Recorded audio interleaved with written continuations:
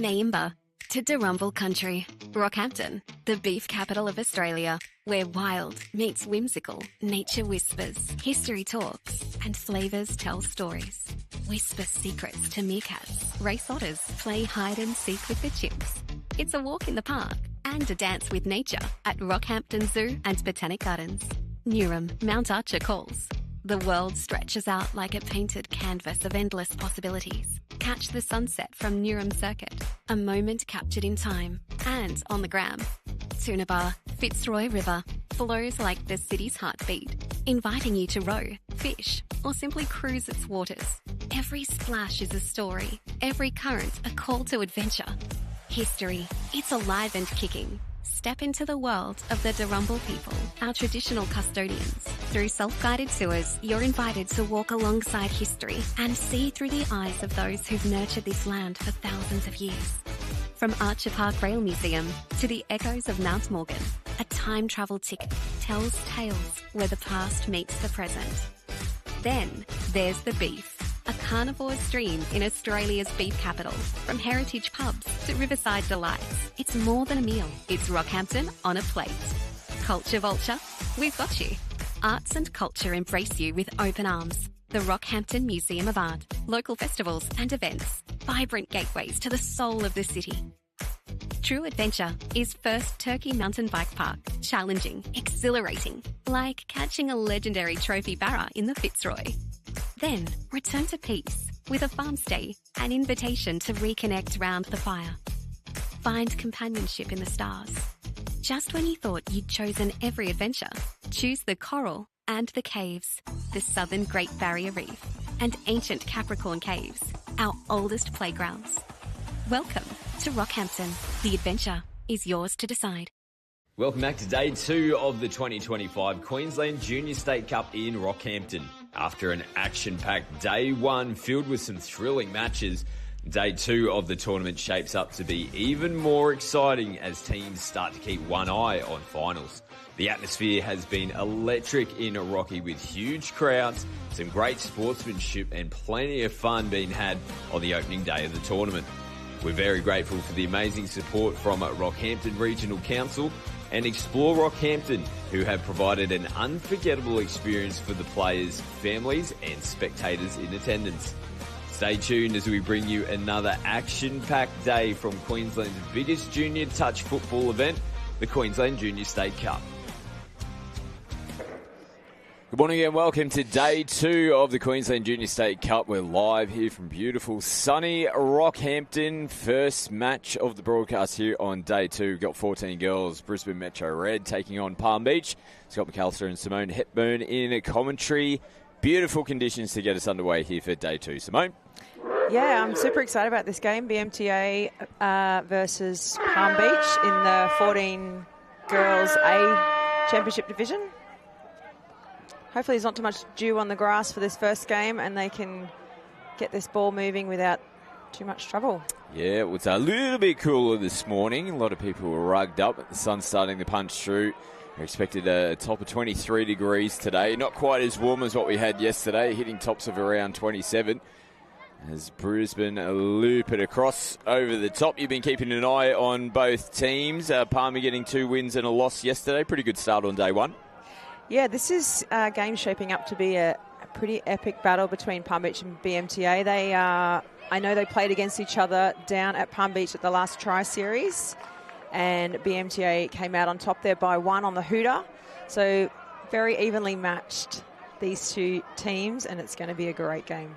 And Brisbane had the bye to start their campaign and 2 wins. They had a 4-3 victory over Rocky in a tight one and 10-1 over Redlands Green yesterday afternoon. So important match, as we mentioned. Yeah, yesterday afternoon we saw Palm Beach Girls A on this field 1 and they played against Rocky. Ooh, a nice jab at the line there from their captain, 39, Madison Butterworth. Missing out there. So Palm Beach lost the ball on their first touch and some offside players here. We'll see them come back for the penalty. A bit of confusion. Thought she might have got the play on and rolled downfield for some points.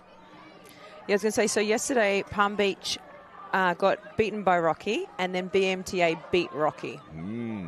So going off that, BMTA has a little advantage of form there, and Palm Beach were disappointed to lose to Rocky yesterday here on field 1. It was 0 at half-time for that one, so both these teams, anyone's game today, Scotty? Yeah, absolutely. It's important. Every match is important, and when you get teams, this team beats that team, but that team loses to this team, and then the mathematics starts to come out. Yeah. Coaches getting the calculators going.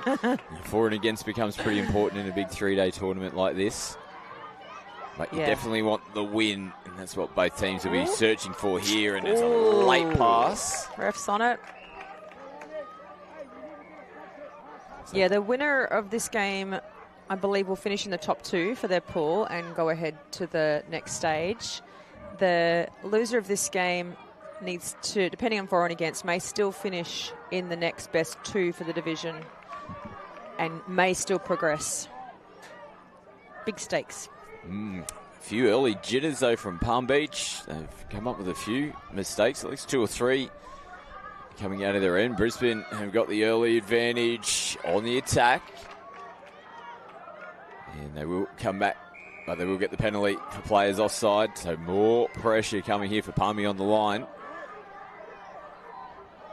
Brisbane looking for first points. Here they go again. Nice little short ball option. There was some space out there. Second touch, though. So they've got more to work with here in this set of 6. Brisbane on the attack again. Testing the BMTA line defence here. See if they can hold them out for their last raid down the left side. Yeah, no touch has been made. Unlucky there. Hey, Brisbane, with all that weight of possession down the end, it was too much in the end for Palm Beach defending their line, and Brisbane Metro score first. And they deserved that try, BMTA. They had a good couple of shots at the line, both sides of the field, really making the defence spread, testing, until they came through. Really nice ball control from BMTA to have a couple of those plays and pull them all off and keep going. Brisbane up by 1 here in the 14 girls division. Palm Beach from the restart looking to hit back. These 2 teams in Pool A of the 14 girls. Ooh, looping ball over the top. Maybe not the play there as the ball sailed over the head of Abby Adair. Puts Brisbane on their side of the field, and some good metres to start this set. Woo! That was a ball on the fly, wasn't it? Full stretch. Snapped that in. That looked like a netball grab and go.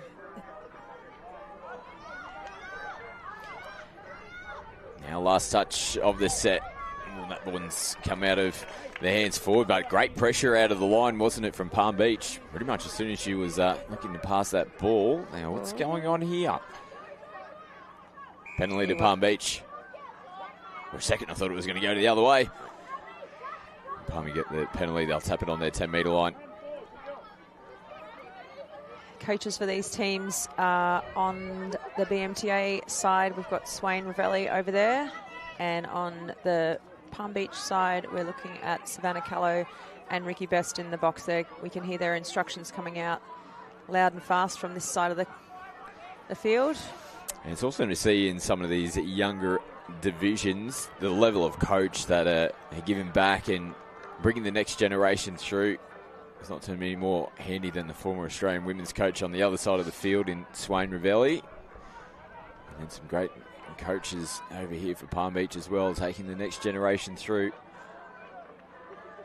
Brisbane looking for more points there, up by 1.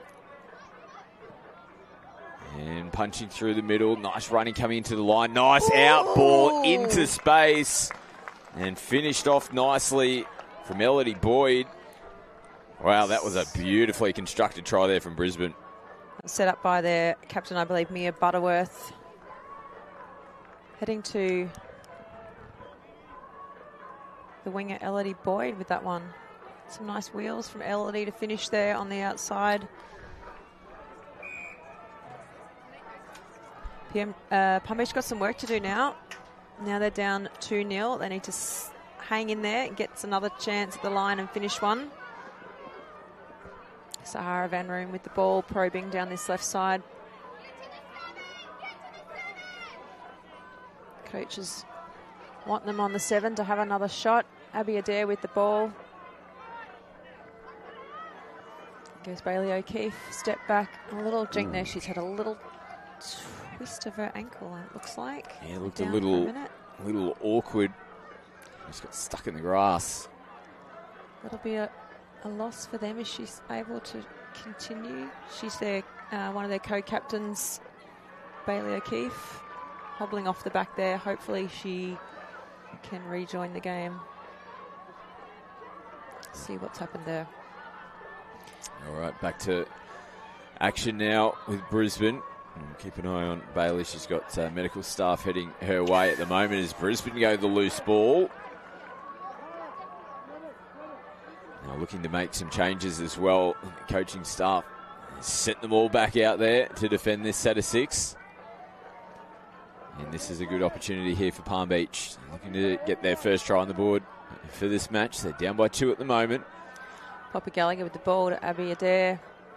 Probing those 2 Poppies there are the captains, so look for her to lead them through this. Now they give to the sweep. Whoa, the saving middle across in a dive. Great effort from that middle to save that one. She came a long way across there. Great defensive read.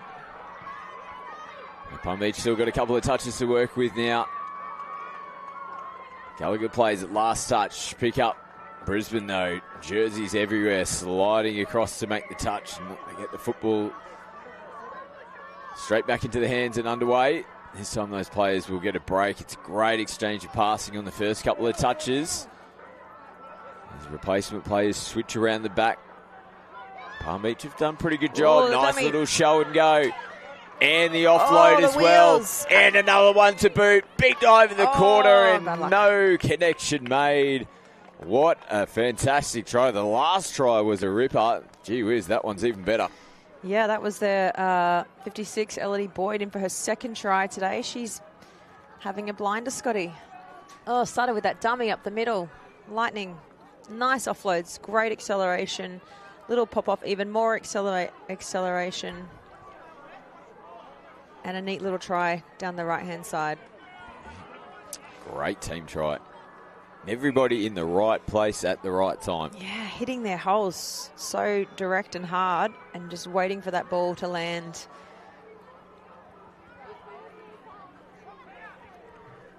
It's 3-0 now. Plenty of pressure on Palm Beach now. They're going to need to lift in this back end of the first half if they're going to be a chance here. Not too many options for them available at the moment. They'll finish off their set. They need a big defensive set. One of the keys for Brisbane coming out of their end is their little exchange of passing. They've got nice little sequences coming out of the box as well for their replacement players. You can see them flowing around the back now. Punching up hard. Palm Beach is meeting them just as and with just as much intensity, and they force a turnover. A little error there, just on the healthy side of halfway for them. And that's the risk and reward of chancing your hand with throwing the footy around. You can come up with the error and give some good possession to the opposition, which is what Palm Beach has got right now. It's looking for points. Nice early release. Ooh, that was opening up. They do go over the top in the end. Back inside. Just that quick little short ball. One more in hand. I don't know if they knew they had one more. And they end up turning it over.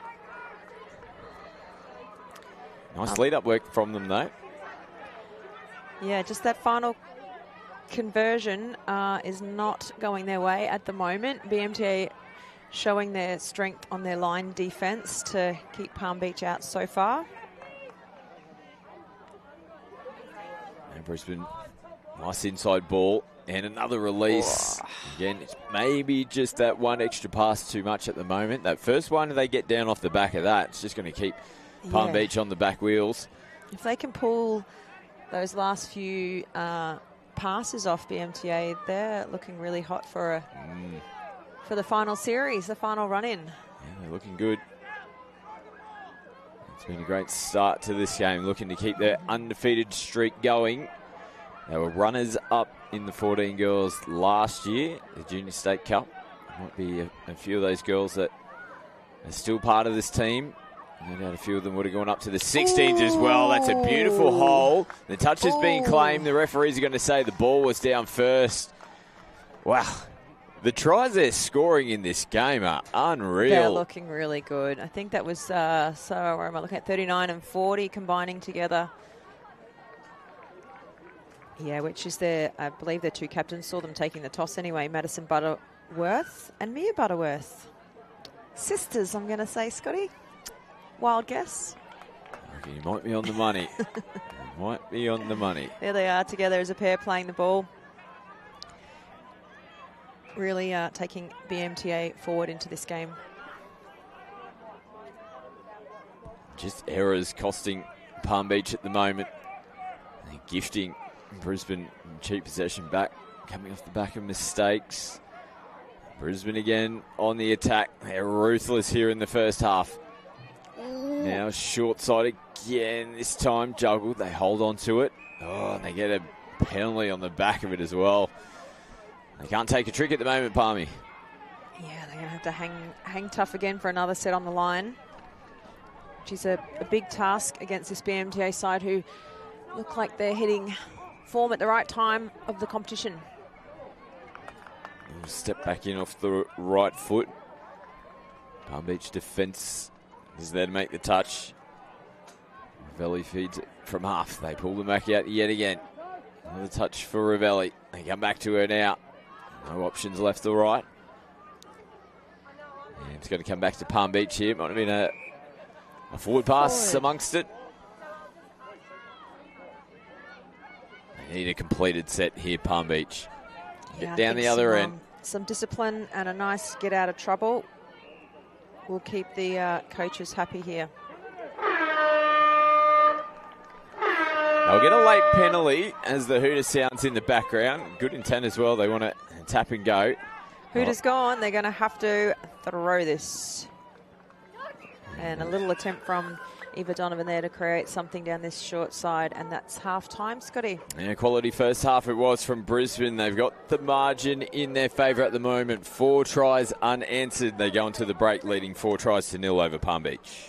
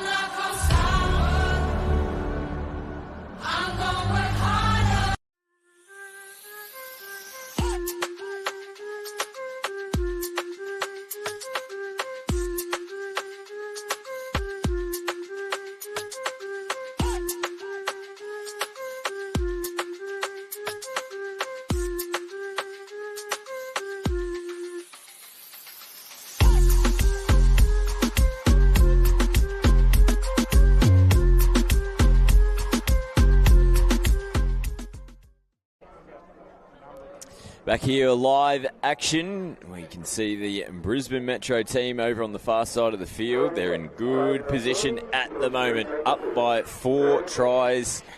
A dominant first half performance, pretty clinical, wasn't it, from Brisbane, Simone? Yeah, I think they're really taking it to Palm Beach, and they're bending them backwards through that midfield. Palm Beach is going to need to work on, I think, possession and patience. They'll have the first tap-off here in the second half. Huge day 2 of action. A massive day yesterday on day 1 as well, but today is really crucial. You start to have one eye on finals. Like we said, wins important. And you've had your kind of chance to iron out your early hiccups and your travel bugs. And it's action time to perform it and put everything out on the table. Nice long ball from Eva Donovan out to Abby Adair. testing that far side. Jinking back to the middle. Yep, back into the set now, and it is the last touch. And they'll give the footy back. The two sisters, 39-40. Mia and Madison, getting them going forward from that middle has been a great performance by those two. Yards down that far side and a nice disciplined subset. Dishing off into the middle. Great roll on. Nice little short balls. Players down all over the place. Looked a little bit clunky in the middle. You get the repeat set. They run with intent, don't they, Brisbane, when they've got the ball in hand. They can hold things up a little bit now because they're already down around that 7-metre attacking zone of the field. Another dive in at the line. Good touch made from Palm Beach. Sahara Van Roon on that far side link, stepping up there. And a great slide dive on a splitter. Madeline, was that?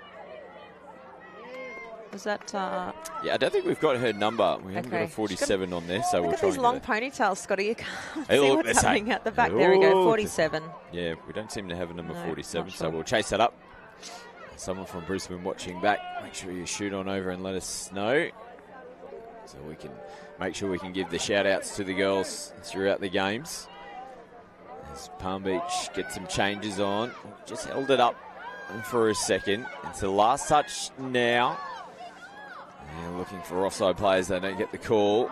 That is a better set from Palm Beach, though. Some patience getting out of their red zone right up over halfway. And now if they can keep that defensive pressure up through the midfield and stop this roll on from BMTA that we've been watching work so well so far for them. Ball hits the ground. So not a bad place for Palmy to start their set, but they need people to put their hand up and get them going forward. As they come lateral across the park to get some changes on. Start to their set though. Third touch and they're at the halfway line. As they get those changes onto the park now. Ooh, looked like the ball was down before the contact was made. Referee says play on though. He closes out the set. Just chipping away at the moment, Palm Beach. Yeah, no errors so far, and they're playing their 1%ers strongly. It's a hard task to come back from 4-0, but it can happen. And like I said before, if they don't get the win, they really want a tight game to get that for and against, to give them another shot through to the final series. They're holding out defensively so far. No tries here in the second half. So that's an important start for them as well. They need to be good defensively. Loose ball, holding each other. Yeah, we still got it. No dramas. Round the back, over the shoulders. That was Lani Barrett with a nice juggle of the day there. They're under pressure going forward, and the referee is going to blow a penalty in favour here of Brisbane. A little forward off the ruck. Did she spot there? We're seeing that juggle again. Don't know if they practiced that juggle, but it looked pretty good. It's pretty impressive. Pretty impressive. All the circus tricks. Oh, that big ball out the corner. Madison Butterworth giving it a good crack there with a left to right long ball to that right-hand side corner. Didn't come off for them, but they're getting another chance here with a little error from Palm Beach. We saw that a bit from them in the first half, just turning the footy over, and offside players. They get the advantage in the play on call. Brisbane score first here in the second half, pushes them up by 5. Nice little line attack there, play 39 and 32 together.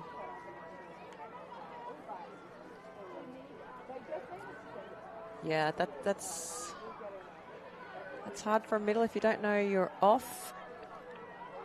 And you get the play through. It's hard for anyone to save that person there.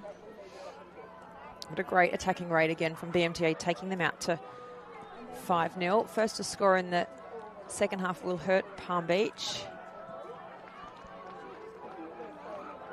And they've got to hang tight here and patient. Barry feeds it from half. They've got a little bit of space. Decided to hold on, show and go. 12 goals coming up next. Dalby taking on Noosa. Looking forward to that game. Temperatures heating up now for the day, Scotty. I can feel it here. It's back to shorts and T-shirts weather. Absolutely. It is cooking at the moment. We've got the sun coming right through into the broadcast box right now. We're getting every bit of it. Beautiful conditions. Passive line. Cody Fabian out the back there. Pops a little one to the winger. Unlucky Pippa Cook there with a little juggle. Fresh legs coming on.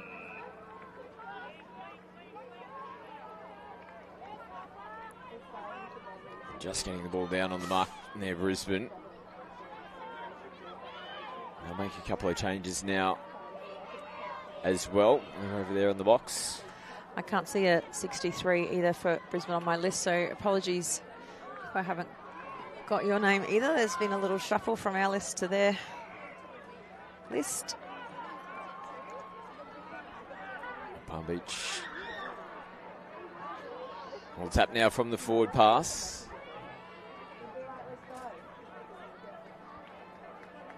Brisbane have been good defensively as well, just putting pressure on, but that time they got called offside. They'll get the penalty here as well.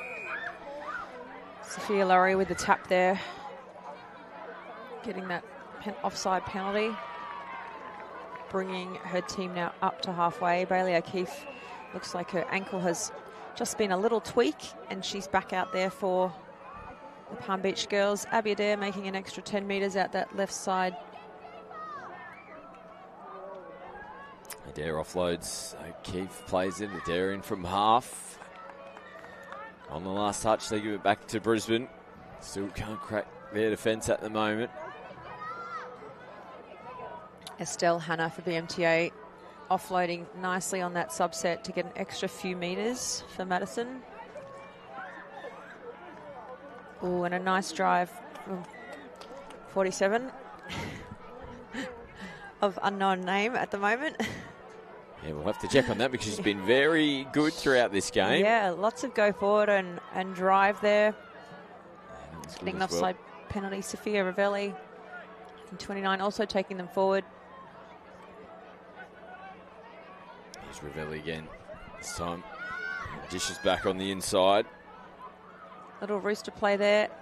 Ooh, and a link save. Cody Fabian stepping up there to save that for Palm Beach.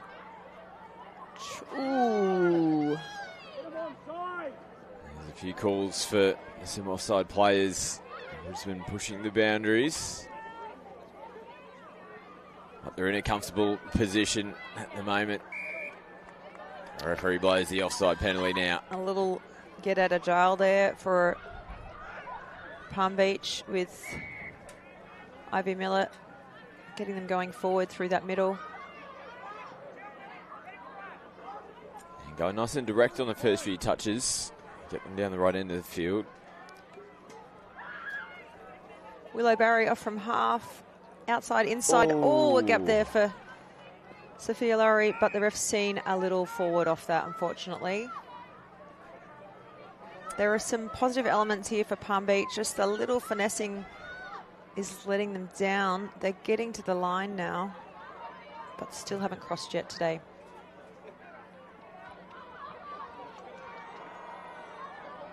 Yeah, that was their best attacking set of the game by far.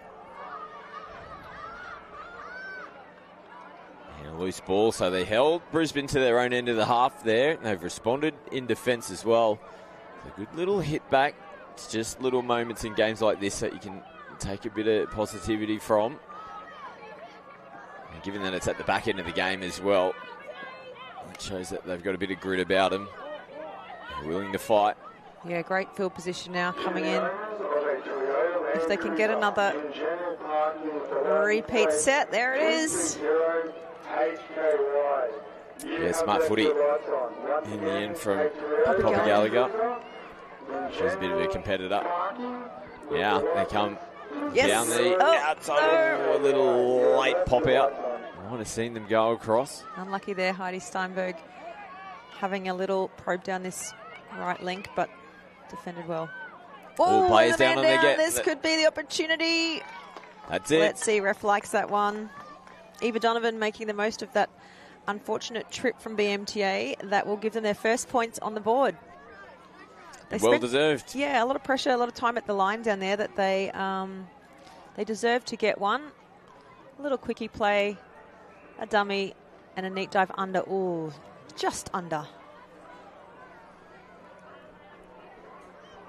Nice That work should from Palmy. Buoy them a little bit into this last passage of play and hopefully give them some confidence going into the next rounds.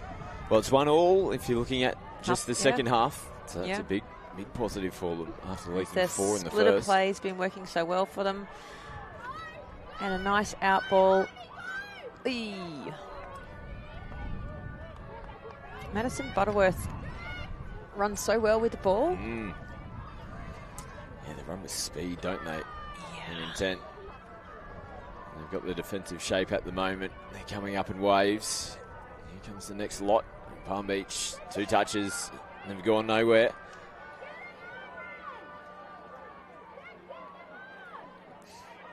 They just can't get forward at the moment, Palm Beach.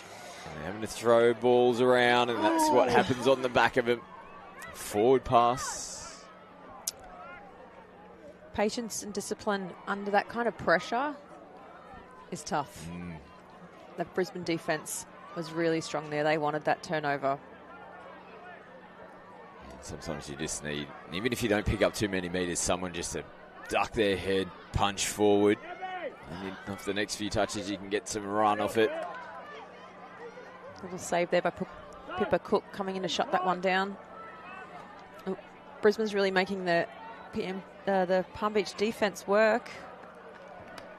You can see by the number of touches the Palm Beach wingers have had to make to come in and shut things down.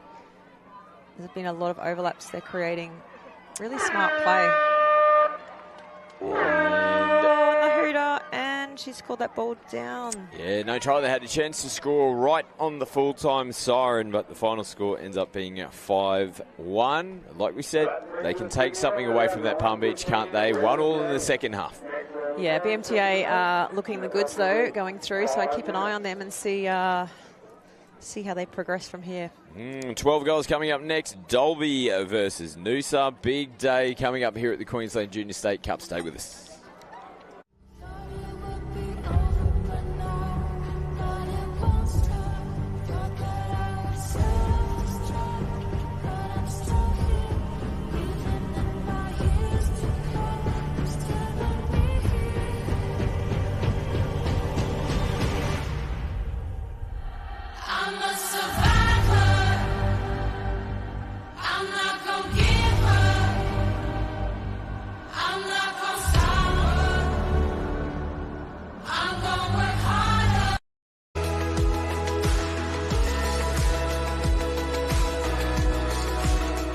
Just the fact that everyone can get in and have a go, like being part of a team. I really love that aspect. Love the camaraderie, especially somewhere like JSC with teams from under 10s through to under 18s all together. I think it's a really great atmosphere and a really good environment. I started playing here at Redlands when I was about 10. My family moved up from New South Wales, so yeah, I've been playing since I was about 10. It's the community aspect of it as well. Like I've made friends for life playing this sport, and I've met my partner through touch. The challenge, it's always challenging, it's always evolving. Yeah, and then obviously being with your friends and mates. Yes, guys from different things. We all play together, we all talk together, we all socialise. The biggest thing is probably the families and the different things that you can get involved in. So I started my playing in Gympie and played for Sunny Coast and Razorbacks and stuff like that. And then, now with young kids playing back through, so coming back through the coaching and refereeing. As players, a family really, like you just enjoy it. It doesn't matter where you come from, what your abilities are. It's just a great sport to be involved in. I see a lot of young talent that obviously are very dedicated to the sport, so I think it's just going to keep going.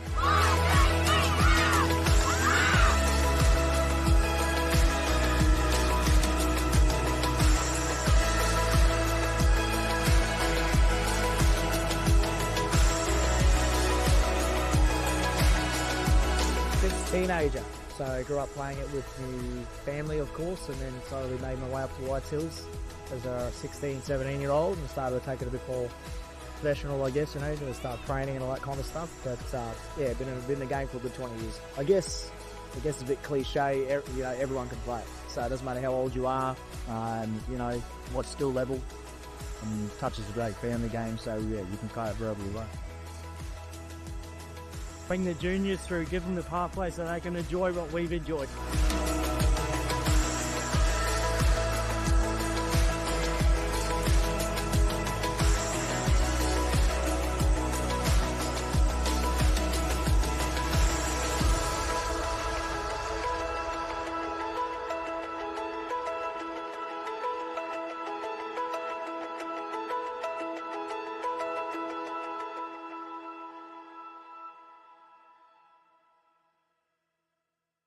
At GYG, clean is the new healthy. But what does clean mean to us? No added preservatives, no artificial flavors, no added colors, and of course, no unacceptable additives in our food. That's why our guests feel so great after eating GYG. We're a food company. We are obsessed with every ingredient.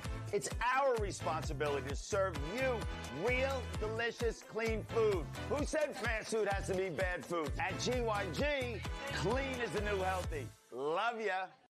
Taking the good with the ups and downs.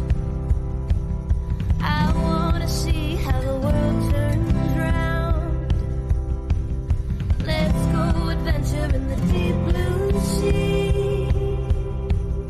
Home is with you wherever that may be. Home is with you wherever that may be. I just think the focus on coaching and training methods and the direction that touch footy is going, that's real beneficial for what we do in the school. We'll take some of those different data sources. We have the same equipment at school, using the data that we have to focus our intention in our training a little bit more, so that should help improve our results hopefully. So.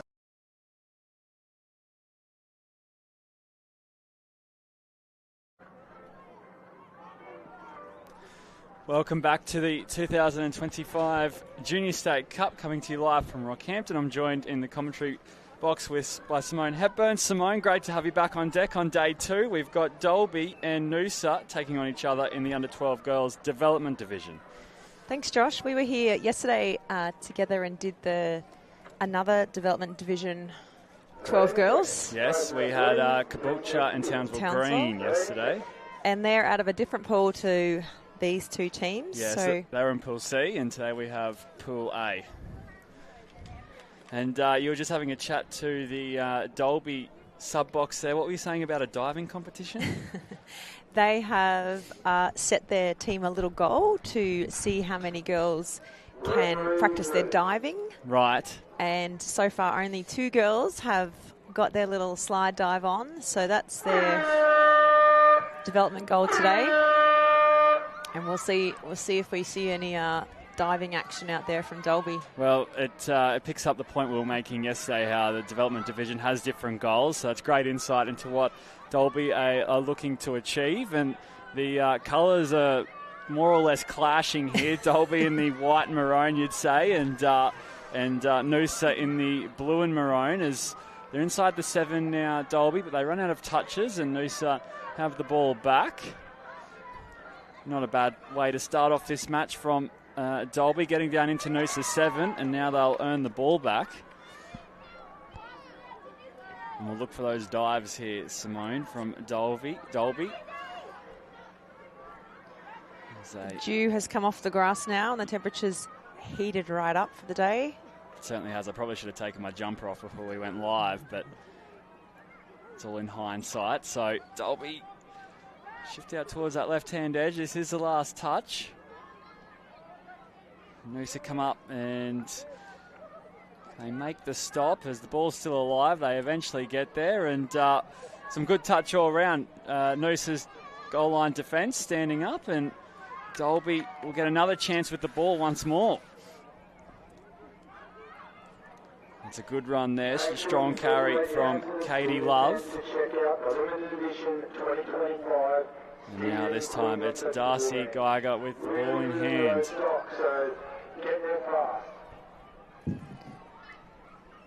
Noosa's giving them plenty of opportunity early in this game to put their attack on the line. They have a couple more touches to work with here. Once again, that was Katie Love with ball in hand. She'll stand in at half for this last touch and a bit of a juggle, but it's reeled in. Now a cut-out pass and the ball hits the deck. So this is a good chance for Noosa to get out of their own end right now. Noosa will get their hands on the ball for 6 as they're driving out from their own end. The first hit from 8, Willow Foster, and then Lexi Bean with the second hit up. And here's Foster again, picking up plenty of metres as she gets over halfway. That's a really good run from her. Now they've got their groove on. 13, Sienna Tharanu with some more yards. So this is the last touch. And Noosa. Well, let's keep the play alive. We saw that yesterday, didn't we, Simone? Speed was just able to break the game open at times. Yeah, these girls at 12, they've got a lot of space on this big field. You know, when you come up from 10s from the half field into 12s, there's a little bit of a learning curve to get used to that width and how much further you've got to push your passes to get them from one side to the other. We also talked yesterday about the development division and teams potentially being bottom age or top age. And if you're bottom age 12s, you've just come off a half field. This can be a big step. Whoa! And I think the touch will be called back. Not sure there. You called it before, Josh, about speed around the outside in this division, and she's got wheels out there on the wing. But yeah, she certainly. Unfortunately, touch there coming back for Noosa to drive out of their end. Yeah, so it's a great point you make. And in this 12 girls development division, we have a total of 19 teams, 1 pool of 7 and 2 pools of 6. They play a total of 6 games, and for these girls in Pool A, they Rockhampton are facing Mackay on field 2, Toowoomba are facing Gladstone on field 3, and Blackwater have a bye, and then they get the rest of today off before coming back tomorrow on day 3 with a 9:50 tap-off for Mackay taking on Dalby and Gladstone taking on Noosa, and Blackwater v Toowoomba, and then round 7 on Saturday at 11:35 where they'll round out their tournament. And so this is their last game of the day, yes. Is that right? So they've got a whole day free to spend with their team in Rocky, having a great tournament experience. Maybe they'll hit the food vendors and Inferno tent probably, I'd say.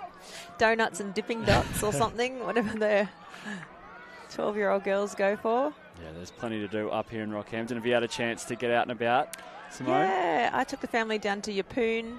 We went up to the sailing club, the newly built sailing club on the water there. Beautiful view. Okay.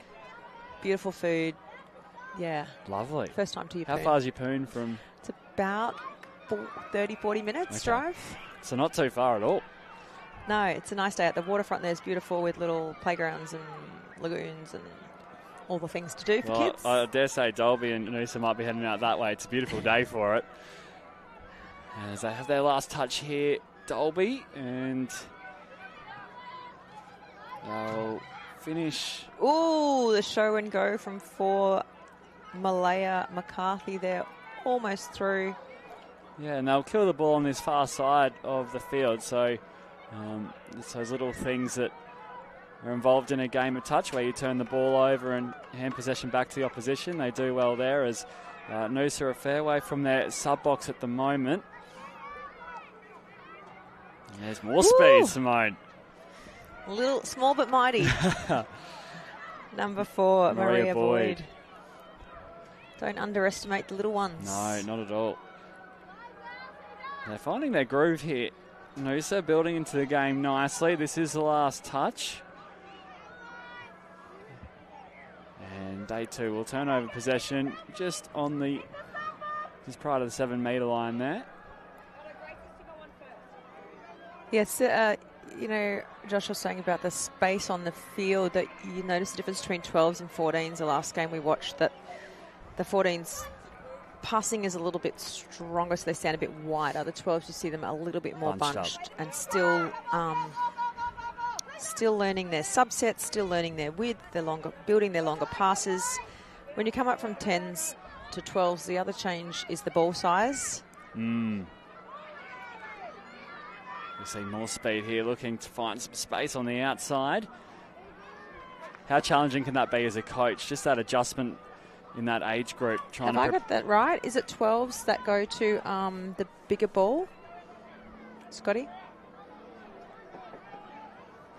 Is it 12s that go to the bigger ball or 14s? I think it's... Hold that thought. I think it's 12. I'm doubting myself now. No, that's all right. We'll get that checked out. I get them mixed up. But yeah, when that transition does happen, at that point, I think it's 12s. The smaller players with smaller hands do struggle for a little bit. They play the ball and the passing until they get used to that. So that can take a season. And so you had a good chat to the Dalby sub-box as well. Were you saying there was a bit of illness floating around? Yeah, she mentioned them not being used to this heat out in Dalby. They've had a whole run of cold out in Dalby, and maybe something in that weather change has upset a few of the little bodies. But yeah. Not ideal for a 3-day state cup, but they seem to be fighting on. Yeah, they've got a heap of subs too, so they should be okay to get through and rotate the kids around and give them all a bit of a rest if they're not feeling well. Such an effort to get here and the build-up and the time spent that I'm sure they all just want to be part of it, whether they're a little bit sick or not. They just want to get on that field, Josh. Yeah, and a fair way to come too from Dalby out in Western Queensland. Yeah, big commitment from the club, the coaches, the parents, the players, the training that they're getting into. And it's awesome to see him on field 1 too, right? Yeah, they'll love this. People at home, Dalby and Noosa might be watching, hopefully. Little juggle from 3, step off the left foot, again off the left and caught from behind. That's number 3, Grace Bain for Dalby. Yeah, that was a brilliant bit of play from Grace Bain, and now we see some more metres on offer for Willow Foster. Winding up there with a bit of space to move. And that's given her team a bit of confidence. 13 also having a step there, Darcy. Have I got 13? Sienna having a good go there. Ref spotted a little over the mark infringement. And it's like, sorry to cut you off there, Simone, but it's great to see that the referees as well, while the players are developing here, the referees just brushing up on their skills too here on field 1, and it'll set them down the paint. up. Off she goes all the way. Ball into, oh no, that's the wrong line. Oh, she's put it down. Josh. Oh, she's celebrated. She's put it down inside the 7, unfortunately. That was a fantastic run. I really want to give her that try. If there was a way. I think we just pretty much should, right? If there was a way we could give Olivia Wilkins that try, Josh and I would give it to her. Yeah. Oh, that's heartbreaking for Olivia Wilkins. Wilkins. Down the sideline, showed a clean set of heels to outrun 2 players. Yeah, and on a week where the field markings have been a point of conjecture, unfortunately that time it plays havoc. Yeah, there's been a lot of teams put the ball down on the wrong line, thinking they've scored, but it's part of your field awareness as a player to get to know your field and the different ones you're going to play on, and a bit of spatial awareness of the different cones. There's a big, tall, maroon post on field 1 in the corner there to look for. And I know the QTF staff have been working all hours of the night last night trying to remark a lot of these fields and get it back to a good condition. Again. And I think she stepped outside. Call it back. Well. Whoa, we had another raid down this short side from Dalby, and she got it down on the right line, but the sideline ref had a little foot on the black line. It was a fantastic run from Malaya McCarthy. What a shame. That's twice now. Dalby, you found the line just one time the wrong line and one time stepped on the line. So they're threatening, as you said, Simone, down this right-hand edge. And now Noosa have possession back as they head towards the sub-box. Still 0-0 here in this game, equally matched. Neither side giving each other an inch. A little bobble there. Handling error there, yeah. I wonder if that sun's getting in their eyes down there, Scotty, coming up over the trees now. Yeah, it has caused a bit of drama, especially as we get into the afternoon as it starts to set. From the other side then, coming out. Here she goes again. Yeah, Malaya. Another dummy. There's Malaya McCarthy once more for Dalby. She's been very instrumental in their attack so far. This is a good chance for them, Dalby. Hopefully they can get inside the 7 and articulate an attack. There's a couple of touches to work with. Just pushing the pass. Unfortunately, they turn possession over back to Noosa. Some more footwork here. They're doing really well, Noosa, on their... Whoa! Oh, I like that acceleration. On their first couple of touches, they're really making... 20-metre drive. Yeah. That was 2, Lexi Bean. She's been strong as well. And out to 3, Sahara Walker. Takes it back to her mark to play it. Lexi with the ball now, around the back for a nice little wrap into some space. This is the last. They got a bit of momentum. They got some space out here. Lexi to Abigail, back to Lexi. And then the ball just hits the deck there after a good bit of play from Noosa. Probably their best set so far, to be fair. They made some good meters coming out of their own end and then were able to have a quick look at the Dalby line. Dalby coming down this right-hand side again. They've had some success down here. They're playing it quite tight to this sideline, and that is the last touch, and that is half-time. Still 0-0 in this girls 12 development division game on field 1. Yeah, so Dalby going close on a couple of occasions, but the lead just sits square. We'll be back after these messages.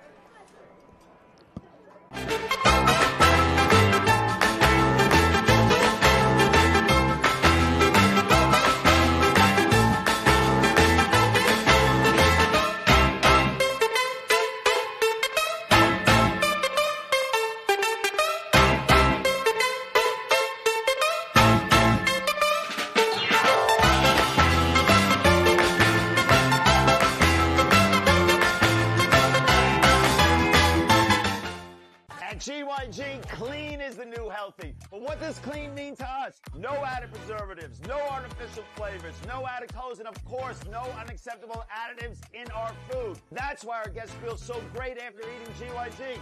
We're a food company. We are obsessed with every ingredient.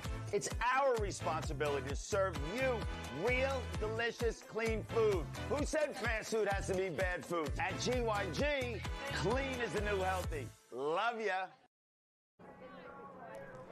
Welcome back to the 2025 Rockhampton Junior State Cup. I'm joined by Simone Hepburn. Simone, you've just done some investigating work. What have you found? I should know this. No, I made a mistake. I just double-checked. The bigger ball happens in 14s. Okay. So this 12s division are still on the junior ball. And it's just the first step is getting the transition from half field to full field. Keep the same ball. And then the next step when they go up to 14s, they're used to the full field, but they step up in the ball size. Right. So it's like a staged progression as they develop. Well, thank you for clearing that up. That's fantastic work on your behalf. You just made a quick call out the back. And so that is the sound to get us underway for the second half. I've got to say, Simone, we spoke about it yesterday, but in the development division, of course, it's all about progressing and improving the skills. But over the course of this game, you can just tell the difference. If you watch the first 5 minutes of the first half and the last 5 minutes of the first half, you can tell it's almost a completely different game as both sides start to get into a groove and find their rhythm and really make the most of this match. Yeah, Justin, I think that's for me, the joy of coaching in these divisions, in development teams, you know, that there's so much room for progress, and it's so obvious, and it gives them great confidence to learn new things and improve their execution. And then they've all got time for doing it under pressure, doing it at a faster pace, doing it with people they don't know, doing it against opposition they don't know. But getting their foundations here is really fun for them to learn a new skill they never had before. Yep. And do something for the first time, like a quickie or a slide dive or a ruck and dummy and step and drive. Even a wrap. There's a nice quickie now and a half scoop. Just a little bit of hesitation there as they numbered up nicely, Dalby, and they have swapped sides. So Dalby now running from right to left on your screens, Noosa running the opposite direction. And that's another good run there from Dalby. Up to the 10 metre on their side of halfway is a pretty good start for the first ruck. Here's our almost try scorer, Olivia Wilkins. She hands the ball back to Noosa, and they'll come up to the 10 to restart play. It's a good direct run straight off the tap there. Yeah, like you said, Josh, the refs have been really good with their signalling and their explanations to these girls. Because that's the other thing they're learning, is knowing all the rules and whether it's a tap or a roll ball. Yeah, it's a great point. It's 100%. And once they develop that game awareness, then everything can move faster. And so one way, then the other, it's Willow Foster. And they've just been penalised there for not pushing up off the line. That's another rule that the development teams, the younger teams are getting used to, that you can't freeze or hold on the try line once you're inside the 7 metre, and they need to learn to move forward, which they don't like to do. And it's the call there going the way of Dalby, touch pass it was. And so Dalby come out of their own end towards their sub box here. Just push the pass and get back on the inside. There's a few more metres to be made there. Ref's giving another chance to play the ball. She's just stepped over a tiny bit. And that's a great part about the referees in this division. They can be a bit more lenient and just communicate to the players. And they're learning on the run, right, during the game. Depending on how new they are to the game and their game awareness, they're still developing even that, strictness of you have to stop exactly on the mark. One step over is going to be an infringement. And at this level, the refs, I think, are getting it right with the explaining and reading what's in front. Oh, a nice dive at the heels, unlucky there, and another scoot around the outside. Yeah, it's Willow Wheels Foster. From number 8. Oh, the cover defence. 1-2 missed, and there it is. Yeah, our first point on the board. And a celebration with big team hugs. Well, Willow Foster, that was And they're in from the sideline as well. Everybody's celebrating. It's great to see. So we take a look on the replay. Willow Foster with that speed, just burning them on the outside, finding the right line and getting it down. Yeah, little spaces in this game, it seems, around the outsides that are being tested by both sides. And Noosa's come through with the first try of the game. So fantastic work there from Noosa there on the board. And no doubt Dalby will be looking to find a try of their own. This could motivate Dalby now for that extra bit of lift they need at the line. Oh, bad luck. It's a tough pass to carry in, and Noosa have the ball back, a little bit of footwork again. They drop it on the spot. And again, they have some metres to find here on that left-hand edge. They're over halfway already. It's only a couple of touches in their set. Just finding some open spaces out here on the sides. Winding up and caught down. Yeah, a brilliant 3 versus 3 by Grace Bain, making the touch on Sahara Walker. In good field position now.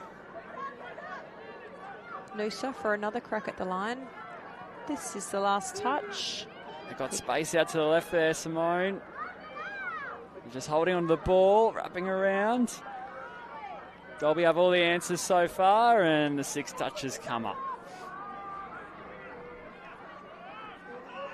Dalby with some space to move. I think we saw, this is the first touch, and she's just made 20 metres. A nice little gain there. We talked yesterday about the 12 development girls, and one of the work-ons was trying to respond quickly in defence on the turnover, that you can be set and ready to press forward. And that's part of the difference between 12s and 14s. They're thinking about their next job straight away.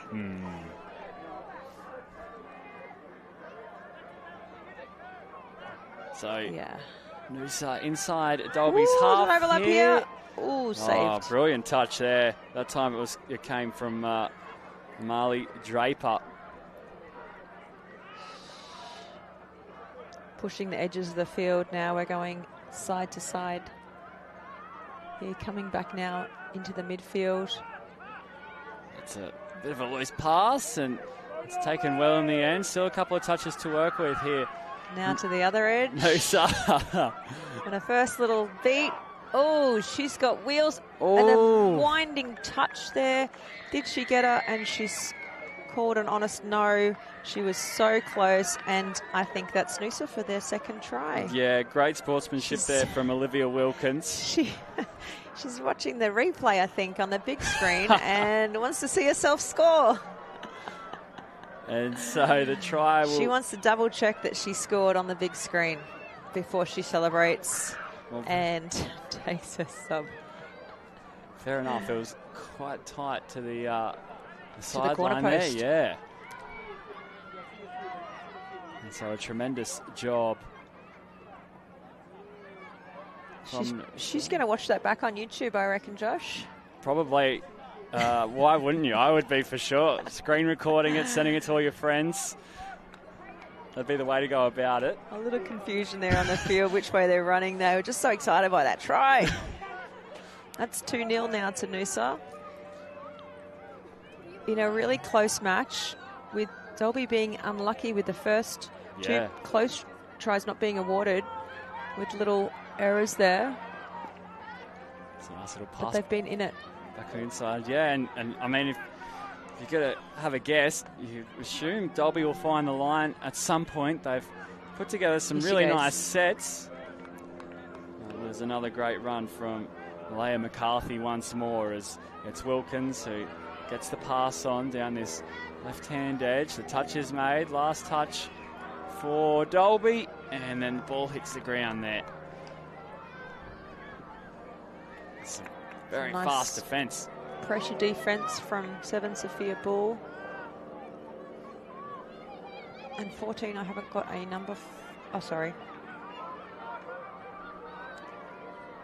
Yeah, in the 14, it's Pippa Smith. Pippa Smith, that's right. 7 was Charlotte Brewer. Another bit of footwork there, Simone. A few metres made. Smith makes the touch. And they're over halfway once again. Noosa. This is the last touch with Lexi Bean. What can she do? A little right foot step. Was it a touch? There's some confusion. What's he got there? Something with a penalty. There's an infringement in there. And Lexi gets another 6 for her team. Yeah. And off they go down the left side with a nice, that was a no-look pass, I think, Josh. Pulling out all the tricks here on field one. Why wouldn't you? Oh, no pressure. Just having fun out there. And this development division in the 12s doesn't have a final series or a grand final pressure situation. They do get to have a lot of fun. And releasing out this right side, she's got wheels, we know. Oh. And a beautiful put down in the corner. The refs have cleared that and happy. She's going to watch the big screen again. Sahara That's Walker. 2. It is, yeah, going over for a second try. Excellent. Are we up to 3? Yes. Yep. It is 3 tries to nil. 3 tries to nil in favour of Noosa. So Sahara Walker has 2. Willow Foster has 1. Well, Noosa have come back strong now in this second half. In the first half, it was 0-0 and a couple of disallowed or tries that weren't tries. And now Noosa has started to get in their groove. Like you said, Josh, just the improvement from the first 5 minutes to this later part of the game. No, 100%. Noosa has really picked up. Yeah, it's fascinating to watch. They just grow in so much confidence. Oh, she thought that was the line as well. Well, it was a nice little play there from Grace Bain. She's been in a lot of action today here on Field 1. That's 3 tries now that is. they thought they had, that they just narrowly missed Dalby, but they're having a real crack and they should be proud of their commitment to the line, commitment to score. Yeah. Well, they're really hungry for that. Well, Malaya McCarthy, Olivia Wilkins, and Grace Bain have all gone very close. And in our books, Simone, I think we're giving them the 3 tries, right? We're calling it a very close game. And so they'll head back to the 7 here. So we've got only 2 minutes left here in this second half of the under-12 girls nice development catch and pass division. All the way out to that left side. And coming up next, it will be it's going to be a rubble. Coming up next, it'll be the under-12 boys challenge division. Rockhampton taking on Bundaberg. So the hosts facing Bundaberg, which will be a lot of fun. Blake Hornbrook will be joining us in the commentary box for that one. A Bundy man, nice. So it'd be great to get his insight. Oh, a right foot step, a left foot step. It's another good run here from Lexi Bean. Not long remaining here, so we've got a minute and a half to go. Bit of footwork there from Noosa, and a penalty was spotted. A little over the mark there on the last touch, giving Dalby a chance with not long to go. She's been strong, 12 for Dalby, Darcy Geiger. I really like how she runs with the ball in 2 hands, shaping like she might pass. Quite deceptive there. And so can Dalby get on the board here, Simone? We don't have long left. It'd be good to see him grab a try here on Field 1 as they promote the pass. There's space. I've got a couple of touches to work with here. I really want them to score, and I really want to see a good try celebration. Yeah, we'd love that. Some more highlights from the Junior State Cup, and ball hits the deck there from Dalby. They've had a fantastic game, and it won't show on the scoreboard, not that it really matters, but they've played phenomenal. So too Noosa in this one. And they come away from this tournament with new friends and great experiences, and they're going to come away stronger touch players for having been in these harder games, close, hard games at their level. And we're probably going to see them back here again. Without a doubt. And on top of that, they can tune into the live stream and watch it back and watch their game here on Field 1. So that wraps us up here. Dalby and Noosa, Sahara Walker and Willow Foster, the try scorers for Noosa. It was a fantastic game. Simone, thank you for joining us up here on Field 1 this morning. Great to have your company once again. And we'll take a break before heading to the Guzman Gomez post-game interview, as Pinky has a guest down there, before returning for the under-12 boys action between Rockhampton and Bundaberg. At GYG, clean is the new healthy. But what does clean mean to us? No added preservatives, no artificial flavors, no added colors, and of course, no unacceptable additives in our food. That's why our guests feel so great after eating GYG. We're a food company. We are obsessed with every ingredient. It's our responsibility to serve you real, delicious, clean food. Who said fast food has to be bad food? At GYG, clean is the new healthy. Love ya. Welcome to day 2 of the Junior State Cup post-game interviews fueled by Guzman Gomez. We're joined right now by rugby great Rico Gear and his son Isaiah, who plays for the under-10s for the Gold Coast. How are we both feeling today, fellas? Yeah, well, it's good that the sun's out today. It was a bit yesterday, so we can't complain too much. How about your 5 minutes of fame? Shrug shoulders, that's good. Now, Rico, you played on the biggest stages in rugby, and now you're a parent on the sidelines watching your son here at the Junior State Cup. What's it like watching him play, and how does this compare to your feelings as a player in the past? Yeah, obviously, it's great to be here at the State Cup, and just like anything, when your kids are competing, it's probably hard not to get excited, and you want to see how they compare, and obviously they put a lot of training in, and obviously want to see the sort of how it goes when they get out there. But in terms of feeling, it's great to be at this event, and the talent that's on display and some of the tries that are scored, it's really impressive. And I think just to be playing at this level at this age, it's an awesome thing.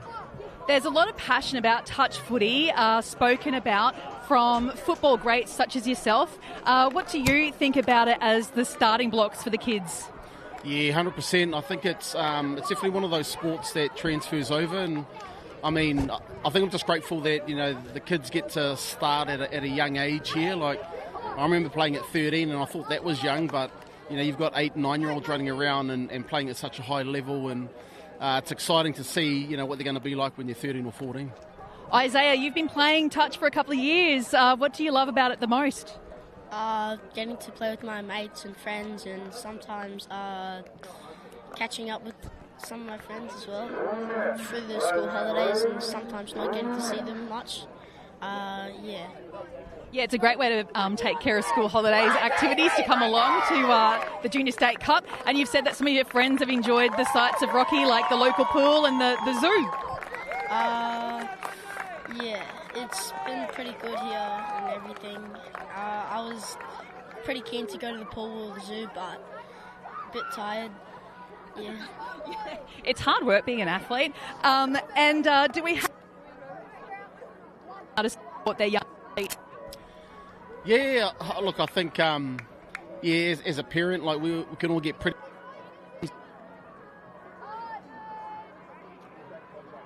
support your kids, and it's a great occasion. It's a great family sport. A lot of families that are here have got sons and daughters, so it means it makes for a pretty full day, but also a great family day.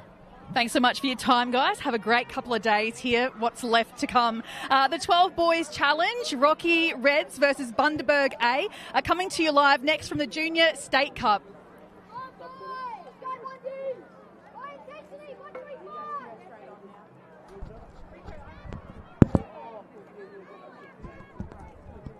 you know the result? They had a win, that's fine, yeah.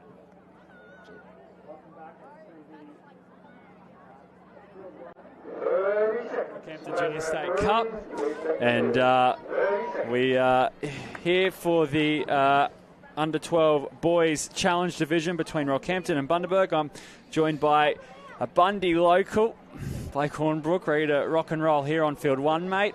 How's things been this morning, and what can we expect from these two sides? We can expect a really close contest here, hopefully between these two familiar faces. Bundy and Rocky have gone toe-to-toe over the last 6 months at our local CQ regional sort of competitions.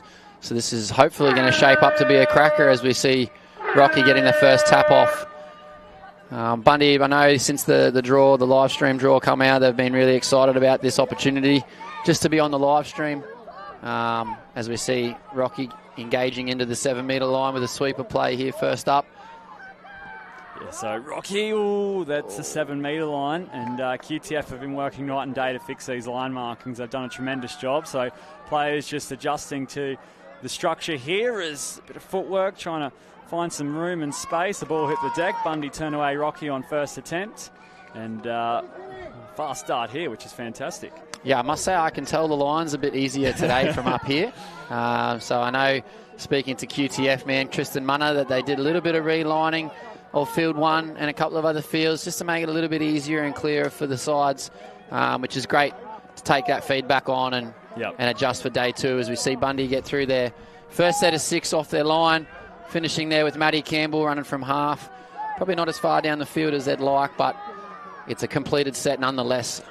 And top 4 teams progress to the quarterfinals, then followed by a semi and a GF. And Pool A has one pool of 8 and then one pool of 7, so a total of 15 teams, 7 round games, plus a bye in there. So Rockhampton, the hosts here in Rocky for the second Junior State Cup they've hosted. The first was in 2023, and now we're back again. As we see a bit of a sloppy roll ball, but they might get away with that one there, Bundy. Yeah, lucky to get away with that one there, but just shooting up really well, Rocky, as James Kelsmanson there just ducks in beside a defender. Good metres there forward from Hunter Baker, as we look to again finish on 5th here with a half run, just to try and get it down the field as far as we can. James running it into the corner. Good gamesmanship there to just put it as far away from the sub-box for Rocky as they can. All right. And gain. Oh, unfortunate. So Rockhampton will have possession.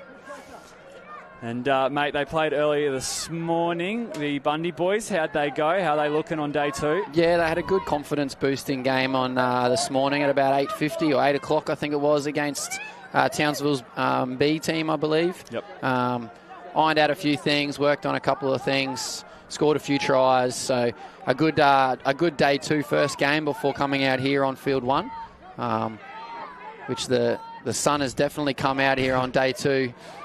The jumper is not going to be needed for much longer, that's for sure. No, it's perfect conditions up here in Rockhampton, and apart from that, a little bit of mist on day 1. It's been blissful. Really struggling to get out of their half, even though they're defending their line really well, Bundy. They just need to be a little bit stronger in the roll ball, a little bit cleaner in the roll ball. Give themselves the best opportunity to get down and have an attacking set. So here's Sam Lucas with the 4 on his back and the flat cap. Takes a touch and they come close to the 7, but unfortunately that is the 7 metre line again, and there's still a few yards to make until you get to that try line. I think you'll have to turn. They're going to just call touch, I think, believe. Yep. Fair enough. Yep. So Sam Lucas, here he goes again. Standing in at half. He comes away to this left-hand side. Not much that he likes. Bundaberg push up defensively. They shift it across field. And the ball just hits the deck. It wasn't too bad of an attack from Rockhampton, throwing a few questions at the Bundy line defence. Yeah, good exchanging of passing there, playing a bit of eyes-up footy, and just unfortunate that last pass didn't quite get to our winger. But definitely testing Bundy's defence, who have obviously are giving Rocky a lot of sets of 6 on their line as they look to get down the field as far as they can here. 5th there from Lennox Higgins. Just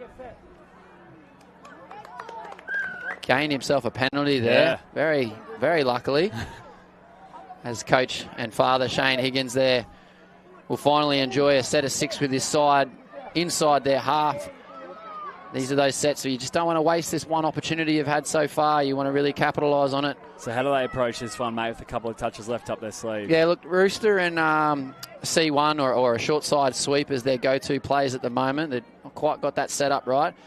Lennox will direct them around. He's pointing at which middle to get. He's going to have a half run here now. He's got a good set of wheels.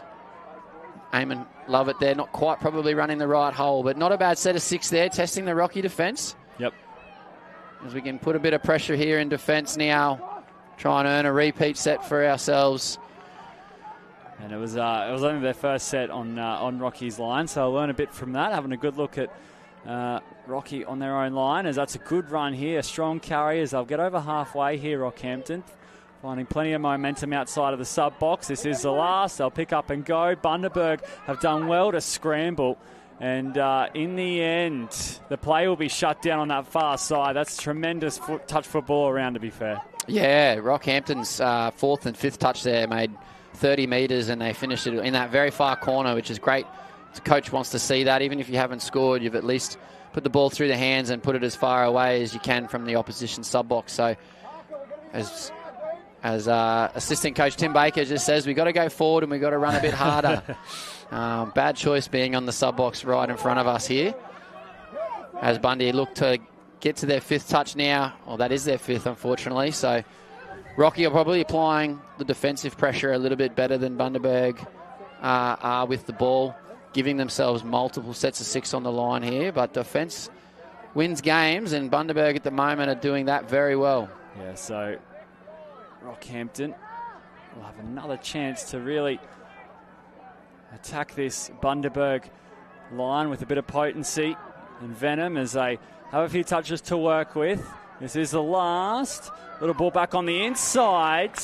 And it's all clear. So Rockhampton strike first, and a fantastic little play there from the hosts. Yeah, lovely little middle shoddy play. As we see the first middle split for a quickie, the half take off and run the other way, and then he's just trailed back on the inside. It's a beautiful little well-worked middle play. Coach Pratty will be very happy with that.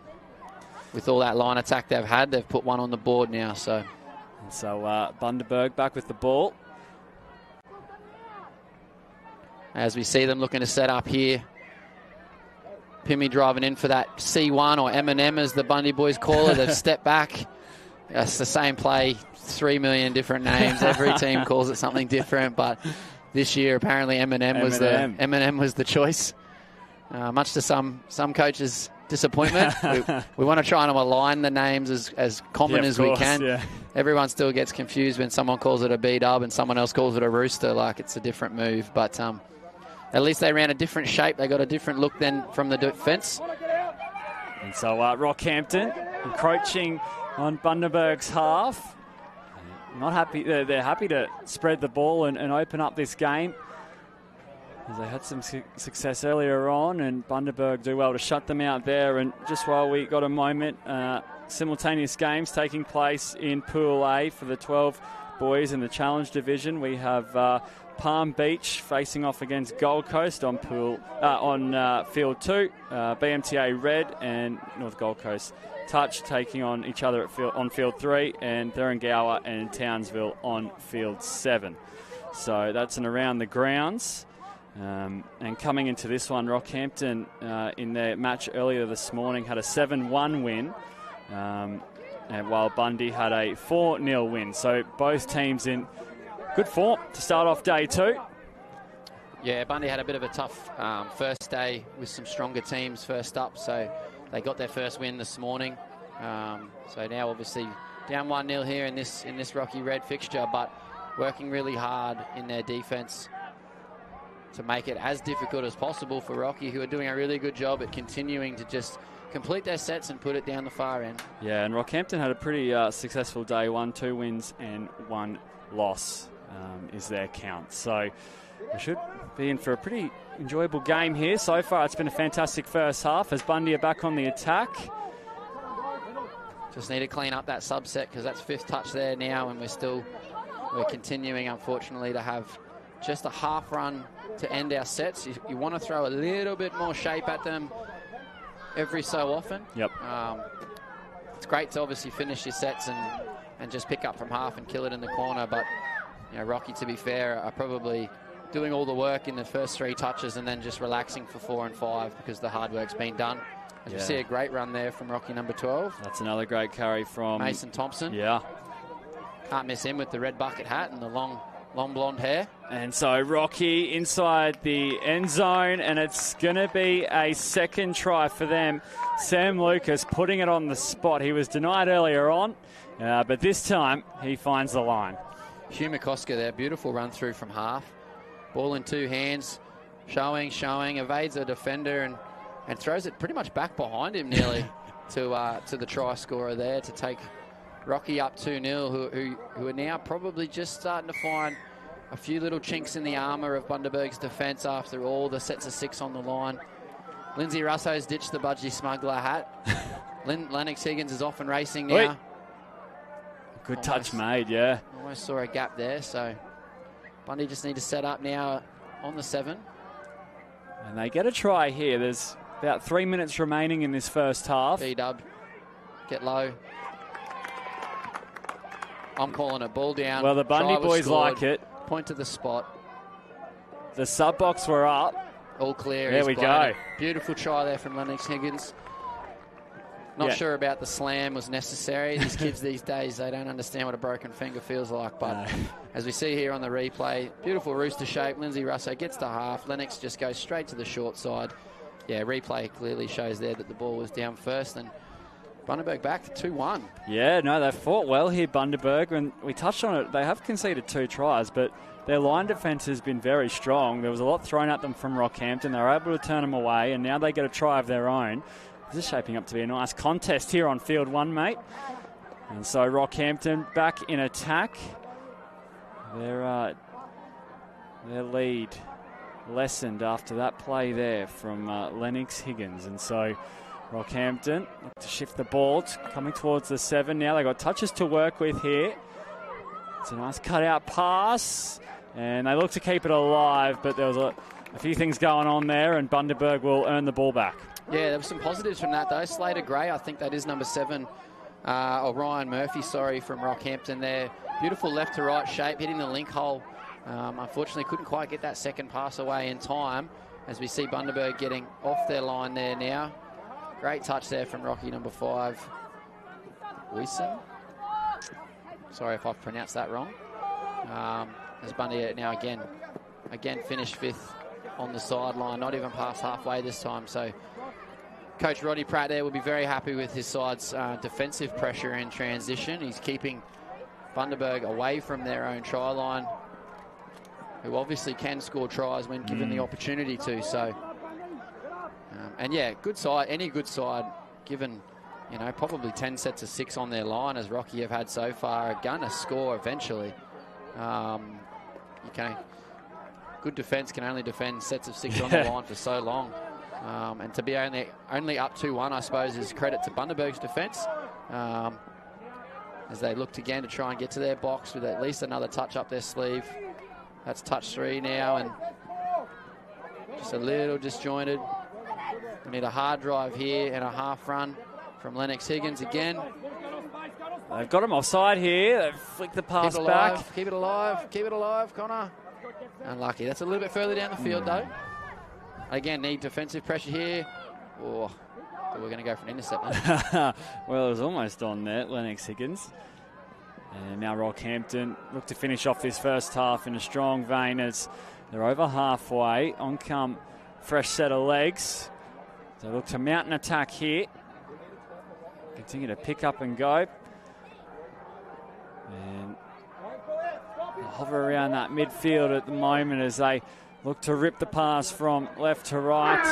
There goes the siren. It's a 2-1 lead to Rockhampton at half-time. Blake, a quick word on what both coaches will be talking to their players about. Oh, I think Rocky coach Rodney Pratt will be very happy with this side. Clearly there was a call to keep finishing in that far side, as we see that group there finish the half, throwing it back, even left to right, back to their side of the field. They want Bundaberg to have to run to this far side of the field here, subbing off. And Bundaberg coach Shane Higgins he'll want more from his side coming off their line. He would obviously love their defence, but we need to get the ball down the other end of the field. So that'll be the halftime chat from those two coaches. And we'll return after the break.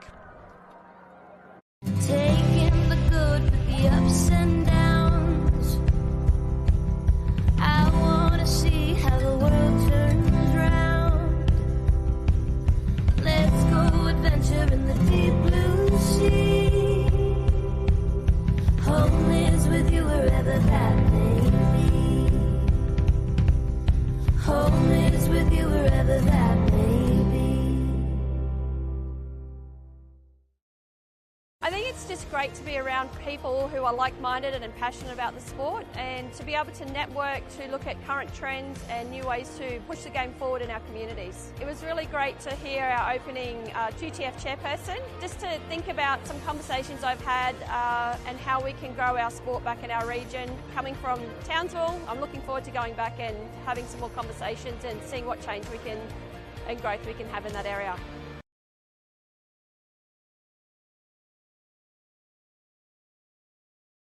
So we are almost ready to rock and roll for this second half action between Rockhampton and Bundaberg. And mate, we're just talking off air about the logistics of this and the makeup of the Bundy side, and of course Rockhampton have the home advantage. If you don't mind just retelling.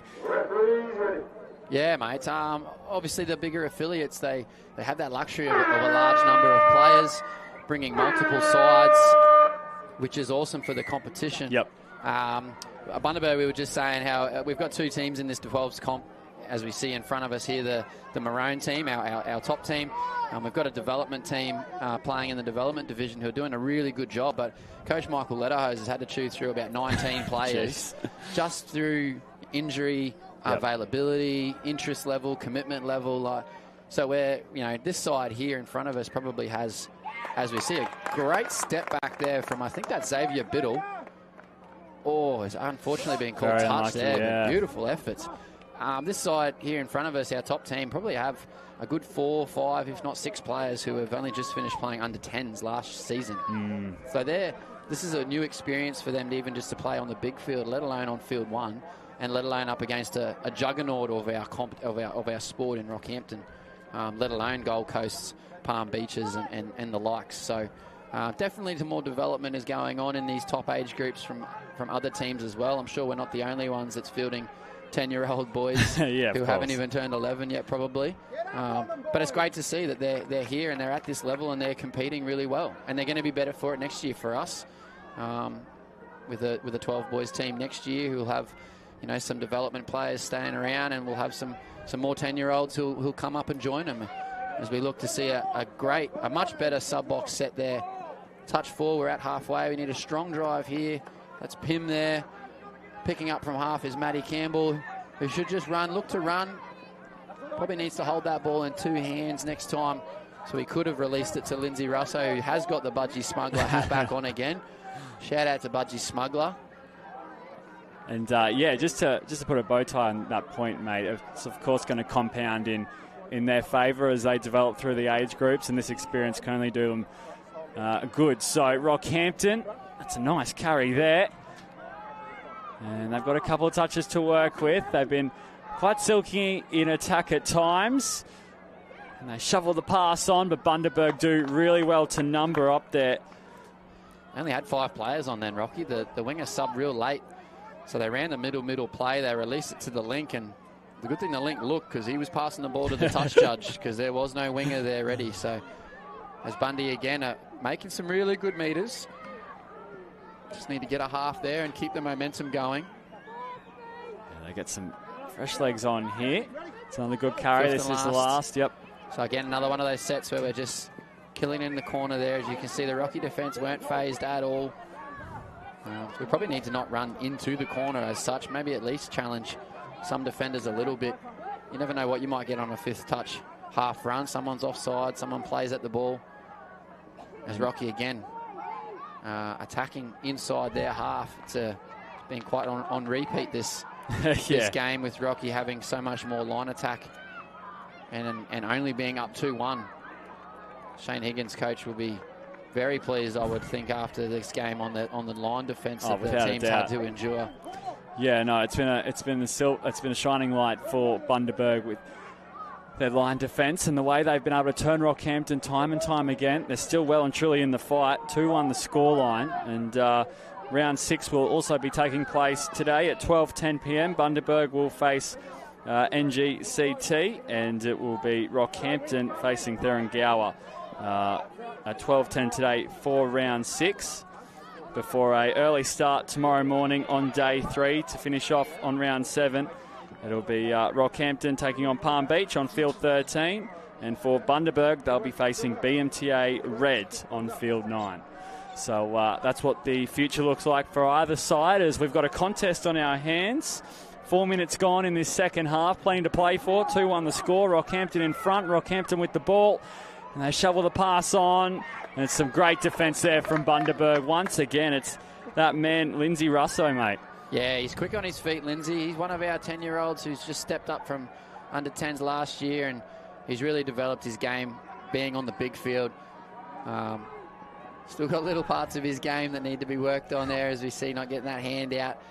Yesterday, game 1, he came up to me afterwards after dropping the ball and the roll ball a few times and asked me, Blake, what can I do to improve? What should I need to improve on? And which is a great sign from a young player, right? Yeah, and that's it. And it's just a couple of little pointers that, not having to be thinking that you've got to roll the ball like lightning speed. You can really slow up in the roll ball, get your footwork right, get the ball position right, and then the next 2 games I watched him, he doesn't cough the ball up once. So That's what you want to see from your young ones is they're taking on feedback and they're learning, and it just makes their game that little bit better. So you see a rooster shape there from Rocky, going short side, finding the winger, unmarked. It's a great ball there from number 7, Ryan Murphy, who I think set one up in that first half as well. Yeah, that's a tremendous piece of play there to look good on the replay. As we take a look, you're indeed right there, mate. Ryan Murphy teeing up the pass. Pundy winger there, unfortunately. Louis Buckley probably just held a little bit too long, didn't slide early enough to his winger. The inside defenders had that covered, hence the pass. And the winger just left his man alone a little bit too long. So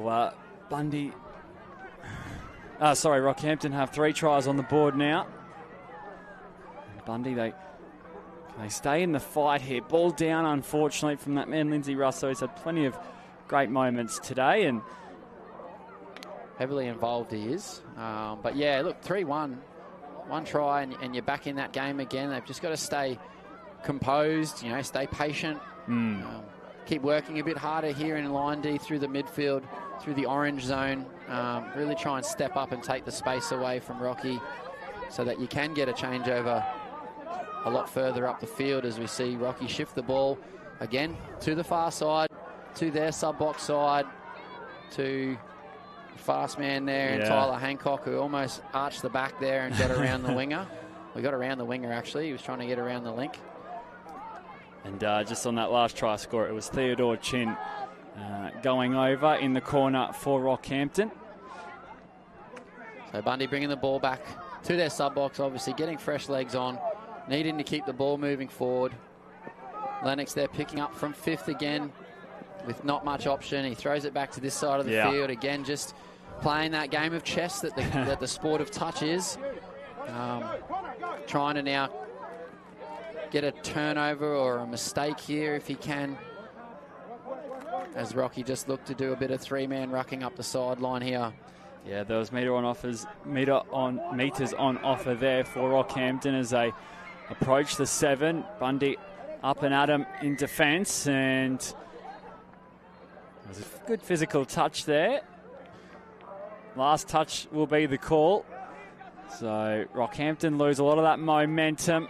Bundaberg have their line set, and Rockhampton again, some nice guile and good touch smarts to kill the ball on the far side of Bundy's box now as they look to bring it out of their own end.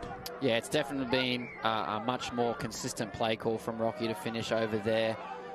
Pretty much nearly every set of 6. I don't think once have they finished either midfield or on Bundaberg's side. So it's definitely a coaching tactic from the elite man in Rodney Pratt, who's been doing this for many, many years in this age group as well.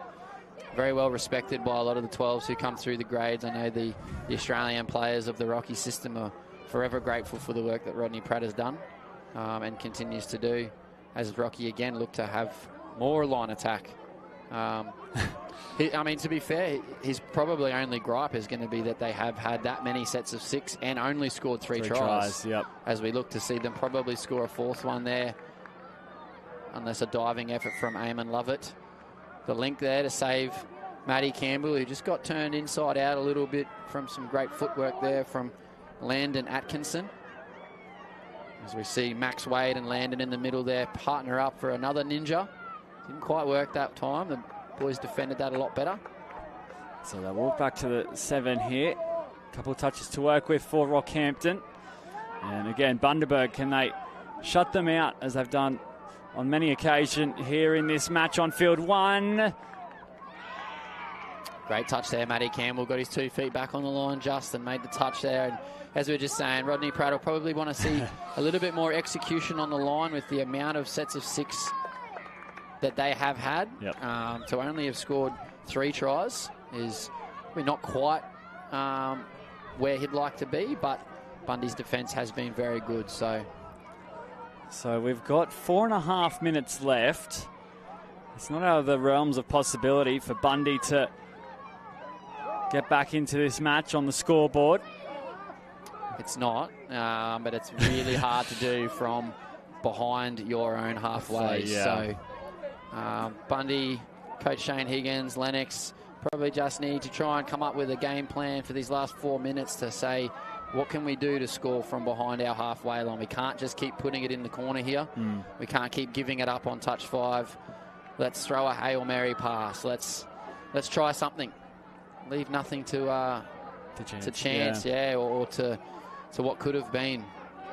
So Rockhampton, this time it's Max Wade with the ball in hand. Now they come back towards the left-hand side of the park. And Bundaberg again, just shuffle across nicely and make the touch. Penalty going the way of Bundy as well. Might need to go direct. That's what they need to do. Lennox may just want to say to his team, let's just drive the ball. Because we're going too sideways trying to get to the box, as that was touch 2. This is touch 3 now. Good drive there from Lennox. Touch 4 though, so this is still going to be 5th touch. Inside their own half. Inside their own half, and again, we just kill it in the corner. So maybe get the ball wider. Maybe there's some speed on the outside. This could help. Here we go. This could help, mate. Here we go. What do we got? About 3 minutes left. Who tries the difference? Well, we need to get to the 7 first. We're still a long way away, so hold the ball, get to the 7. Haven't scored a try yet. So, and tactical change there.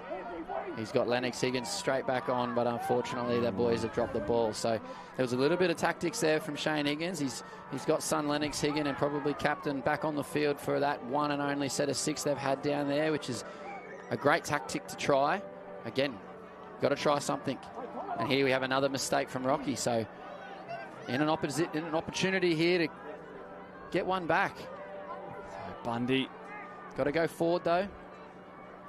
Holding up their gloves. That's a great touch there. It just puts a halt on all momentum there for Bundy as Higgins drops it down on the Rockhampton marking. Get a drive, get a drive, get a drive, get it down for him. Got to go with him.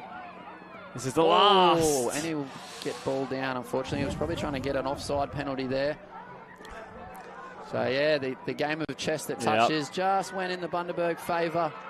Unfortunately, they weren't quite probably patient enough to capitalise on their, one set of 6 that they've had down their half of the field for 14 minutes. So Rockhampton moving through the gears nicely. This is the last, and it's just been both sides of the ball for Bundy have just been polar opposites. Defensively, they've been fantastic, and in attack, they've just struggled at times. Rockhampton's defence, you could say, has had a bit to do with that as well. Yeah, they definitely have. Obviously not been tested on the line, except for the one try that Bundaberg have scored, but they did a lot of the hard work in those first early touches. As we see James almost get around 4 defenders, they probably put a lot more effort into their first 3 touches and just made sure that Bundy never got a chance to score or get down to the 7, which is what you want from a coach, from your team, as we get a roll ball error there. So we look to see if Coach Shane Higgins pulls the trigger on getting anyone on. Good hands there, Parker Larson. Again, another player who stepped up from under 10s last year. I'm pretty sure still only a young fella. As we do see Lennox Higgins go straight back on the field. This is where we've got to be a bit patient though. He needs to just not throw it forward to the guy in front of him, which is what we call a brain snap. Just needed to move his players around and get them into positions that he wanted, and frustration and fatigue will set in at the back ends of these games like that, when you just got to get a try to try and get your team back into it. So that's the siren sounding, and Rockhampton will finish in possession and finish in front 3-1. Blake, your just overall analysis of that one. I know you've been mentioning at times throughout the broadcast Bundy's faults, but what they've also done well at times. And how do you think both sets of coaches and sub-box will reflect on that one? I think defensively the Bundy boys were outstanding, obviously, even though conceding 3 tries. To hold out the amount of sets of 6 they did is something to be proud of. Obviously, Coach Shane will want to work on the go forward. As for Coach Rodney Pratt, really happy with the boys' consistent defensive pressure to continually get more sets of 6 on the line, but probably would have liked a few more tries. So it's the Under-14 Girls Championship Division up next. BMTA Blue taking on Rockhampton, and we'll be back after the break. Perfect start to the half. We saw them trying to be cool, calm and collected during the break, doing some breathing exercises, and it's worked a treat for them, scoring first set and now defending the first. Patrick Lamb gets him going again. Last touch and slicing through again. Clarkin looking for support and finds it. Lamb backing up. Well, back-to-back tries here for the Coast. Now they're starting to stretch away from Arana and put a little bit of pressure. Gold Coast tap and restart with Clarkin. Dancing around, got the one pink boot, the one blue boot. Looking dangerous out there for the Coast. Here he is. Dancing away. Back in. Tika. Footwork goes long this time. Over the top of the head. Whatever you can do, I can do it as well. This is some elite ball playing. Lennox Tika gets the ball in the as the right middle, comes off the right foot and just rips wing. That is not an easy pass to throw, that is for sure. There is one other person in Australia I see regularly do that play well, and his name's Dylan Hennessy, so it's not an easy play, that's for sure. It's a fair rap. He's got all the talent in the world, this young kid. He's going to put it all on display here in this final. Here's another kid with good young talent, Kalis Brown. The referees did get that right touch before the ball was granted by Scroder. Tika plays it. It's come off someone's boot. It's an Arana foot that's in there. Again, just precious seconds off the clock. You can see Tika barking the instructions out there. He'll control this set of 6 here for the Coast. Clarkin feeds it to him. They get up nice and early. Plays are offside. And he just goes straight through. Slams it down, not once, but twice. And the flick back to the halfway line. And that should be all she wrote now for the Coast. Yeah, good awareness again. The strike from the Arana Link defender offside, and Tika at the line. They look like they're competing in this game. Yeah, you must say that Gold Coast were up for the majority of the game. It was that late try right before half-time that has gotten Arana back into the game. And this is going to be a big start for both teams here in the second half. Arana looking for the stop. Big bomb, Tika, nice little bop back. And they get away from the covering defence in Campbell. Perfect start from the Coast. And they push that margin back up to 2. A good scramble work from Arana. The hooter sounds in the background regardless. The Gold Coast have won the 18 Boys Championship here at the Junior State Cup. What a performance. Well-deserved winners. The Gold Coast, they were trailing early. It was Arana who scored in the first set of 6. They wrestled back to a 2-1 lead. We're at 3-2 for a little while. Arana scoring just before half-time, but the first 5 minutes after half-time, they just flexed their muscle. They went try in the first set, defended. Every day, we close our eyes and pretend we're standing on top of the world, looking down on a playground of everything we've ever wanted. Then we open our eyes and realise it's where we live and where you'll want to be.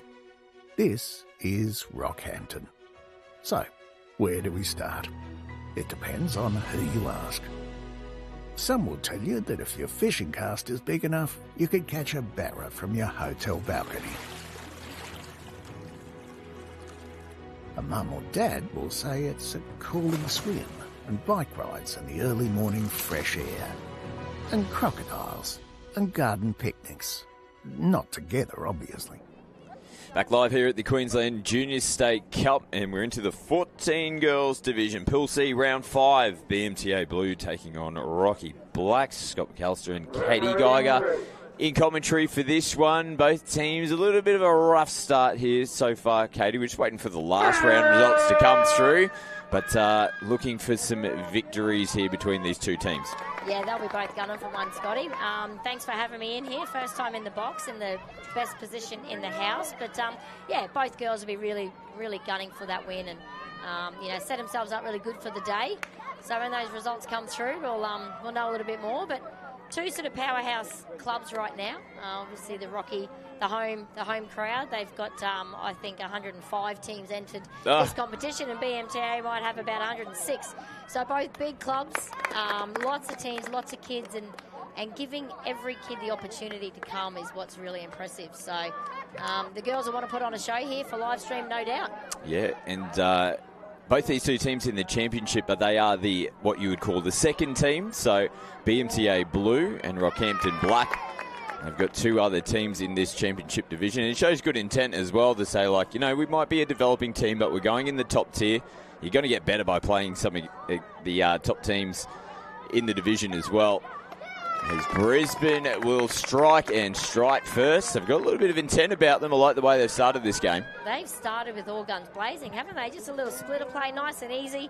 Hard to defend when run well. So they did that really good, BMTA. They'll probably look to come back to this type of a move. It's a nice, safe play and highly successful. So they definitely have started with a lot of intent, the BMTA girls. So Rocky will have their first real crack at line attack here. So we'll see what they can sort of pull off. And look, sitting in commentary and those at home, we hope it's a close game. So let's see if the Rocky girls can get down there and get one on the board too.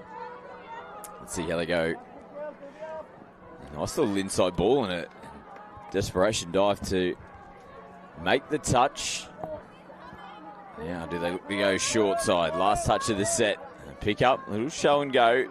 Caught in possession in the end. That was Harper Coggan. Wearing number 7 for Rocky. We'll get marched upfield as well here, Brisbane, to give him a little leg up coming out of their end of the field. Tell you what, just looking down at the BMTA sideline here, May Peregrina, their coach, giving great direction. We just saw her, I'm going to say, star at the State of Origin down at Coffs Harbour a couple of weeks ago. She was coaching and then she had to throw the boots on at the last minute and get out there and play as well. So a wealth of knowledge sitting here on the sideline. So the girls will be lapping it up, no doubt.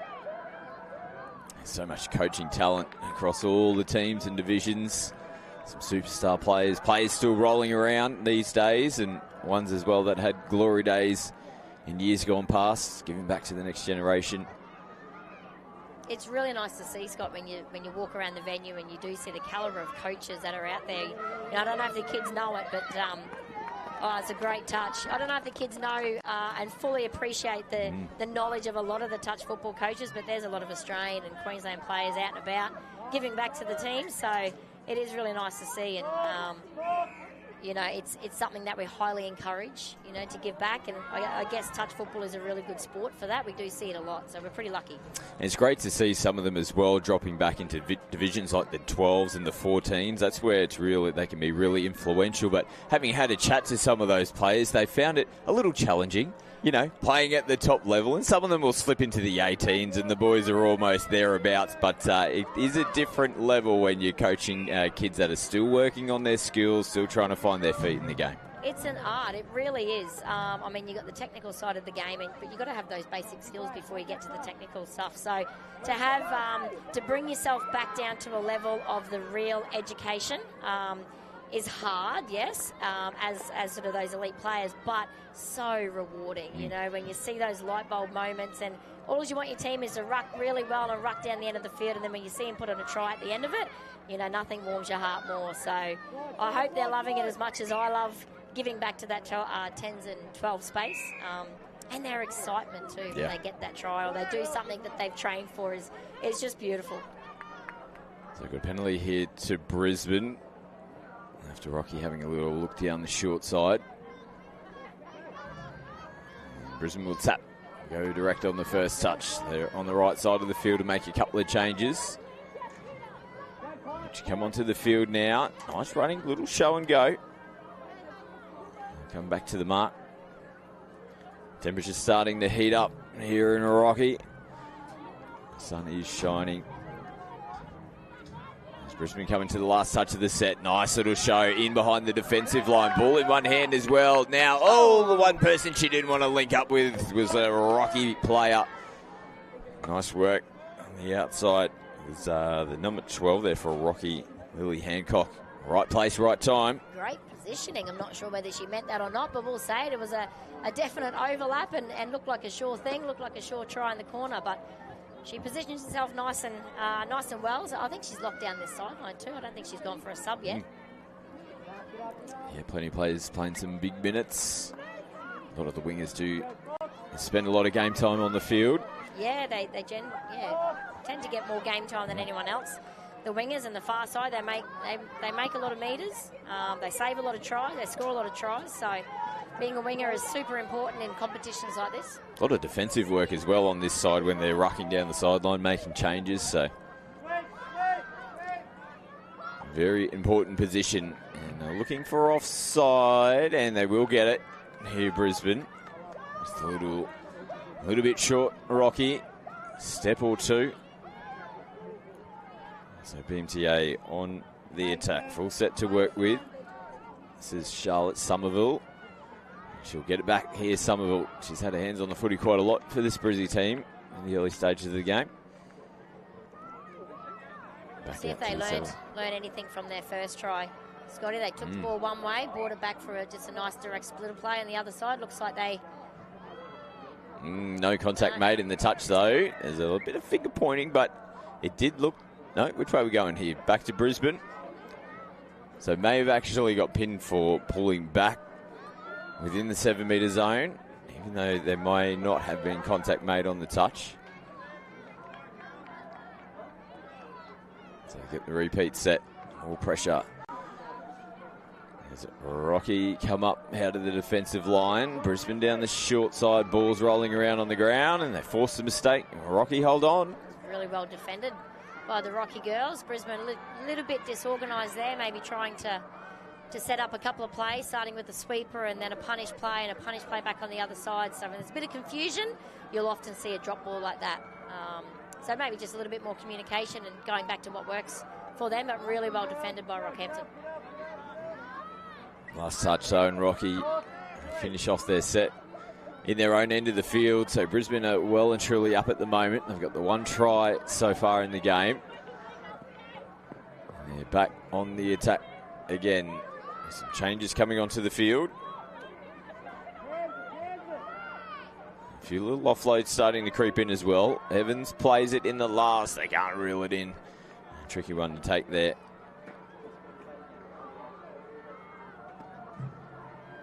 And Rocky need a little bit more punch in this set. Oh, she's isolated, the poor girl. Someone come help. The girls are they're going off to the box. You got to take the footy with you along the way. Yeah, that's it. That's it. A little golden rule is we don't like to sub before we get to that halfway or at least the edge of the sub box. So I think Rocky, they defended so well. They tried to ruck out, had to defend again, and the girls just get me off. Yep. Just get me out of here. This is what happens on the other side of it. You give the footy back again to Brisbane in your end of the field, and they're going to be attacking you yet again. Definitely winning the midfield or the possession battle and the field position battle. BMTA, they're definitely sort of putting that pressure on in the midfield, and if they get a try here, that's definitely a reward for their efforts in that area. So they'll definitely be looking to do that. They get another penalty as well.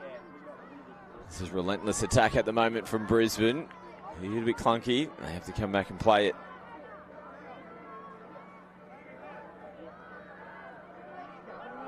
Now they'll look for some options, bit of space to work with. Beautiful little ball off the hip. Good recovery in defence, and they will say touch. Nice work there from Kelsey Kinley's side. Back midfield now for BMTA. The sweeper coming around, had to reach back for it, just slowed them down for a second. Rocky come across and close out the set. Yeah, just a little bit sideways. Their punish plays and their sweep plays, they've gone to sort of, running the width, whereas they got their first try by a nice, hard, direct run in that splitter play. So just going away from what worked for them in the first touchdown that they got. See if they can, I'm sure the coaches on the sideline have identified that, but see if the girls can execute out there. So when you bring the whole line up like Rockhampton have to, they were going back with that. They come back to a bit more of a direct play, but ball went to ground. So a bit of pressure for them, not scoring after having so many attempts at the line. So pressure can do that, but credit where credit's due. BMTA and their midfield defence, Rocky are really struggling to get to their sub-box. In saying that, defending their line really, really well. So they'll want to do the same. It's not too far from halfway. They can get a bit of a little breather there. Another sweep play with a bit more direct. So that's a better sweep play option, I think. So they've conditioned the Rocky girls to chase out. So coming around on a sweep play, then straightening back up and diving under. So that was a really good option with that sweep play, bringing it back direct. So nowadays we all have to move off the line, which means we can get the whole defensive line moving forward, and the direct plays seem to work these days. Just a new way of playing. Just, we go through different phases of a direct play. Well defended again. They're really holding their line so well, Rocky, which is a Rockhampton thing, Scotty. They squeeze in nice and tight, and they really force you to go out wide. So they're defending really well, the girls. And another sweet play on the out. Oh, she got it this time. Yeah, it was too much defending down this end of the field in the end. And Brizzy, and it was a nice off the sweep too, just to momentarily just straighten up, then kick out, and that just held that defence back on the line. Smart football as we take a look at the replay. It's just it. No, it was pretty much just gas on the outside in between defenders. Nice try. So, did get some results come through, and yet both teams searching for their first win. BMTA close loss against Thuringowa this morning. 3-2 was the score. Rocky took on Townsville. They went down by 10 in that one. So all the play for here in this game. Competitive 14 girls division again this year. Yeah, the 14 space it's an amazing space. It's, the girls and boys are really learning their craft, really starting to understand the game, and this is where we see, the players that do understand it, or the faster players or the fitter players, we see them stand out quite heavily in the 14 space. So training goes a long way. Good touch by the winger again. Training goes a long way to getting those skills really down pat. So then when they move into that, that 15, 16 age bracket, they've got the skills where they need to be, and we can really get into the technical side of the game. So it's always interesting in the 14 space, but good fun. Yeah, 21 teams in total over 3 pools. The top 2 teams from each of those 3 pools will go through, and the 2 next best thirds. So every match very important across the 14 girls division. As we see the ball hit the deck, Brizzy will be back on the attack, and the clock's starting to wind down here in the first. Big crowds hanging around as well, watching all of the matches this morning, as well as right here on field 1. Saw a couple of the boys waving on the far side of the field, trying to get their mugs on TV. No, they would hate that. What a beautiful venue, though, Scotty. Oh. It doesn't feel crowded. It doesn't feel too, it feels beautiful and nice and organised because of this. We spread out a fair way. We rack up the steps, yes, going from one way to the other. But hey, we're at a sporting event. This is what we do. That's what it's we about. do. We get out and about. We chuck our sand shoes on and dragging the carts around. You can see parents dragging carts with little kids and chairs and umbrellas and going from one end to the other. But where else would you rather be? The Rockies just turned it on absolutely beautifully this weekend for us, which we are extremely thankful for in the touch football space. We don't often get that, but we will lap it up as much as possible. Absolutely, and Brisbane in front going into the halftime break. They got the 2 tries over Rockhampton. Big second half needed here for the local girls to get back into it. Halftime score on the 14 girls, Pool C, BMTA at 2 over Rocky 0.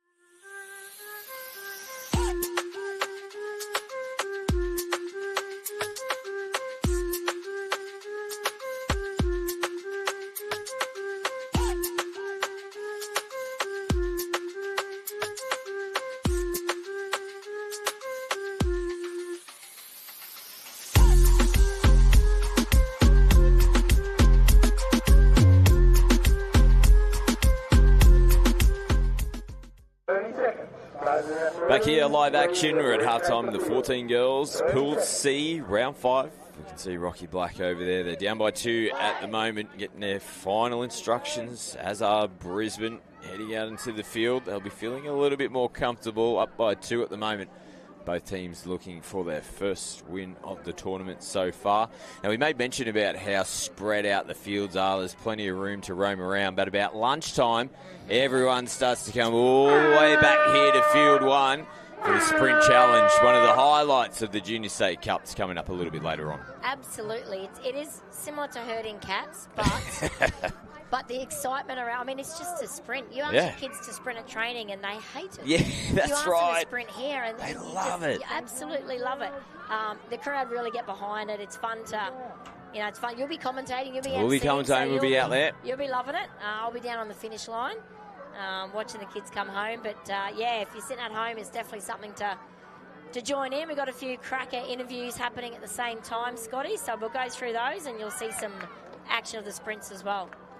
I reckon Brisbane have started their second half in good fashion here. That's exactly what you want to do coming out of the break. Another try, their third of the game. Just getting the ball under the wing, punching that hole, getting underneath. Yeah, that's it. Just something similar, a little split of play, more direct at the line. So I think that was probably a half-time messaging, I would assume, from BMTA to the girls. Stay direct, move them a little bit and then come back hard and fast at the line. So girls have started the second half exactly where they want, and don't discount a Rockhampton side. We never do that. We never make that mistake. Oh, no. They're renowned for just fighting and scrapping, even if the scoreboard's going against them. Nice touch now. And they'll finish it off there. We've got the big boys coming up next as well into the 18s, their first game of day 2. And it is the local boys, Rocky, taking on Ipswich. Looking forward to that. The boys have had their sleep in. They'll be starting to warm up as we speak, getting ready for a big third round match. Walking through the entrance, Scotty, you can see the Champions Way that Queensland Touch Football have created this year. Looks magic, but you see that Rockhampton 18 boys team quite a number of times. So they're definitely ones to watch. BMTA over again in the corner. Puts them up by quite a few now. So hard task for Rocky. But, speaking of Rocky, they really are a powerhouse club, working with them leading up to Junior State Cup. It's here sort of every 2 years, so we haven't been here for 2 years. But they're amazing to work with. They're beautiful people. They're hardworking people. There's volunteers everywhere. So there's no denying what Rockhampton Touch bring to Queensland Touch football. So, like I said, they have 1,000 teams entered this year, being their home event. So really nice to see, and nice to see some of the girls out here.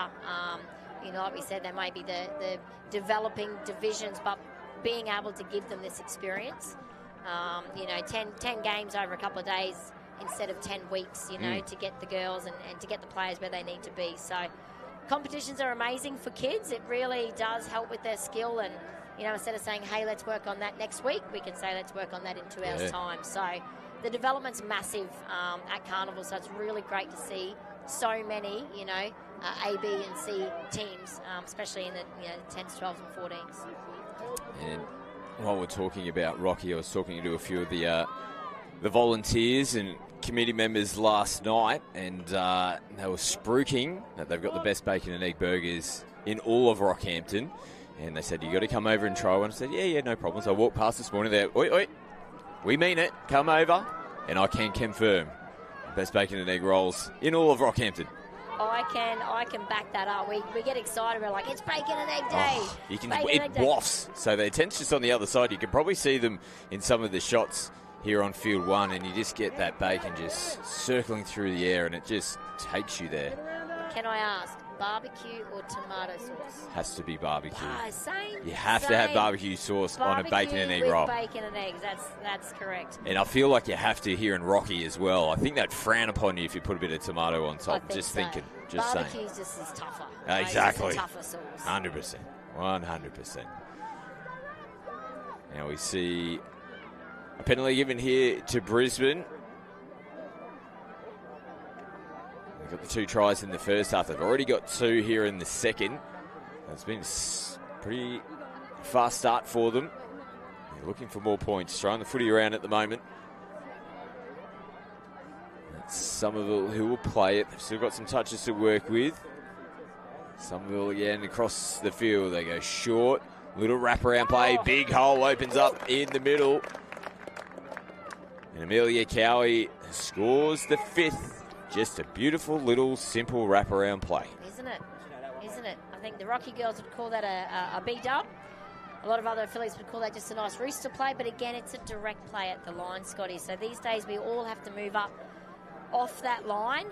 All 6 defenders have to move forward. So the direct plays have started to sort of, come back in a fashion, I suppose you'd call it that. But a little rooster play, what the girls just scored on there, it's just a ruck at the line. All we're doing is rucking. We're just driving at the girl that made the touch and throwing a nice little simple wraparound pass. So nice and easy, but executed well. It could look pretty, just like the BMTA girls did there. So they'll look to drive down again and put themselves into that position. Rocky just sort of biting themselves in the foot a little bit at the moment, dropping the ball, not winning this midfield battle. Rolling downfield again. Who knows, this win here for Brisbane might just spark them up.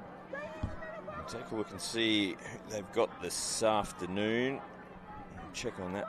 They've got Palm Beach B team coming up this afternoon about 1:30.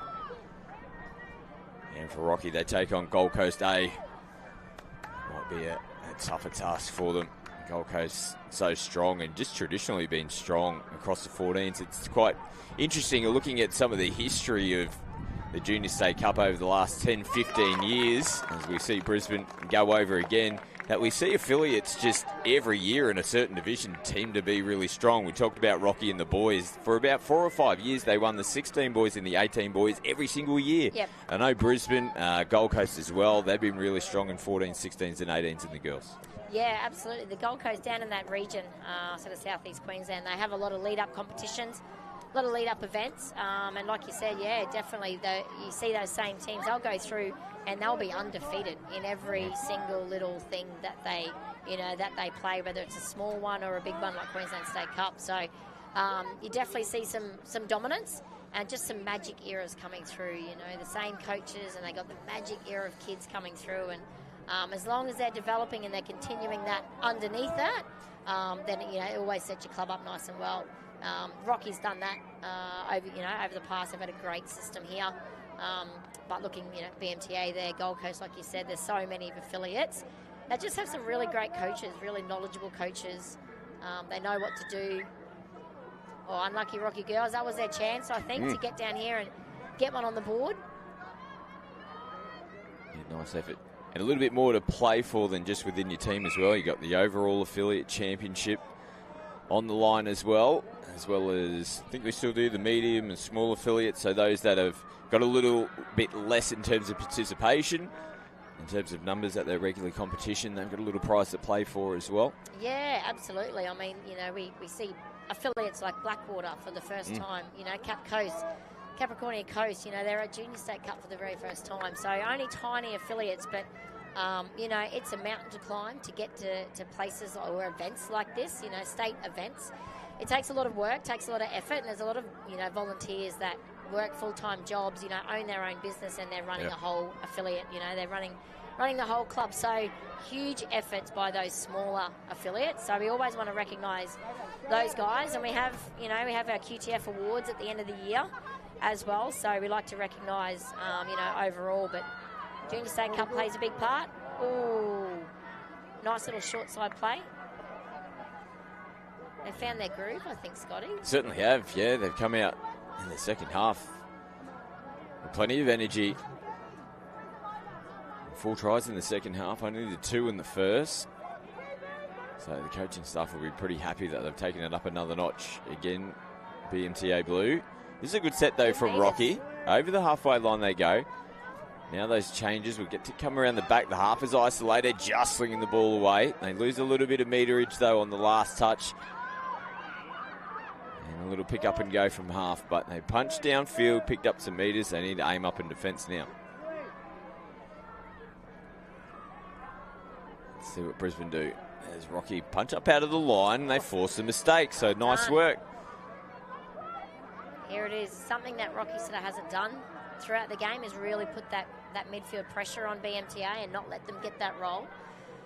So we'll see how patient Rockhampton are here. They haven't had too many cracks at the line, which sometimes forces errors that you wouldn't normally make because of, you know, a bit of pressure that we're here now and we've got to get one on the board. So if they can stay nice and patient, sure they can get themselves over the line. Looking at the Brisbane defensive line now. Coggan plays it, receives it back, shoots it back across. Nothing here at the moment. Last touch for Rocky. So didn't have too many questions thrown at the Brisbane defence there. They'll try and force another mistake. They're sending players up nice and early, making Brisbane work hard for their metres now.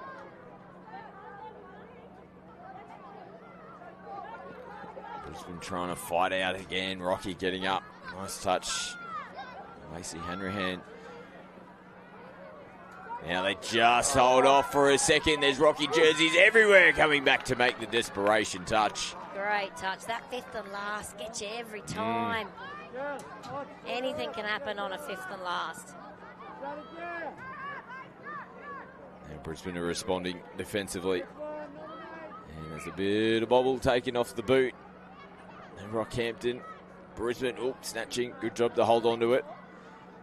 And we got a no touch. Yes, that's a call. Smart work there. I think it was Harper Coggan again. She's been in everything here for Rocky. Nice little dummy to get them started. Perfect start to the set. No, incorrect play the ball. How unfortunate. Oh, she's too eager to get off, give herself a rest. She deserved a rest. But yeah, just not playing it straight. So for those at home that aren't aware, we need to be basically facing our try line that we're running towards to roll that ball. It's definitely a skill that we teach the kids at training. It's it's something that sometimes gets pulled up a lot, sometimes not so much. Sometimes in the 18 boys it's completely different to the girls. But yeah, super important we get those foundation skills right.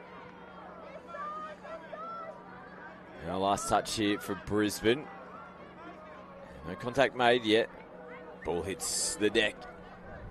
Now Rocky, can they finish this game off strong? They've got a lot of work to do here to try and get down the other end of the field. I tell you, I'm really enjoying watching this young referee at the middle too. He's a goer. He hasn't stopped. He's got some great signals and running with intent. We've had some amazing referees. Not that they are, every other year, but we've actually had a lot of comments come into the Queensland Touch team about the referees. That's just after day one, how great they've been. By all reports, the ref spec that we talk about, has been highlighted as well. And we look after our referees because, we know that without them, we can't play, but we also want to have enough that we can have 3 referees on every game. Yeah. It makes a difference for them. Yeah. They're not as fatigued. They get to work together as a team as well. And obviously we can catch every angle with 3 referees. So we thank them again.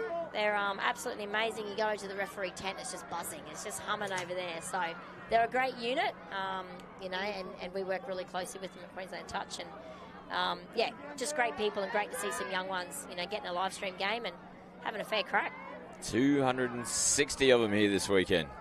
Referees out in the pink. You can't miss them. There's 260 of them, and now you chuck a bright pink shirt on. Yeah. They're taking over this joint.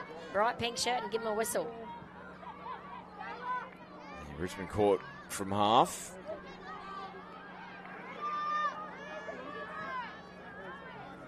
Plenty to see and do as well. It took a little walk down Vendor City before. Food trucks galore.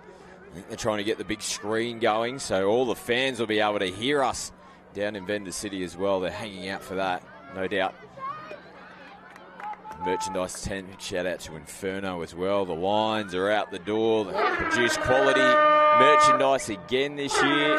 As well as a lot of the teams are in Inferno on-field apparel as well. So big shout out to the crew at Inferno. But a great second half performance there from Brisbane. Sees them get their first win in the tournament. They will be very, very happy with that. Coaches will be happy with that. And hopefully for BMTA and the girls, they can continue that throughout the rest of the day. Big boys coming up next. 18s, Rockhampton are taking on Ipswich in the 18 boys. Both teams 1 win, 1 loss after day one. Big match coming up. We're going to head down on the side of the field as well for the post-match interview, fueled by Guzman Gomez. Come with us. More to come.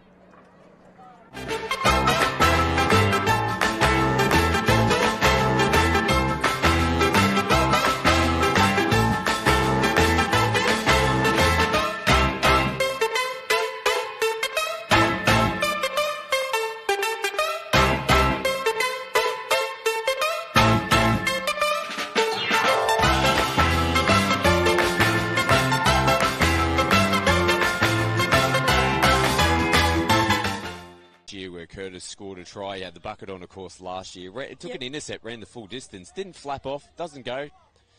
It's amazing. He's aerodynamic. Sticks to the melon. Yeah, I was going to say, is there any rumour to the fact that he's, to the truth that he's stuck to his head? Could be. Might be some enhancements underneath there. Right foot, ball in one hand, casual as you like. Rocky get the opening try here in the quarterfinal. Yeah, and that's a really good lead in there. Little ML platform that they had to begin with came through. Split a play and just like quick release and then great into phase. That's a fantastic piece of play there from Rockhampton, and that's probably the referees to pull it back. Yeah.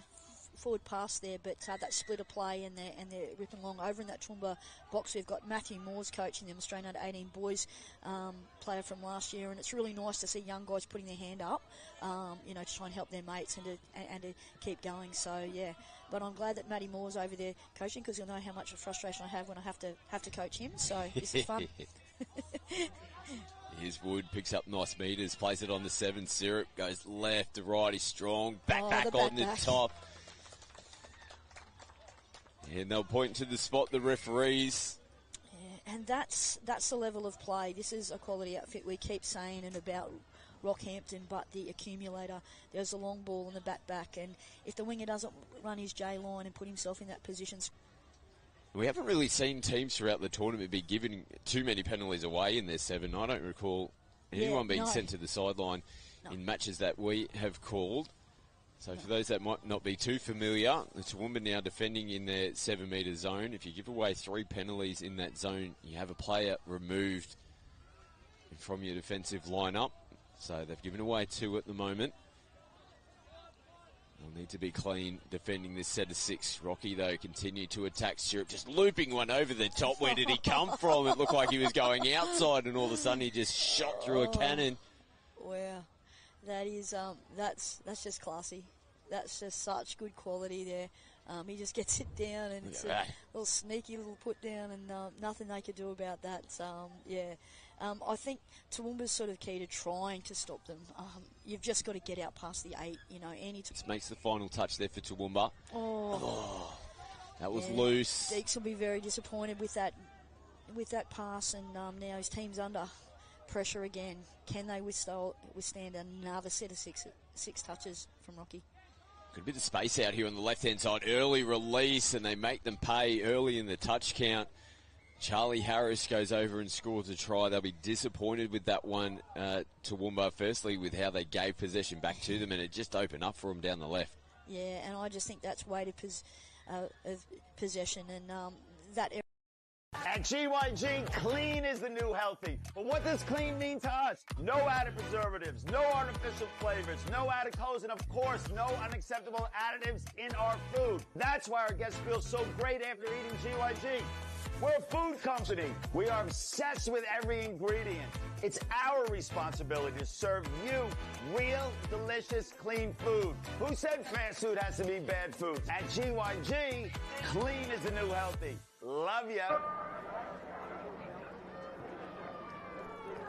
We are back live here at the Queensland Junior State Cup, and we're into the 18s divisions. Rockhampton taking on Ipswich. Scott McAllister and Cully Banks in commentary. I love when the big boys start to roll out. Only the 3rd round for them. 1 win, 1 loss for each of these 2 teams yesterday. Yeah, but it's always good now, Scotty, isn't it? They can get themselves settled into the tournament and start building, towards finals. So the top team from each pool will progress through to the semi-finals. 2nd and 3rd then go through to the prelims. The bottom 4 and 5th teams will go into a playoff, so everything little to play for. Finishing top of the pool, really important. Absolutely, and it'll be interesting to see how these two teams go. So it's Rocky with the first possession. Casually rolling downfield now, look to inject a little bit of energy coming into the line. Back in field, Ipswich contained them pretty nicely so far. Still a couple of touches to work with. Now they slice in, lovely ball over the top. And Rocky have started in perfect fashion. Yeah, and it's that man, Lathan McMeekin. He is a class player, Scotty. We've been calling him a couple of years at the Junior State Cup, and it's good to see him graduate into this division. And, slice through there. Nice little 45-degree angle, and then through that right to left, and a really nice finish in the corner, and Rocky off to a flyer. Ipswich now with their first touch of the footy. Let's see how they roll with. Mitchell Smith now playing it. Anderson, he rolls. There's Broderick. Will get himself into half. This time they go long, a little bit sloppy out of the hands coming forward. They'll turn it over. Yeah, but not bad from them in terms of the option, just the execution a little bit off, but it's a real indicator, isn't it, that these two teams are not going to be afraid to throw the ball around, Scotty.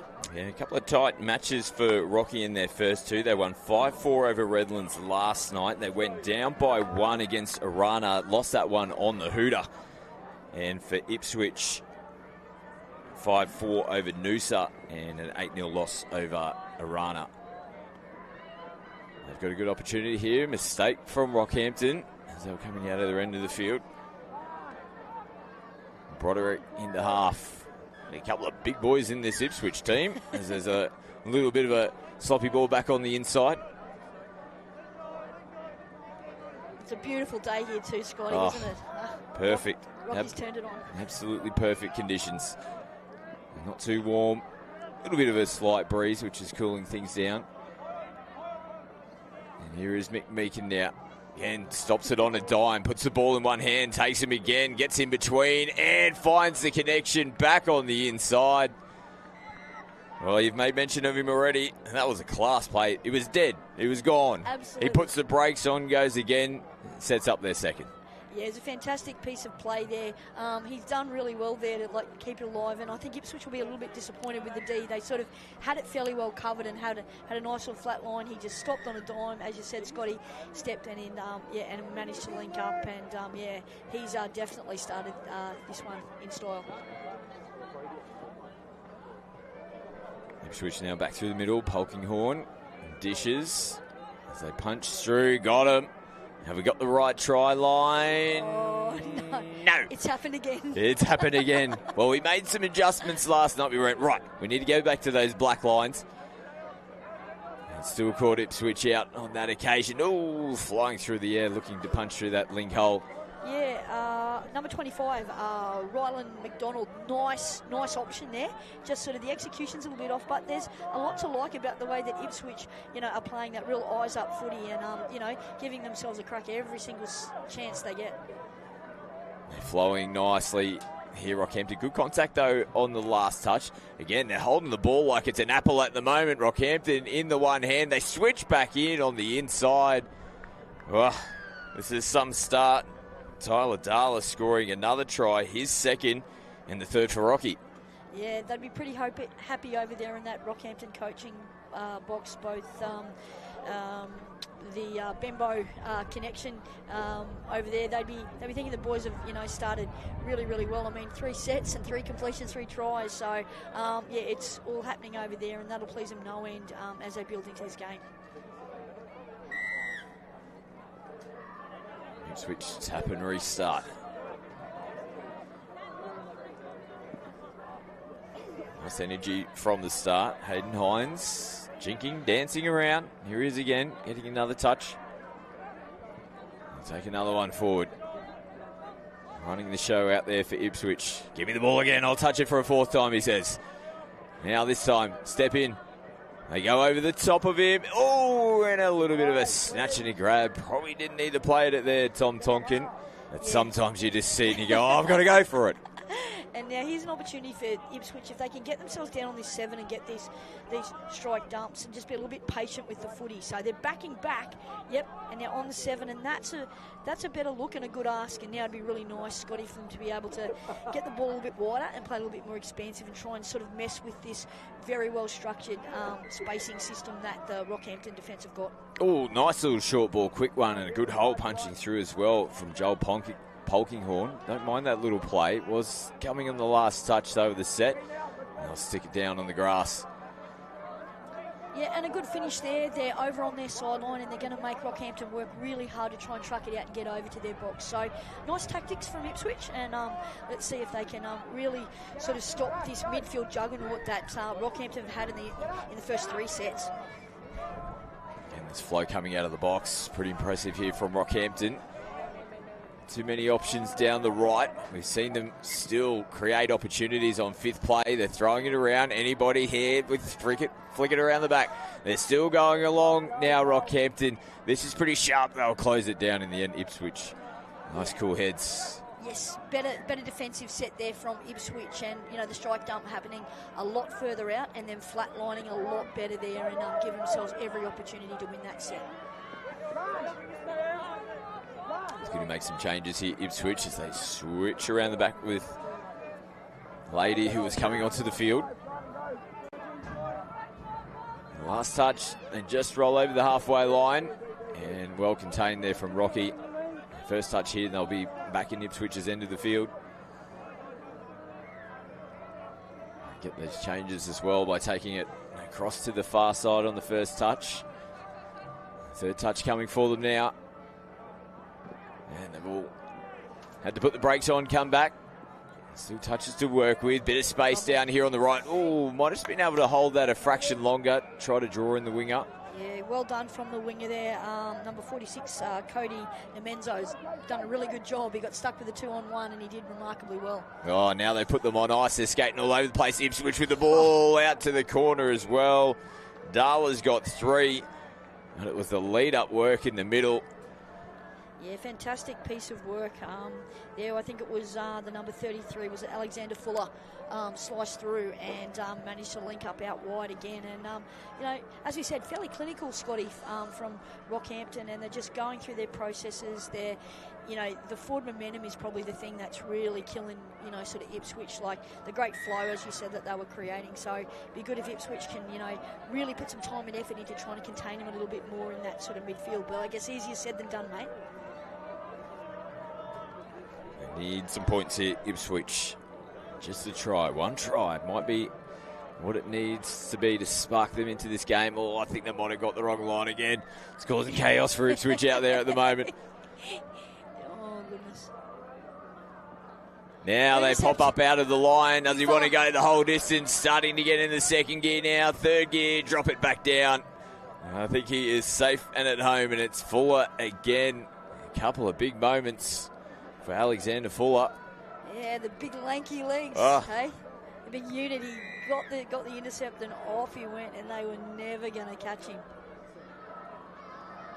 Unfortunate there for Ipswich, mate. They were trying to sort of probe, and definitely sometimes when all the momentum is going against you, those sorts of things happen. But yeah, if Ipswich get one here, it'll be good just to steady the ship again, and sort of start all over and get back into the contest. Still got plenty of energy when they're down this end of the field from the restarts. They haven't gone into a shell, that's for sure. They're definitely looking for points. And this Rocky defence is as good as their attack at the moment. And the touch is made. Now, I make comments all the time. I find that the fashion that these kids pull out really intriguing. We've seen some pretty good hats, but we've got out there, I think it's Will McLaughlin in the 10, wearing a broad brim hat. How good Here he is. Here he is. Yep. How does that A stay on his head? Not too sure the aerodynamics of that, whether that's slowing him down or helping him. Seems to be going okay for him at the moment. Hasn't come off the lemon spread as they pick up the ball now. Again, looking for options. Oh, almost flicking it in again. Dala. He's a quality finisher out there on the flanks. He's got 3 already. Yeah, and it was one hand, one bounce. Yeah. It was miraculous if he'd been able to pick that one up. But But Will with that hat is definitely, someone to keep our eye on. Penalty given in the ruck. Yeah, it must be on pretty tight, Scotty, I reckon. Yeah, it must be like fitted. I think he's gone to the shop and said, this is the circumference of my melon. I need it exactly on here because I can't have that flying off. Hasn't moved an inch. No. We'll keep an eye on him here in defence. We're all for sun safety, though. He's keeping that sun, that rocky sun. He's a local boy. He knows. Yep, absolutely. We've got to cover up. Nice ball there, up out of the line again. And I like the first intent there, ball in hand, as I'm off to the races. Tompkin.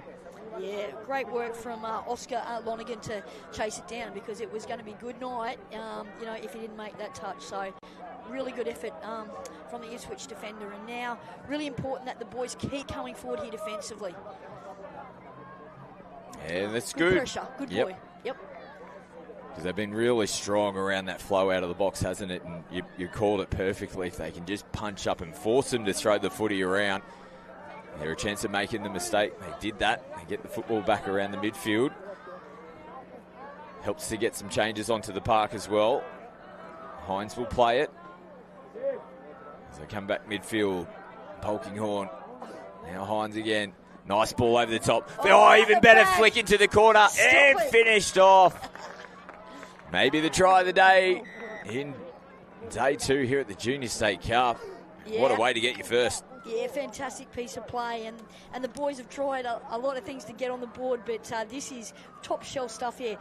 Polkinghorne did fantastically with that little passive play out the back, but it was the flick pass on the number 19, Hayden Hines, onto the winger, and a nice finish in the corner, and definitely a try light for us there, Scotty. Oh, yeah. And that might just spark them up a little bit, Ipswich. Important defensive set for them. They can hold out here. Oh, that's flat from half. They continue to play on. Fuller will play it. They're in trouble. And in underneath. They couldn't hold him out. Meakin gets another one here for Rocky. 6th try of the first half. Yeah, it was a really, really nice piece of play. Nice little quarterback play and, just showing, the strength of their game. Some really nice technical stuff there from Rockhampton to reply to that freakish try that was scored by Ipswich just moments ago.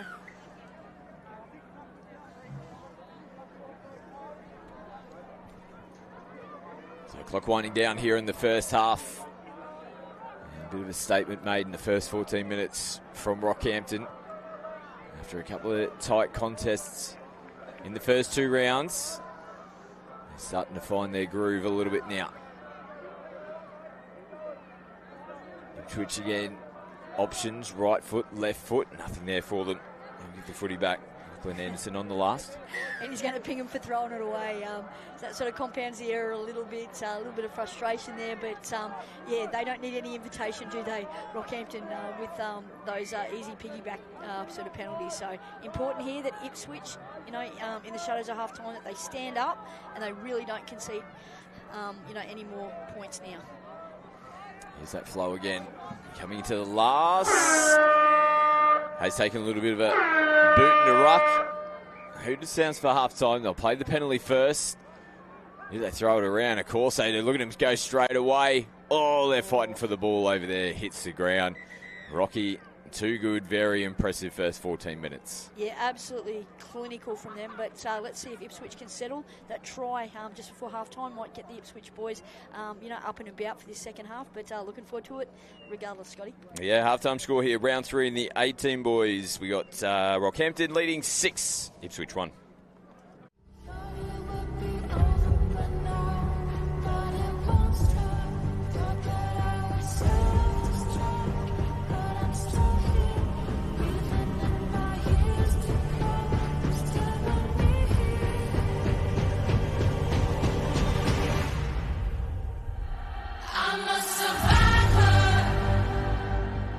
I'm not gonna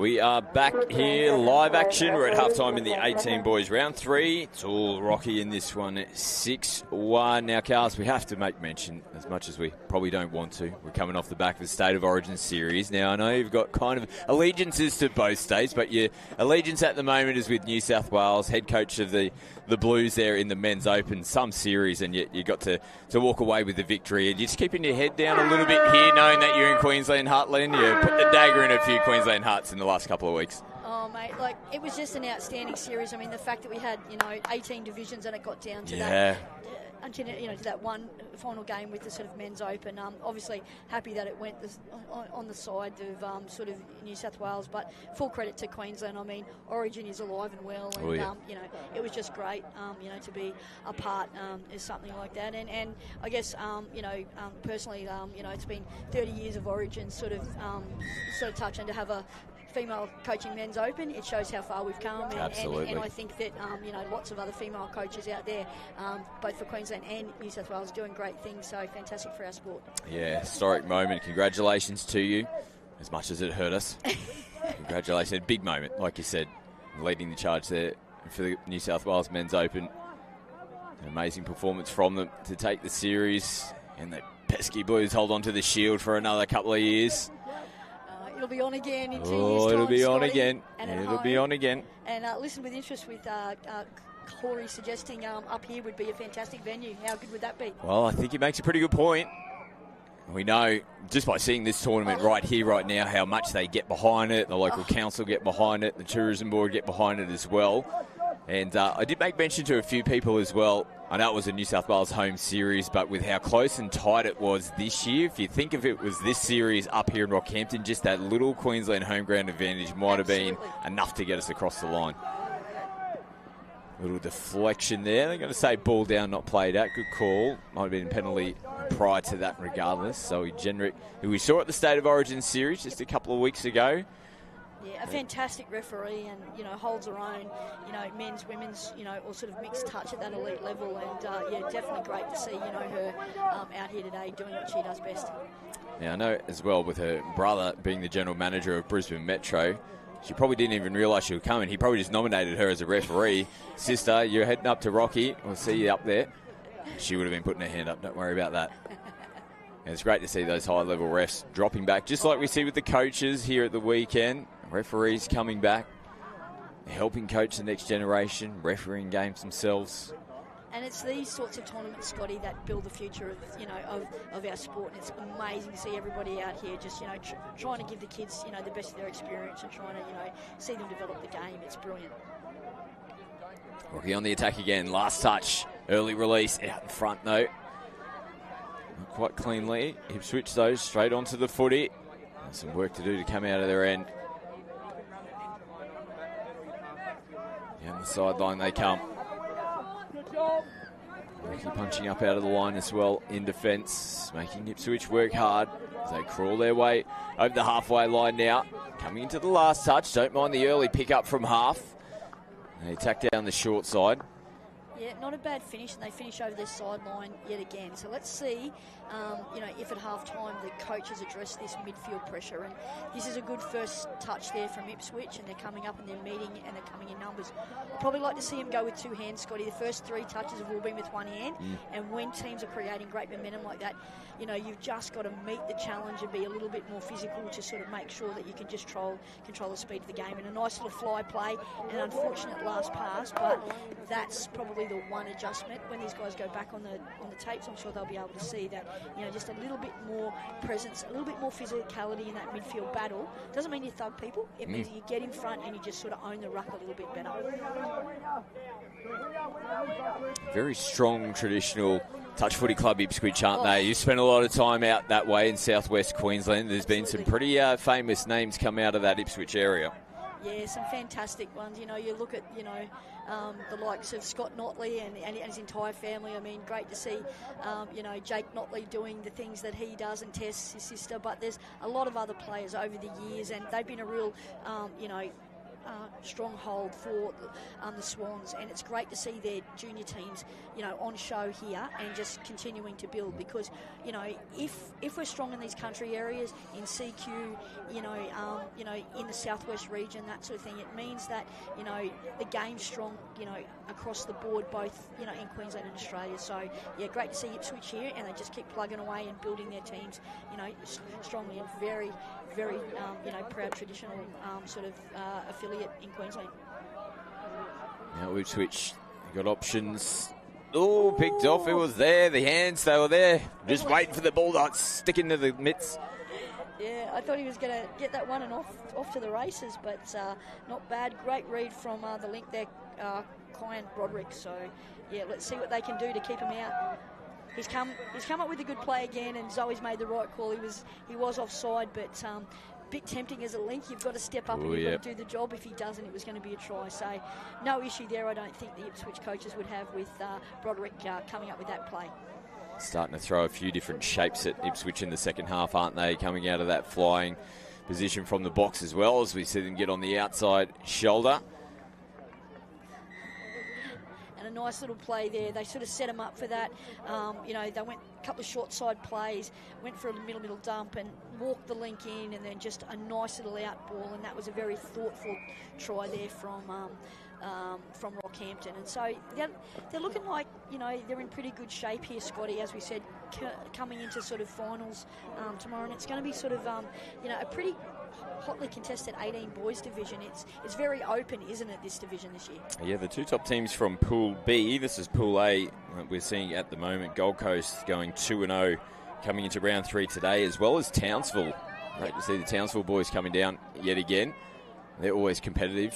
Yeah, they were good last year, weren't they, Scotty? Like, we called a couple of their games last year and thought that they were building really, really well. And, again, it's nice to see them building again. It's one of our, North Queensland areas, and it's so important. And he's picked that forward pass. Great call from the referee. I was wondering if they're going to get that one, but they did. But, yeah, again, Townsville, anywhere up there, Thuringowa, like, good to see there. I ran into Cohen Guerrero before, and he's brought two teams down from Thuringowa, so great to see those boys represented, and they had a 9-hour car trip to get here, Scotty, so how good. Imagine 9 hours in the car with a bunch of 18-year-olds. No thanks. Ipswich here attacking, coming into the last. Beautiful ball from the half, getting away from the first defender. They get the penalty off the back of it. Nice footy there from Ipswich. Caught short there, Rocky.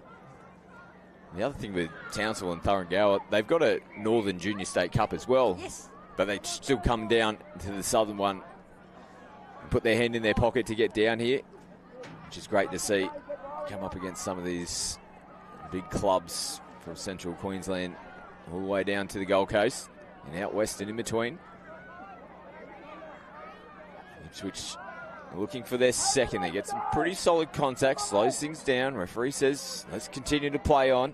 Last touch now and a little bit of a snatch and a grab. Ball hits the deck. But some nice questions asked there from Ipswich in that set of 6, Scotty. They were trying to move around, nice little out ball play.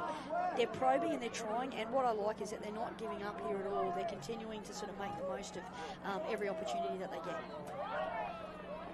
Rolling downfield again nicely. Last touch, short ball off the hip. They got the numbers. And who else to score? Tyler Dala, his first of the second half, fourth of the game. Yeah, nice little play there. Nice little chain passing there. McMeekin, highly fagged, contributed there with a nice little ball. And then, our ever-present wingman comes up with the try. But, this is a nice little hit out here for Rocky, just going through the motions, just making sure all their 1%ers, are there. And sometimes when you get out to a big lead like this, you can be excused for sort of, going off the boil a little bit, Scotty, but they've continued to work through their processes. And Gary Benbow over there in that coaching box will be pretty happy with the way the boys are sort of going through their processes and sticking to the plan. He's had such success with these 18 boys. We were just talking a little bit earlier, as we'll see Dala now come up out of the line. And has there been a touch on him yet? He's continuing to play on. Anyone want to come with me, boys? He eventually links up with them, shoots back out to the right-hand side of the field. Now he's in at half. Meakin switches in replacement players around the back. Here's our man again, McLaughlin. This time they put the brakes on. McLaughlin splits through the hole. Can't blame the hat this No, we need better service than that. Oh, now it's been pinged for throwing the ball away. Yeah, just touching back on the success that Rocky had. What I think made it even more impressive was that back in the Harvey Bay days, the 16s and the 18s for about 4 or 5 years consecutive, winning titles in a row. There's players that go up, as they get older and they'll transition up, but just the next crop were coming through and just keeping that winning streak alive. It was amazing to watch. Yeah, and that's that whole sense of community touch that places like Rocky build, and that's why they've been so successful, not just here, but at NTL level over the years. They've just been quite dominant. Before that at Elite Eights level with the Cowboys, and it's this sort of dynasty and this whole idea, Scotty, of paying it forward and giving back. So all of these Rockhampton players, they'll all come back and they'll coach the younger teams. Like we've got Daves and Eddies, coaching the 14s. You've got Jaden's out there doing stuff. Bailey Assay, it just goes on and on and on. The list of guys that want to give back, and when you've got people like that, I don't think you can go too far wrong. Ooh, a little dummy on the inside. Big frog dive into the corner, mate. Great defence. Oscar Lonergan, he saved the day a couple of times there for Ipswich. Done very well. And he's made it. That was a really difficult situation. Looked like it was going to be a try for all money with the little accumulated back play, and he managed to cover two players in attack, and that's not an easy thing to do. So great defensive play there from the Ipswich winger. Touch made yet? No, yes, play on. Let's have another crack. And you mentioned a lot of those high-level players and coaches coming back and helping out this event. But, of course, we're in Rockhampton here. A lot of them are giving back to the tournament as well. As I was coming in this morning, current Australian Men's Open winger Mal Kenny was parking cars in his Australian kit, by the way. And I said, what do you, mate? You're representing Australian parking as well. But they're all got their fingerprints all over this. They're turning sausages on the barbecue, parking cars, marking lines, picking up rubbish. It's the Rocky way. Now, little sinking ball over the top. Yeah, when I saw him out there parking cars, I almost got the footy out of the car and flipped it over the head. It's his try-scoring celebration, yeah. and just give him a little thumbs up. But yeah, no, fantastic work for him and all the other boys and girls involved in Rockhampton Touch. Again, the community, coming together to put on a show for the rest of the state. Nice defence again, coming up. Broderick. So plenty of work to do here in this second half. Out in the right link position at the moment. It's made some pretty good defensive reads. Can't pick that one up cleanly, Rocky. And looks like they might just be conserving a little bit of energy towards the back end of this second half. Very comfortable on the scoreboard. Nice little kick out to pick up some extra metres. Yeah, Lachlan Anderson, the number 18, he's been really wholehearted for Ipswich, and good to see him kick out and get a decent strike dump there, for his teammates. And they make the touch. Yeah, the Rockhampton boys are a little bit man on defensively, so maybe a little late switch or something like that from the Ipswich boys, because they're quite capable of throwing the ball around. Scotty, might be something that they might be able to try to just unsettle this very resolute and connected defensive line from Rockhampton. And a rare mistake from Rocky as well, coming out of their end. Gives the footy back to Ipswich. Ooh. He's pretty close. He's going to get the penalty. The penalty. Yeah. He did a great job after losing feet, and you'd naturally just think, we'll just give up on the play there, and all of a sudden, Go-Go Gadget goes, I'll try and stretch this big Duke out towards the line. And it's 6 to go, yeah. It's unlucky. Would like to see him just maybe have a bit of a dive there, because I felt like both those defenders are offside, so he may have gotten a play-through call there. Let's see what they can do. Got an opportunity to get their second try on the board.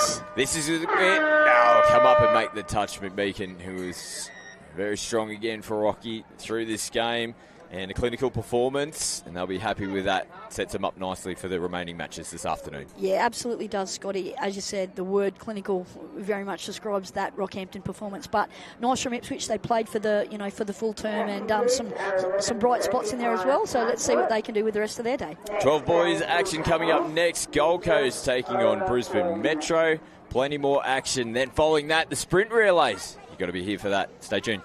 I think it's just great to be around people who are like-minded and passionate about the sport, and to be able to network, to look at current trends and new ways to push the game forward in our communities. It was really great to hear our opening QTF chairperson, just to think about some conversations I've had and how we can grow our sport back in our region. Coming from Townsville, I'm looking forward to going back and having some more conversations and seeing what change we can and growth we can have in that area.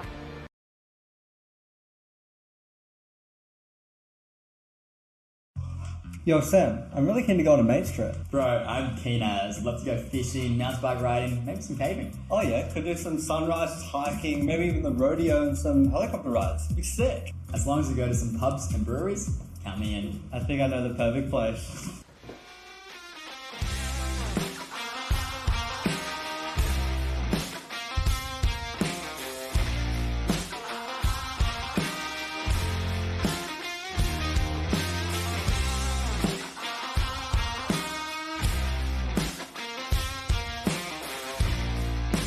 Back to barrel, baby. Let's go.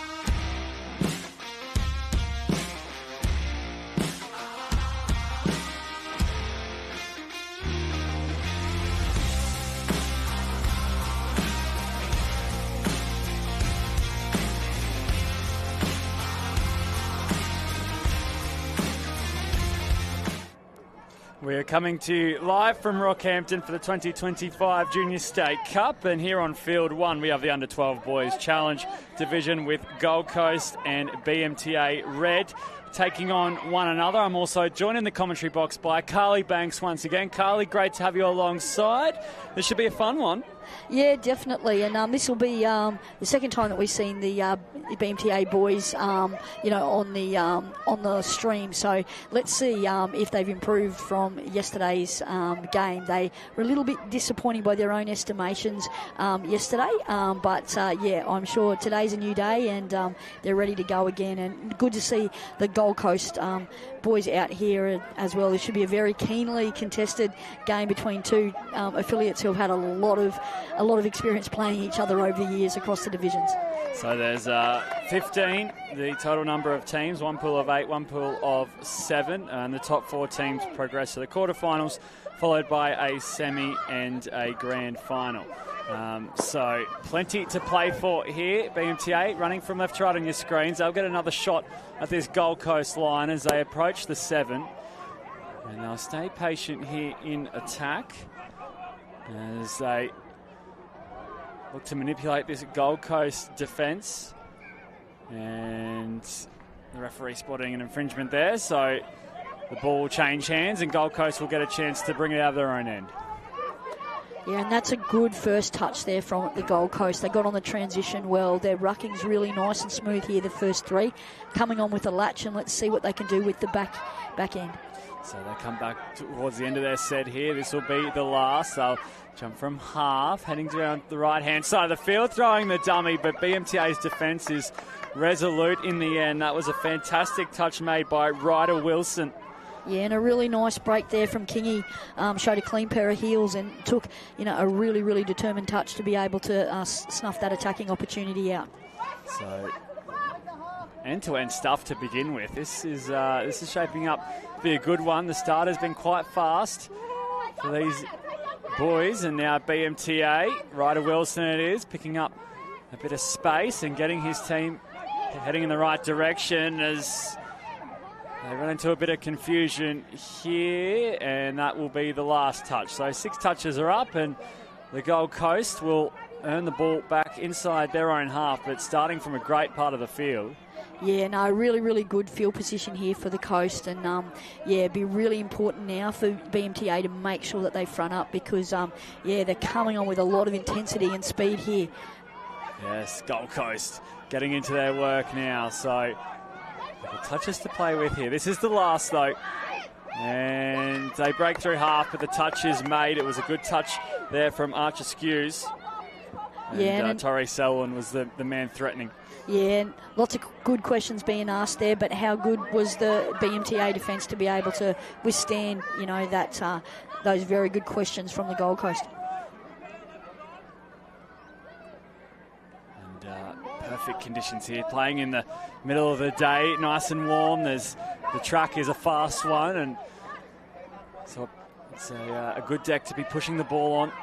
Yeah, providing the pass. Yeah, they've certainly turned on the weather for us today, haven't they, Josh? And it's just a great atmosphere, in which the kids have got to play their tippy tap. So it's fantastic to see everybody out there doing what they're doing, and what a thrill for these little boys to be able to get on stadium, a live stream. Yep. There's just so much excitement about it, and it's so good to see the kids just loving what they do. And sure Scotty mentioned it earlier that the sprint relays will take place here on Field 1 to break up day 2 of the Rockhampton Junior State Cup. So the crowd starts to fill in and pack out this Field 1 area, and the boys will be feeling like $1 million by the end, that's for sure. So Gold Coast with a good chance here. They've threatened a couple of times on this BMTA line, and to the right hand side trying to sneak underneath. The touch is made. Star Villa, the man from the Coast who was trying to sneak in. So I'll come back towards the centre third of the field where they will drop it down on the 7, but that penalty just opens the door for the Coast here. How they attack this set, Carly, with a full set up their sleeve. Yeah, these guys have looked likely on their static plays, nice little quickie plays, and then rolling the guy on and having a dive at the line seems their go. Just like that, and you called it. Gold Coast are over. It's all clear. And it's Wanakore, the try scorer. Yeah, nice little set piece. He's looked very likely. They sort of signalled their intentions, earlier in the set before that they like those static setups. And anything on the 7 is going to be tough to stop there and really hard for BMTA. You can only try and get out past the 8 as much as you possibly can. But when there's a penalty right on the 7, it was pretty tough. And full marks to the Gold Coast being able to execute that one. So the simultaneous games taking place is Therangowa taking on Rocky. Bundy are up against North Gold Coast Touch, and Townsville facing Palmy. That's happening right now on fields around the ground as BMTA look to hit back. Yeah, down here in the BMTA coaches box, we see Bo Dela Cruz, a legend of our sport, just sort of ruining that one. She's riding the boys home on all these opportunities,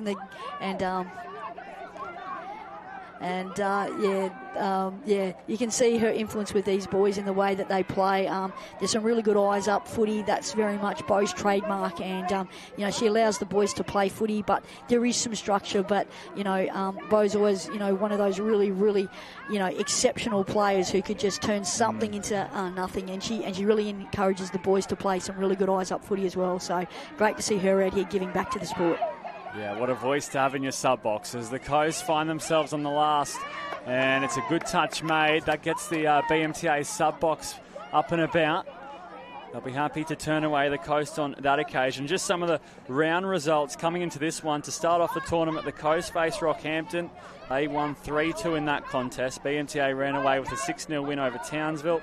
Round 2 saw the Gold Coast come away with the victory over North Gold Coast Touch, while BMTA also won in round 2 against their Ngowa. And round 3, BMTA lost to Rockhampton, Bundy lost to the Coast, and round 4, Coast winning, BMTA losing. And we had the round 5 game earlier this morning, as we're now in round 6. And unfortunately, that's the 7-metre line. Yeah, unlucky for the kids. But number 23 for BMTA, I just want to make mention of him, Ali Brockett. Yesterday, he was close to their best player, and he's the guy that's looked most likely for them. So we expect to call him, a lot more as this game unfolds, because he's got an excellent right to left pass, and he doesn't mind throwing left to right either. So he's one to keep our eye on, Josh. And you talk about Ali Brockett being a playmaker. He's also sitting quite high on the try scorers list. He scored 3 yesterday. So he's doing it in all facets on the attacking front, as the Coast have numbers here, but it's a good bit of jamming defence from BMTA. And they'll draw a lot of confidence from their defence. Only conceded the 1 try. Coast have thrown a bit at them. Yeah, and that's a good first 3 there from BMTA.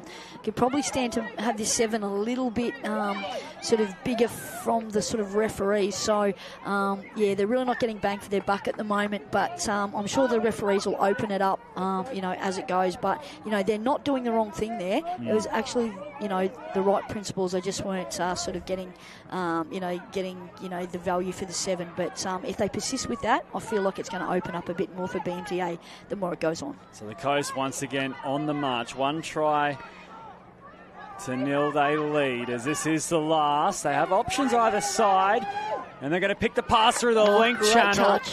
But you're right, a fantastic jamming touch there, and BMTA holding on their line defence, standing tall. Yeah, Riley Johns take a bow. Fantastic last gasp touch there. And so let's have a look at this set. We talked about this. It seems to be where they're going.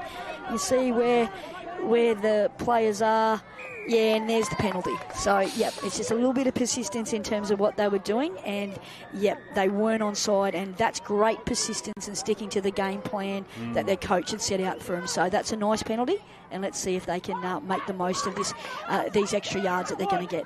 Yeah, so after their second touch, they'll be well inside Gold Coast half. That's a great run, as they pick up some more metres down this right-hand edge of the field, and they look to set up down the centre third as they whisk the ball across field. Some nice skill out here on show, and the touch is claimed, so they'll walk back to the spot. That time it was Maximilian Royal who conceded the touch. Now they continue to promote the pass. So a long right to left touch is made, and the Coast stand up defensively, but that was better from BMTA. They put on some plays as they edge closer towards that Gold Coast 7. Yeah, and those changeovers have been right over there on that Gold Coast sub-box, and it's made life a little bit easier for the Coast. But this is really nice press-forward defence here in that midfield from BMTA, and they've actually handled that set of 6 pretty well. They've got 1 more touch to complete. But you can see the discipline with the Coast. They're looking to finish over on their box side. They're just trying to strangle them by sort of, making life as difficult as they can, for them to get the ball, over here and get their substitutions on. So really good tactics there from the Gold Coast. But Brisbane is still trying to turn up, and then there's a push pass, and this has given Gold Coast golden field position here. So let's see what they can do with this primary real estate. Yeah, there's Wanakore, the try scorer, who caused all the problems earlier on He's the difference so far, and the Coast looking to double their advantage. The short side play they go. Great touch from BMTA. So they've got a couple of touches to work with here, the Coast. As we take a look at how they'll set up. This is on the last, inside the 7. Short ball at the line, and again, the Lincoln wing in great communication there on either side of the edges for BMTA to stop another potential Gold Coast try. Yeah, fantastic work there defensively. BMTA have kept, their defensive structure pretty well and stuck to their policy. So Bo would be pretty happy with what you're seeing there in terms of the way that they're turning up, defending, the real sort of back-end plays and doing an awesome job there. BMTA continue to edge closer down this right-hand side. This is the last touch. And will hopefully kill the ball. Oh, hands. On the other side of the field, and that's a bit better. It's just those small things that are developing in their game, as you mentioned earlier. Just giving the ball to the Coast on their side of the sub-box doesn't help at times, but this time they're going to make them work across field. And this is much better because now, we're coming up and this will be the third touch, and they're now just getting over there rather than being over there on one. So, that's much, much better from BMTA.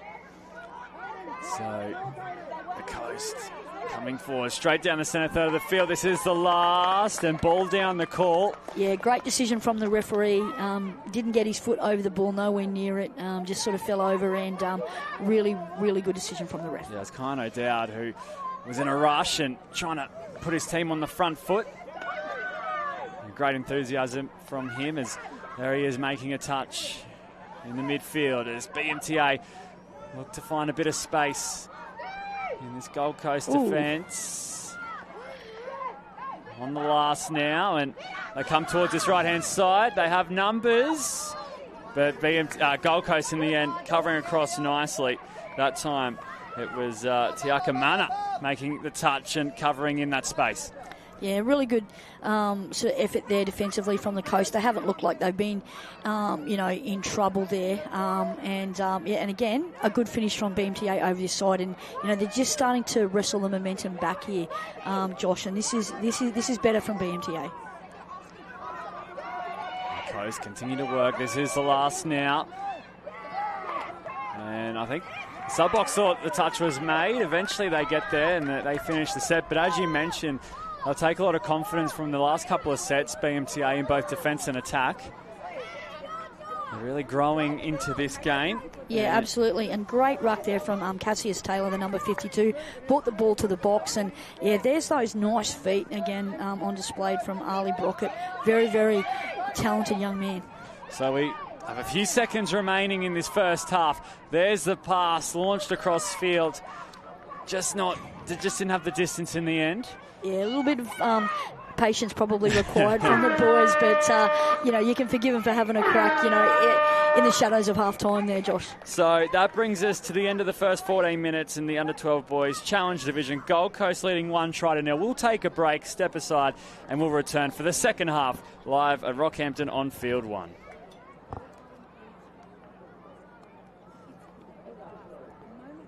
At GYG, clean is the new healthy. But what does clean mean to us? No added preservatives, no artificial flavors, no added colors, and of course, no unacceptable additives in our food. That's why our guests feel so great after eating GYG. We're a food company. We are obsessed with every ingredient. It's our responsibility to serve you real, delicious, clean food. Who said fast food has to be bad food? At GYG, clean is the new healthy. Love ya.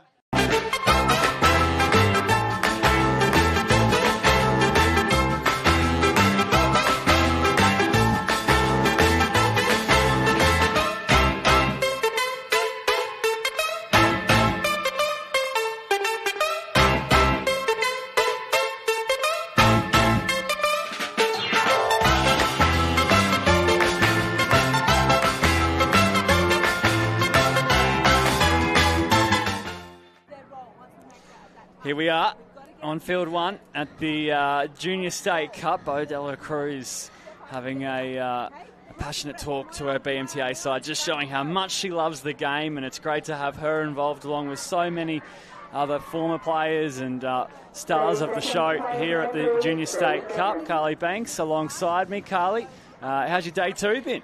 Yeah, it's been good so far. Waiting for this afternoon for the Wynnum boys that I'm assistant coaching to my sister Sharon. So, yeah, looking forward to them. I think they're on the live stream this afternoon at 2:45, so the boys are looking forward to that one.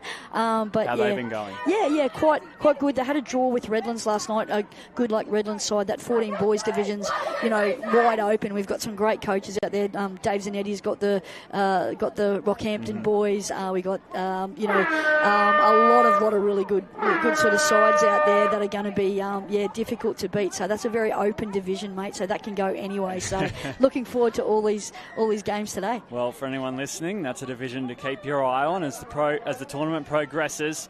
And so the teams will swap sides. Gold Coast running from left to right in their traditional blue and gold. BMTA in their red and blue as they drop it down the coast inside BMTA's half. This is the first set of the second half. 14-minute halves here at the Junior State Cup. The Coast have the advantage at the moment. That'll be the last touch, and they do well to hand the ball back to BMTA on the opposite side of the field to their sub-box. So we'll see what BMTA have in attack as they look to win this field position battle at the moment. That's a good run, and the call's going to come. And that's quite a sensible decision from the referee. It could have been, 50-50 either way in terms of that, but he's just got the boys to go back and play it. But this is a good start, from BMTA in this second half. They've come on with a lot of enthusiasm, haven't they, in terms of this this sort of rucking set. But they need to go forward now. Don't undo all the good work, boys. This is the last, and not much doing there, so possession changes hands. The GC coming back the other way as they look to gather some momentum out of this sub-box. And I think they've run out of room there. They have. They've stepped out, unfortunately, there. And a turnover here in fortuitous field position here for BMTA. Let's see what they can do with this very generous field position they have. That's a very good run from Ryder Wilson. He's been in everything for BMTA. As he'll pick it up from half, sets it back into the centre third of the field, where Blake McIntosh drops it down. Ryder Wilson with the cutout pass towards the wing. It was an acrobatic effort in defence. Great effort over there in the corner. What a battle between the two wingers. And so BMTA on the last. That was their chance there in the corner. And Gold Coast deny almost a certain try there. And you saw McIntosh and Wilson really in unison there, coming down the centre of the third of the field and almost put BMTA's first try on the board. Yeah, absolutely. And it's just this great midfield sort of effort that the Gold Coast are making, and they get themselves a penalty there. They earned that. Their transitions have been slick. They've been over the ball. They've been getting to the box, in either one or two, and then just coming on with flow. So that's the real, problem that Bo Dela Cruz has to solve down in her sort of sub box at the moment. So GC on the 7. This is the last touch. Little ball back on the inside. It was nice deception. In the end, the pass was just out in front. Yeah, pretty cool little play there. Little bounce out play, the girl play that they ran there, and it just shows that the depth of the Gold Coast, because these Gold Coast boys can certainly play. And and just the sophistication of the set play, pretty impressive for the Challenger division. Yeah, and Ryder Wilson there, he's put his team on the front foot here. This will be the last. They continue to trend down the right-hand edge of the field. Touch made. And it's just one part of the game that they're just struggling with at the moment, BMTA. Yeah, and it's these transitions. Here we go. We're on touch 2, and they're just trucking their way down that sort of sideline and in really, really good field position. And it's just sort of relentless and very well heeled here from the Gold Coast as they work towards this strike dump touch. So this is the last. A little error in the roll ball there. Yeah. And good work from BMTA to be able to, force that error. Those passes off the ruck look a little bit forward, so the boys just probably need to be aware, just getting themselves a little bit deeper and trying to realign if they can.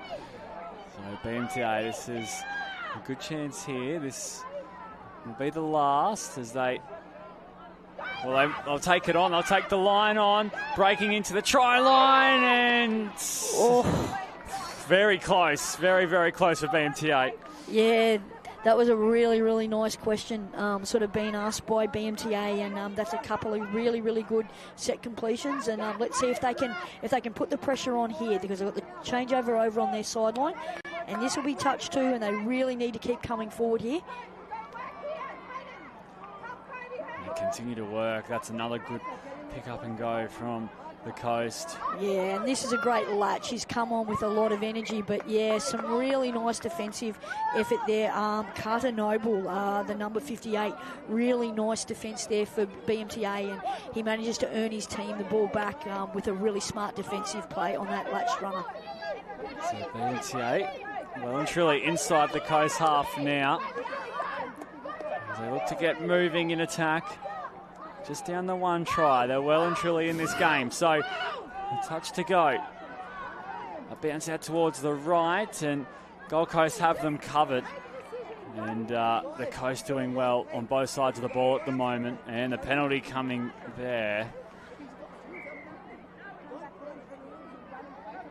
Yeah, so just a bit of a lesson there. Yeah, just don't throw it away. He was like, I didn't throw it away far, but you still delayed the changeover. So it's all about you giving the ball back. So you can give it back to the closest opposition player, Josh, or you can leave it where it is. But it's really important that you don't delay the transition, because then you're getting into that situation where it is sort of penalty territory. Yeah, you can start to see the crowd building here around Field 1 for the break-in play we'll have on day 2 at the Junior State Cup with the sprint relays.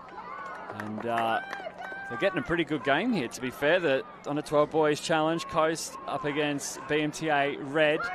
It's 1-0 the score. Kamali Wanakore, the try scorer for the Coast.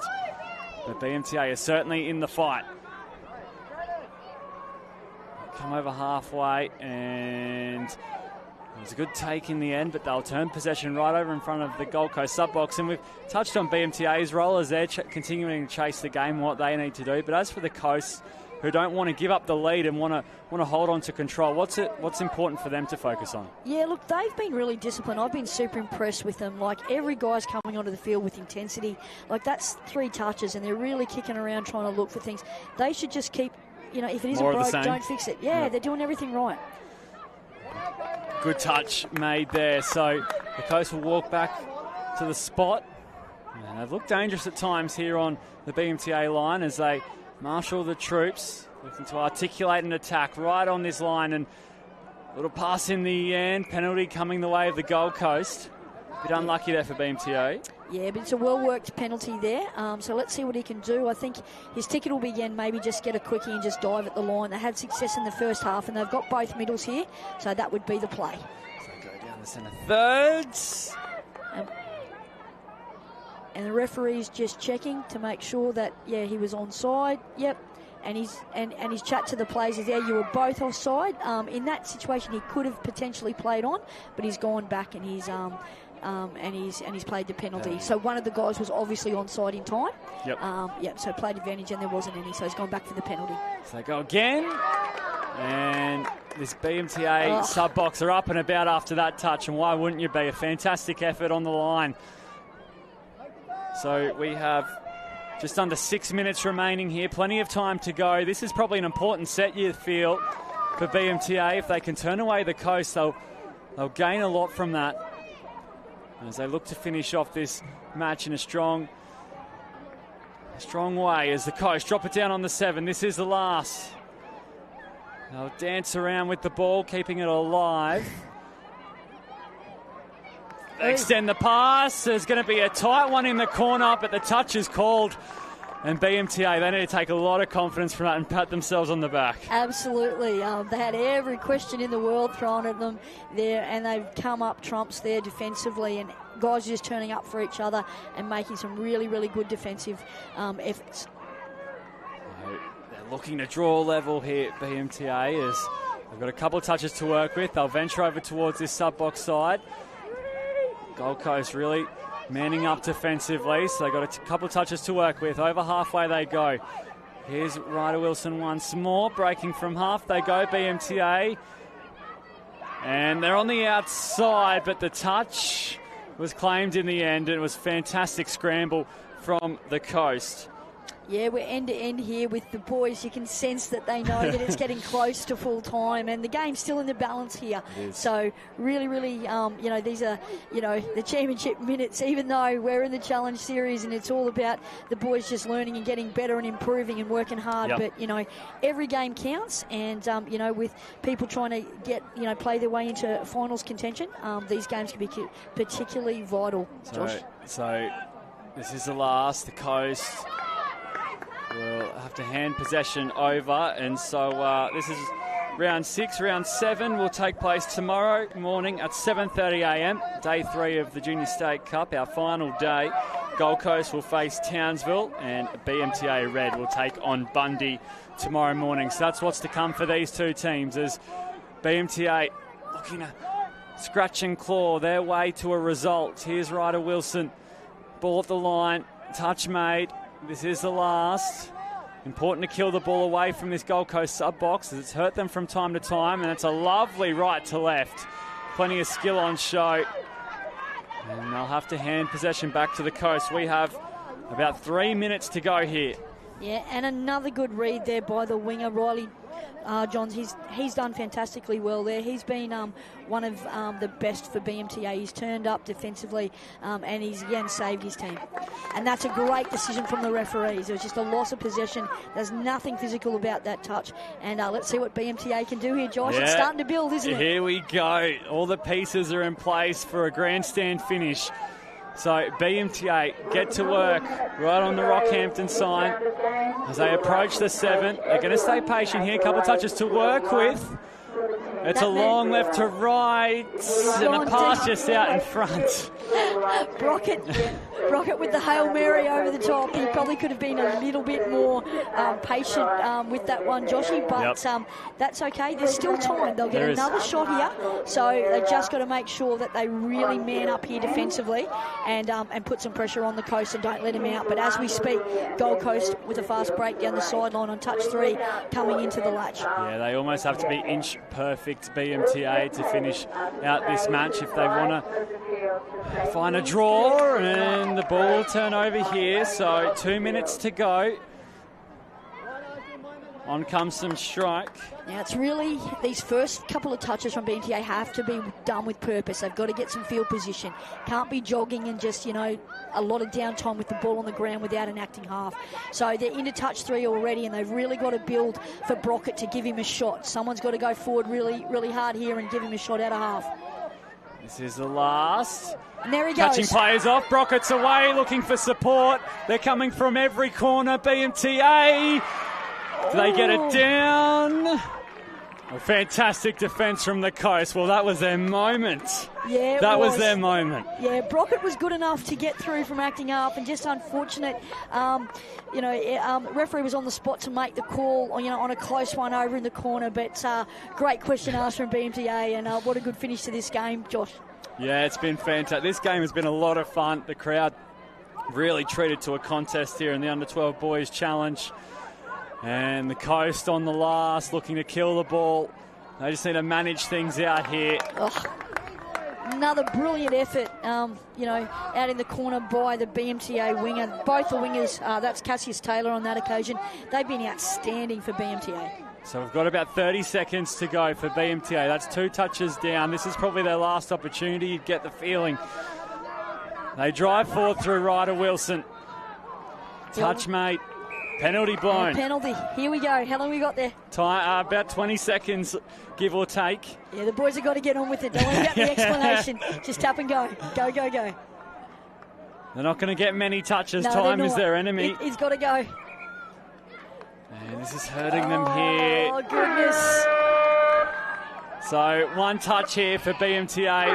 They're going to try and make something here we work. go. Surely. Races. BMTA, keep the ball alive. Keep it alive, boys. Gold Coast scrambling, 1-0 in favour of the coast. They're looking for a result. Brockett, the touch is made, and the coast hold on. It's Nash Watkins who does the job. What a game, Carly Banks. How good was that? Yeah, how good. BMTA kept asking questions at the end, and the Gold Coast were pretty excited with their win. But, yeah, we see Bo Dela Cruz. She's still got a smile on her face down here in the sub-box. How can you not, really? Yeah, no, fantastic effort from the boys, both teams. And this is what touch footy is all about, getting around each other now and high-fiving each other at the end of the game. So what a great game we've been treated to, Josh. That epitomises the Junior State Cup, Carly. We've been treated to a beautiful game and a lovely day here in Rockhampton. We're going to step aside. We've got the sprint relays coming up. Thanks to GYG, we also have our post-game interviews, so don't go anywhere before we return with more action live from Rockhampton. At GYG, clean is the new healthy. But what does clean mean to us? No added preservatives, no artificial flavors, no added colors, and of course, no unacceptable additives in our food. That's why our guests feel so great after eating GYG. We're a food company. We are obsessed with every ingredient. It's our responsibility to serve you real, delicious, clean food. Who said fast food has to be bad food? At GYG, clean is the new healthy. Love ya. Thanks for joining us for another post-game interview fueled by Guzman Gomez. We are joined by Niall Williams-Guthrie and her daughter Rima Ray Guthrie, who plays for the Gold Coast under-12s. How's the Junior State Cup going for you so far? Good. We won one game today and lost one. So, yeah. Okay, 50-50, that's pretty good. And you've been playing for about 4 years now? Yeah.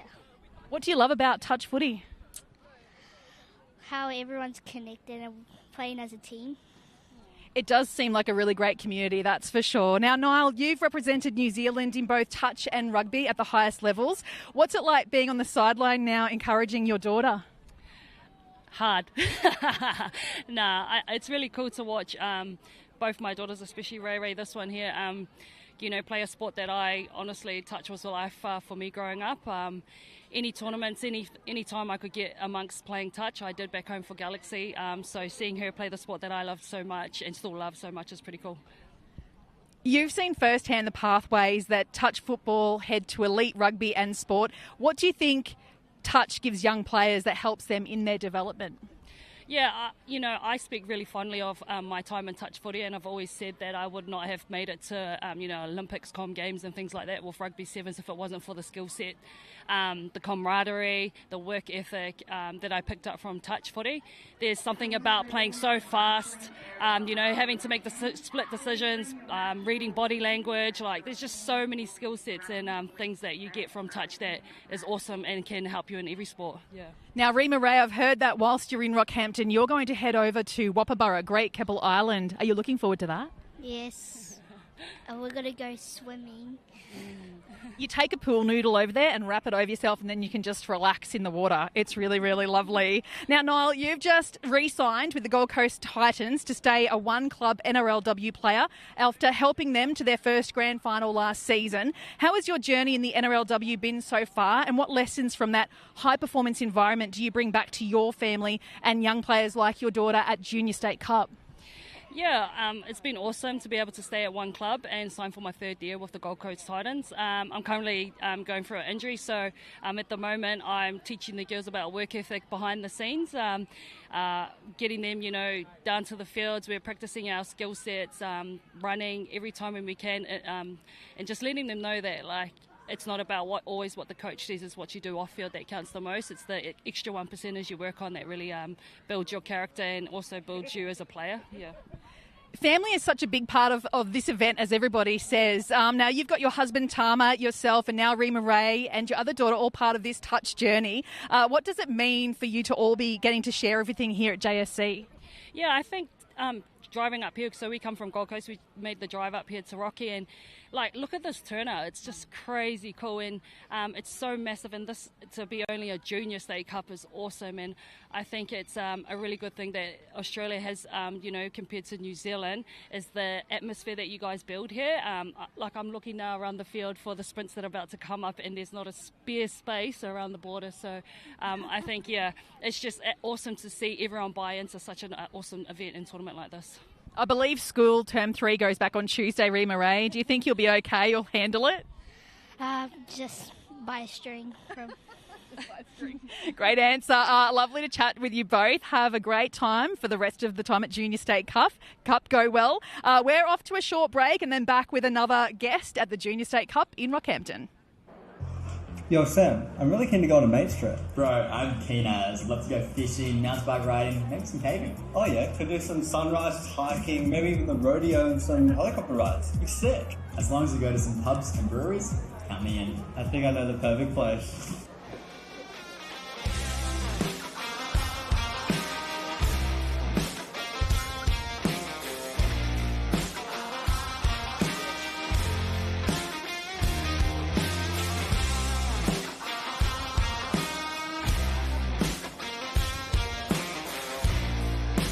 Bags of barrel, baby. Let's go.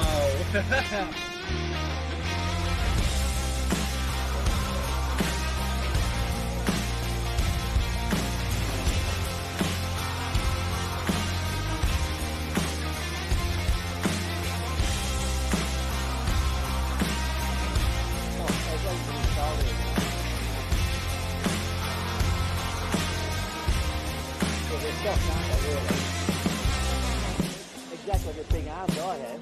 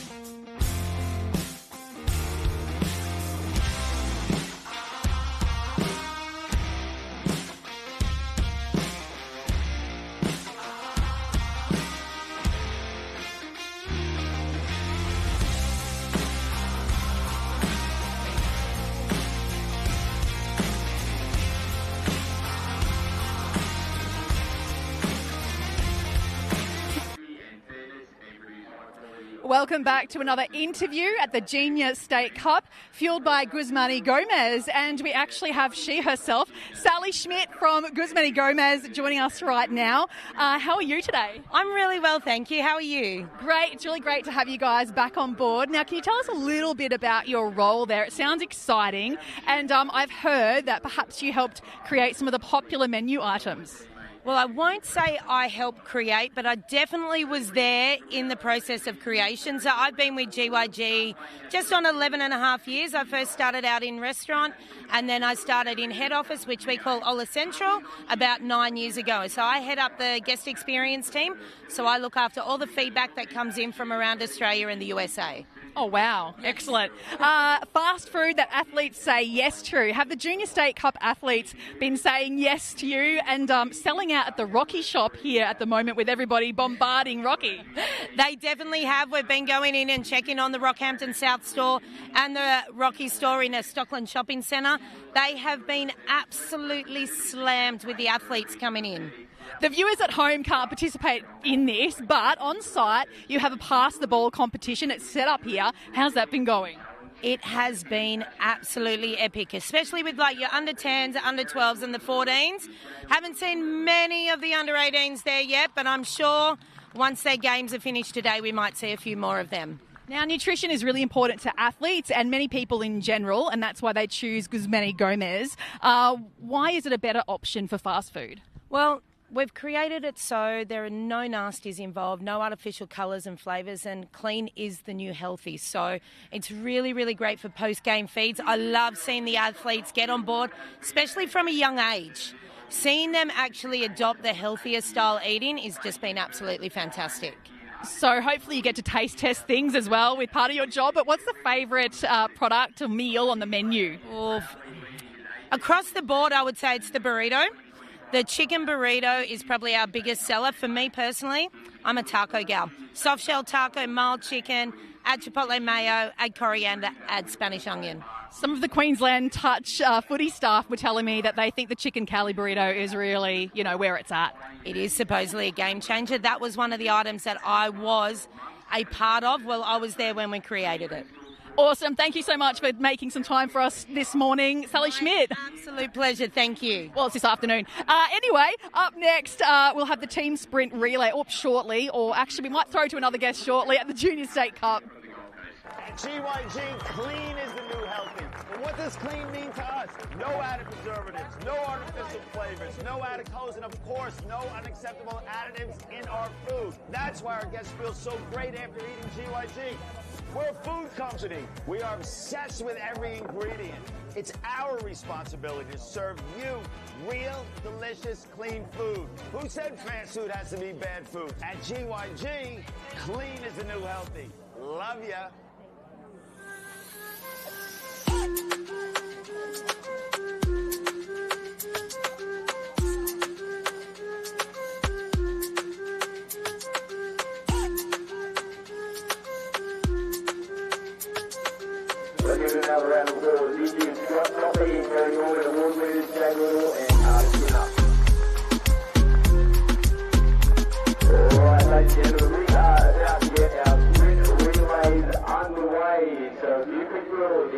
Welcome to another interview fueled by Guzman Gomez. Right now we have the chaplain for the Dolphins NRL team joining us, Ray Mwanga. How are you this afternoon? I am exceptionally well and very, very hot. Now you're also the chaplain for Netball Queensland and the Australian Army. And chaplains in sport are the architects of team culture and spiritual care. Can you tell us a little bit about what you do there? Yeah, there's three things I'd say. I'll sum it up. They all start with the letter C. You're there for people in their times of crisis, times of challenge, and times of change. And so I'm inserted into any team or culture where I can provide that additional support as another layer of protection, but also ensuring that the culture is stabilised within the organisation. That does sound like really wonderful support that you provide. You are actually here as a proud parent. How's that going for you? It has been exciting, nerve-wracking, and yeah, I'm just loving it. And how would you describe the culture that you see at Queensland Touch Footy? Yeah, what I really love about the culture at Queensland Touch Footy is that it's very inclusive. It's a family-orientated culture, which means it's not just the child that participates, it's the entire family. So I have one daughter who's playing in the team, but our entire team of our family of 5 are all here to support her, so it's been great. Yeah, and as you would know too, the Rockhampton community is really thrilled to have this event here as well. So yeah, it's so many people affected in a really positive way. Have you got some tips on growing culture to share with the affiliates? Yeah, I think probably one of the biggest things that I notice in my line of work is that culture elevates culture. Not only that, culture leaks culture, so it starts from the top down. So if your organisation heads and leads are actually encouraging culture in a positive way, it's also great. But it's also in reverse, where if the culture on the ground is organic and it's led by the players or led by parents, it's also infectious as well. So it's kind of like a two-way street. So that's probably my biggest perspective. Whilst you're in Rockhampton, have you got anything on the to-do list to experience still? I did see on the way in a zoo and a botanical gardens. I'm yet to go into the city and probably find some. Apparently someone said there's a nice brisket barbecue place, which I think it's known for. So I'm going to, hopefully by the end of the week, I'll get to visit those. Yeah. The Rocky Zoo is actually free, by the way, so you definitely need to pop in there. And it's had a bit of a reno as well. Thanks so much for your time today. Enjoy the rest of Junior State Cup, the experience. Keep it locked, though, for all the action from the Junior State Cup in Rockhampton. Next, we're going to be enjoying the sprints, the team sprint relay. Too far away from getting underway. Now before we do, our first runners, listen very carefully. We've got our referees on each side of the field. They will start the race. I will say, on your mark, set, and then when the referee blows his whistle, that's when you can start. Alright, don't forget our next runners, you can't start running until the ball is in your hand. Alright, Katie, you are the official starter. Give me the thumbs up when you're ready.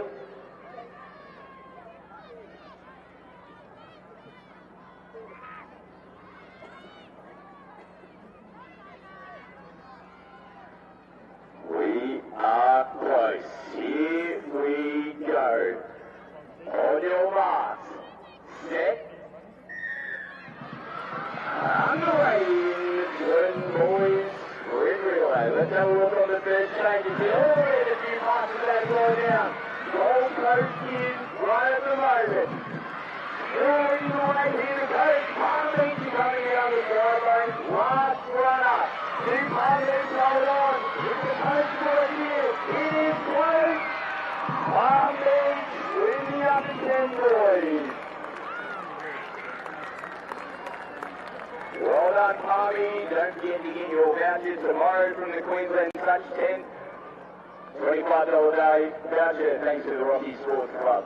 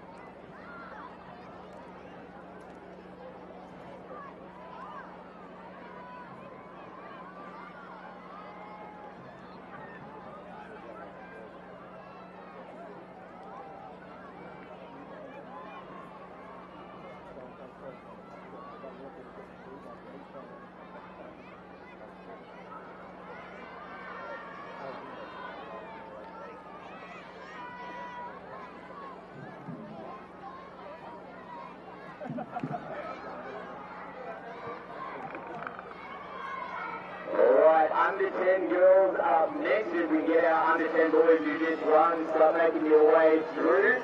For our next races, once you're completed, we'll get you heading down in the opposite direction. Out off field 1.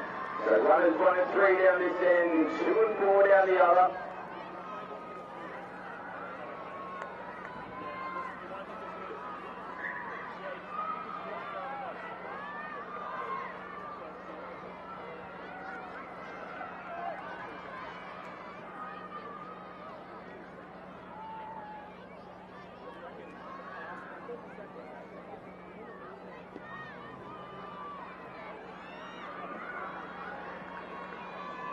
Now for our number 4 runners, which are down this end. Hello and welcome to the 2025 Junior State Cup. We have a game break here as we do our team sprint relay, and I'm with some girls and we've got one message and it's loud and clear. Go Brothers! Stay tuned as we find out which affiliate is the fastest.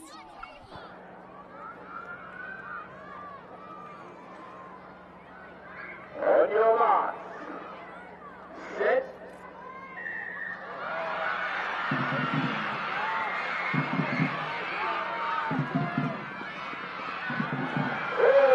To the coach in the middle there, good job to hold on. Looks like all the goalposts on the far side looking good. Palmer just dropped it down. Guzman and Flight coming into the last stage.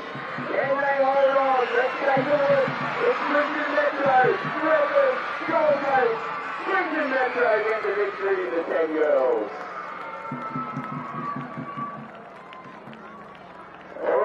our runners into 10 girls. We'll get you heading in this direction. All our 10 girls. Follow our staff down this end of the field.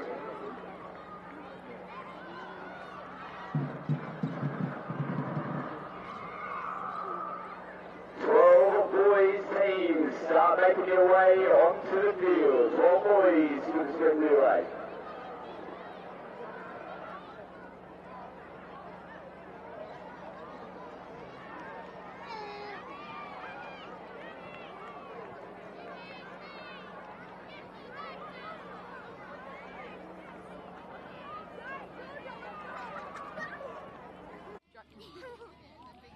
Hi, I'm Whitney and I'm with the Palm Beach Under 12 boys.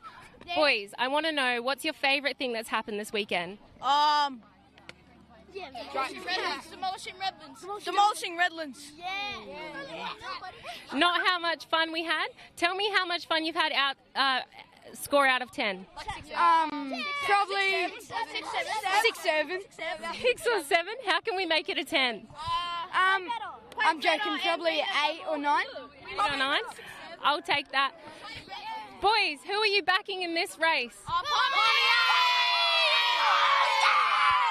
Let's see how it goes then, should we? Now a change as well for our first runners. Please bring your footballs up to the 7-metre line. You've got a scoop to start with as well. Now with your pass, remember you can pass within the 7, but your next runner cannot start until they catch the ball. No diving finishes needed. Straight across the line to finish up for runner 4.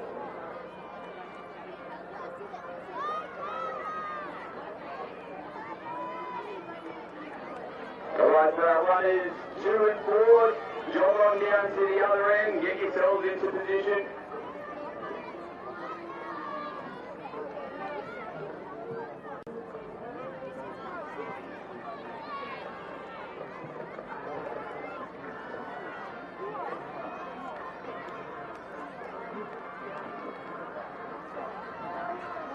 Alright, the runners 1, same as our last relays. It'll be on your mark, set, then on the referee's whistle. Getting our last runners down the far end sorted. Wait for the big thumbs up, and we'll be ready to go.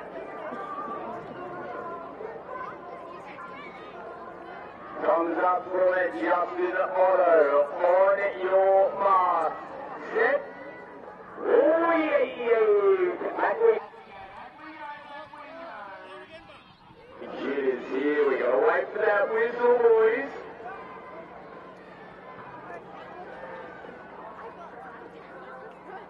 Alright, let's give it another crack. On your marks, set.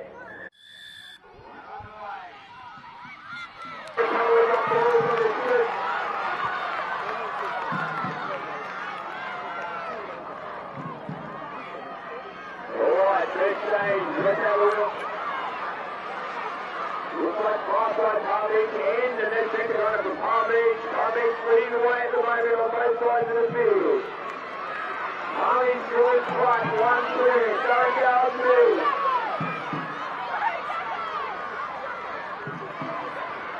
Last change.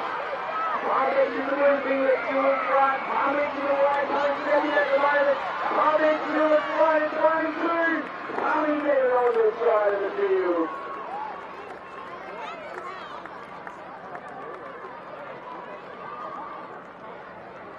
Right over the 12 boys, alright boys, start heading in the other direction. We'll get our 12 girls to come forward now, grab your footies, head on out.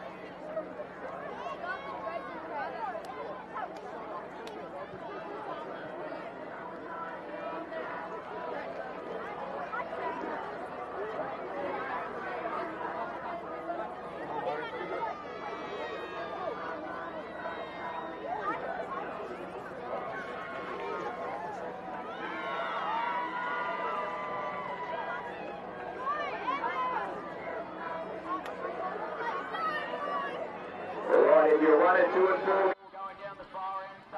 Games might have stopped, but we're still drumming up some really big fun here. The Redlands girls have a song for you.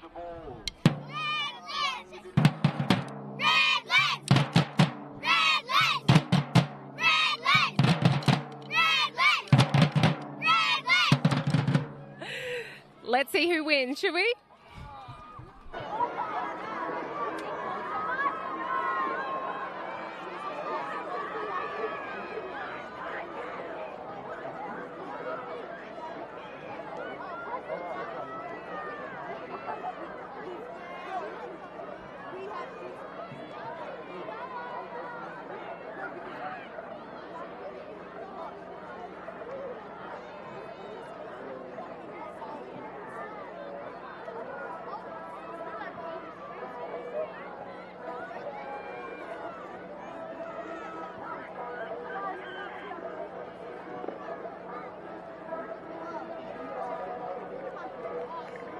We got our last runners making their way down to the far end. Runner number 1, it'll be on your marks, set.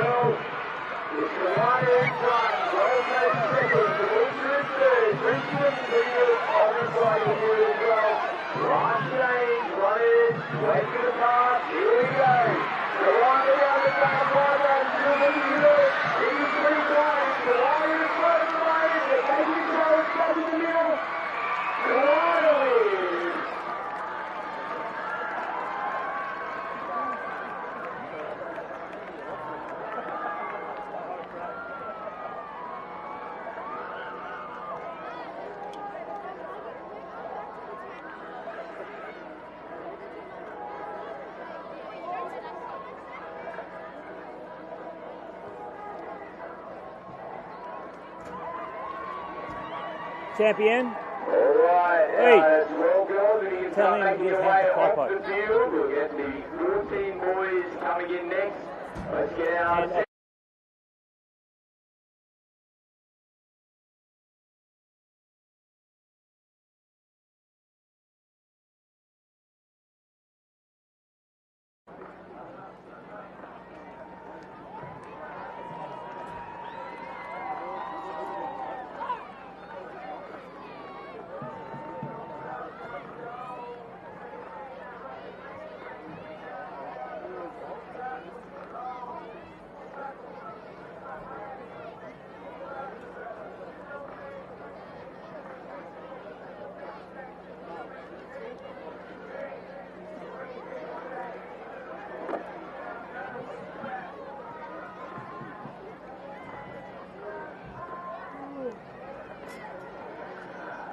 Alright, if you're right at 2 and 4, make your jog down the other end of the field, boys.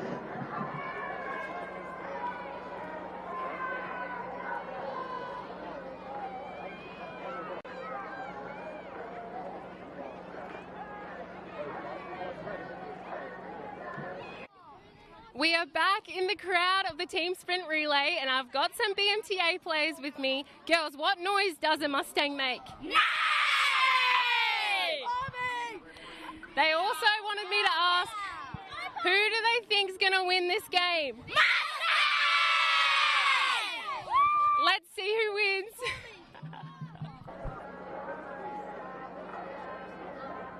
Waiting for the clearance. Thumbs up, we're ready to go. 14 boys, on your marks. Set.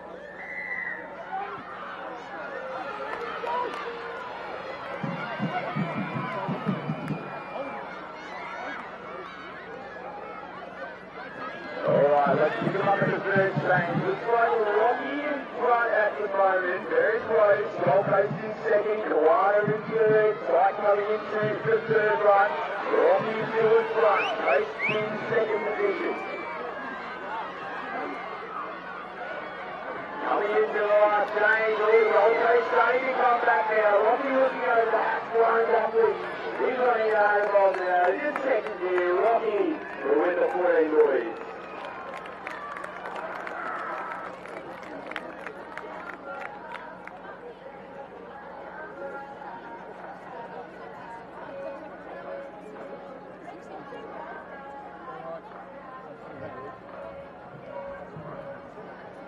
Alright, 14 boys, we'll get you to make your way off the field. 16 girls up next.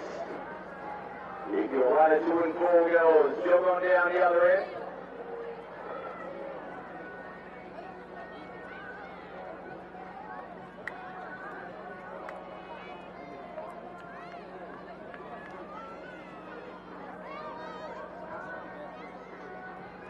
Alright, this one is a combination, so if you're an 18 girls team as well, make your way off. We're back in the crowd of the team sprint relay. Boys, how much fun are we having?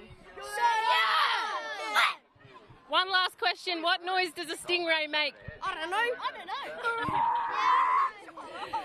Okay, tell me in 3 words who's going to win this sprint. Go, Barbie! Sure, let's have a look, shall we?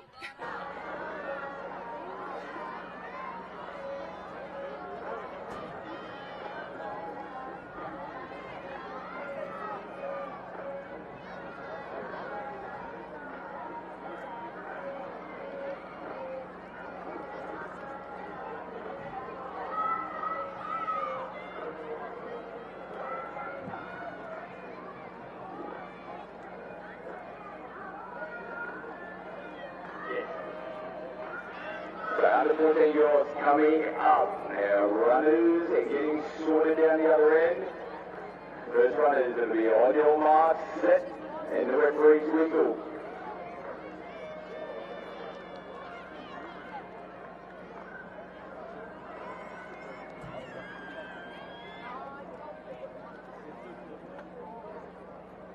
Alright, I think we are good to go.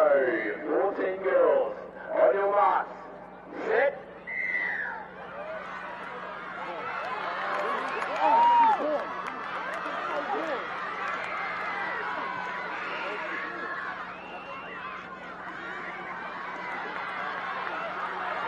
Alright, let's see how he is the first change. He's got Darren Gower on this side of the field. Guzman in second at the moment. Nice change. Darren Gower still in front.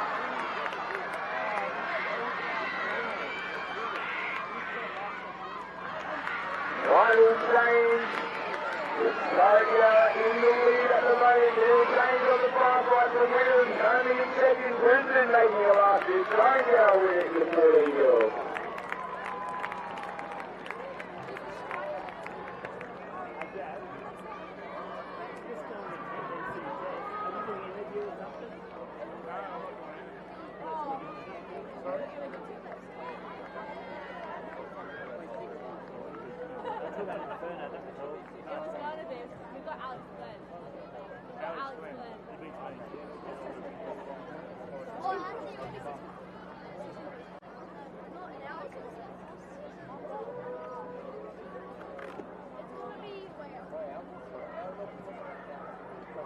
Well done, 14 girls. Now we're into our 16 and 18 girls combined. So 16 girls on the clubhouse side of the field, 18 girls over on the far side.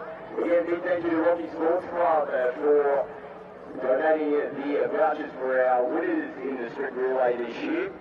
Okay, if you are one of the teams that win, head on to the Queensland Touch 10 tomorrow and grab your prize. Thanks to the Rocky Sports Club.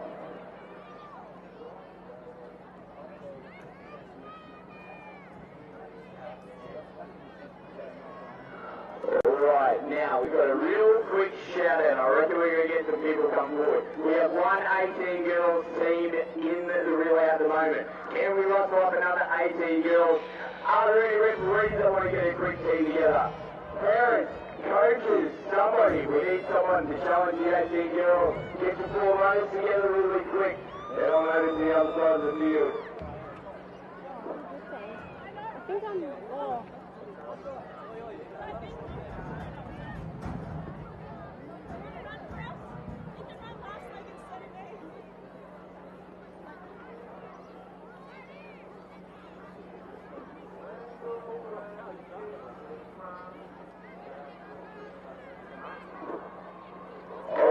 Entry, Toowoomba. What are we? 16 to 18?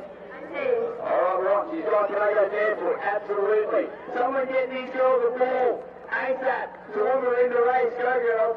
1 and 3 down this end. You can't all go down that end.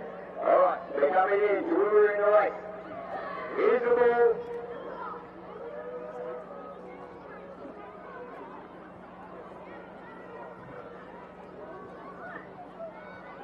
Alright, your runners 2 and 4, jog on down to the other end of the field.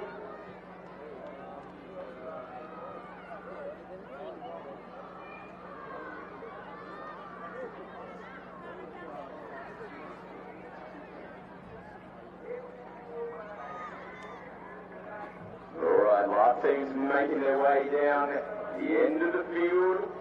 We've got 16s on the clock outside. A couple of 18 teams down on the outside of the field as well. 16 boys, 18 boys coming up next. Alright, we're pretty close to getting started. Alright, first runners, you will be on your mark, set on the referee's whistle. On your marks, set.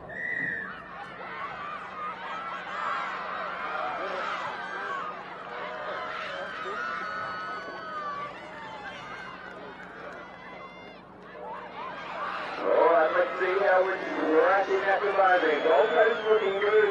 We've got 2 of our late entries in the 18 girls, probably the 18s at the moment. Transition here past the Gold Coast still in front. We've got 2 coast teams.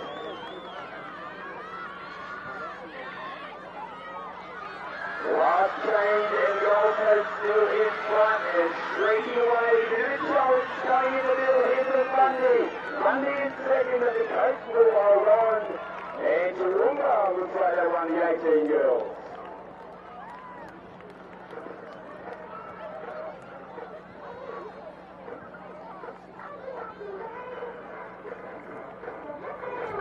Alright, here come the 16 and 18 boys. Now I think we might also only have the one 18 boys team in at the moment. I know there's some more out there. Get your boots on, get your footy.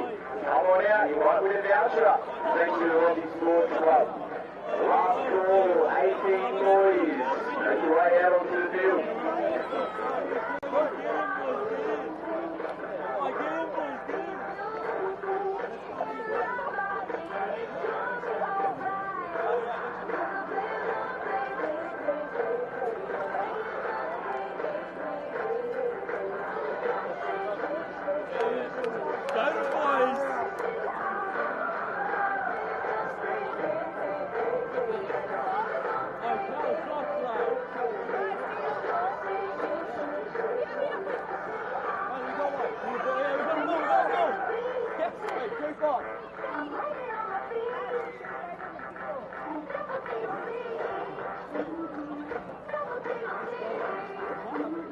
Hi, Pinky.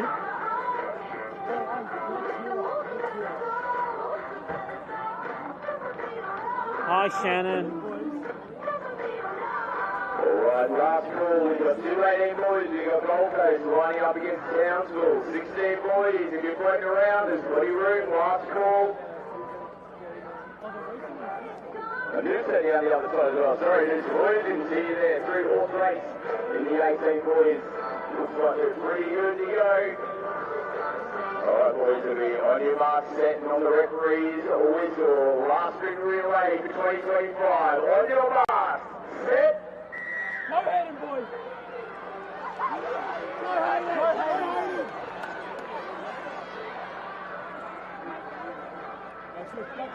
Alright, let's take a look. The 18s, actually the 16s in front, leading the whole thing at the moment. Townsville leading the way in the 18 boys. Rocky in front at the moment. Pretty comfortable in the 16. Townsville now leading in the 18 boys. Last change coming up. Rocky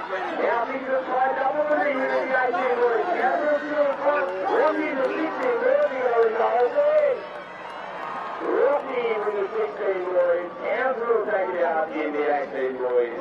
That wraps up the sprint relay, ladies and gentlemen. Thank you for coming across one of the great traditions here at the Queensland Junior State Cup. Well done to all the winners and a big thank you to the Rocky Sports Club.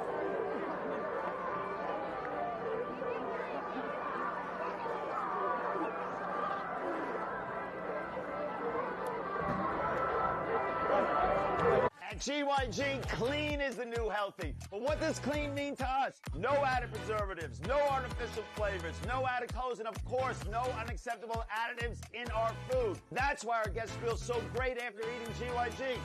We're a food company. We are obsessed with every ingredient.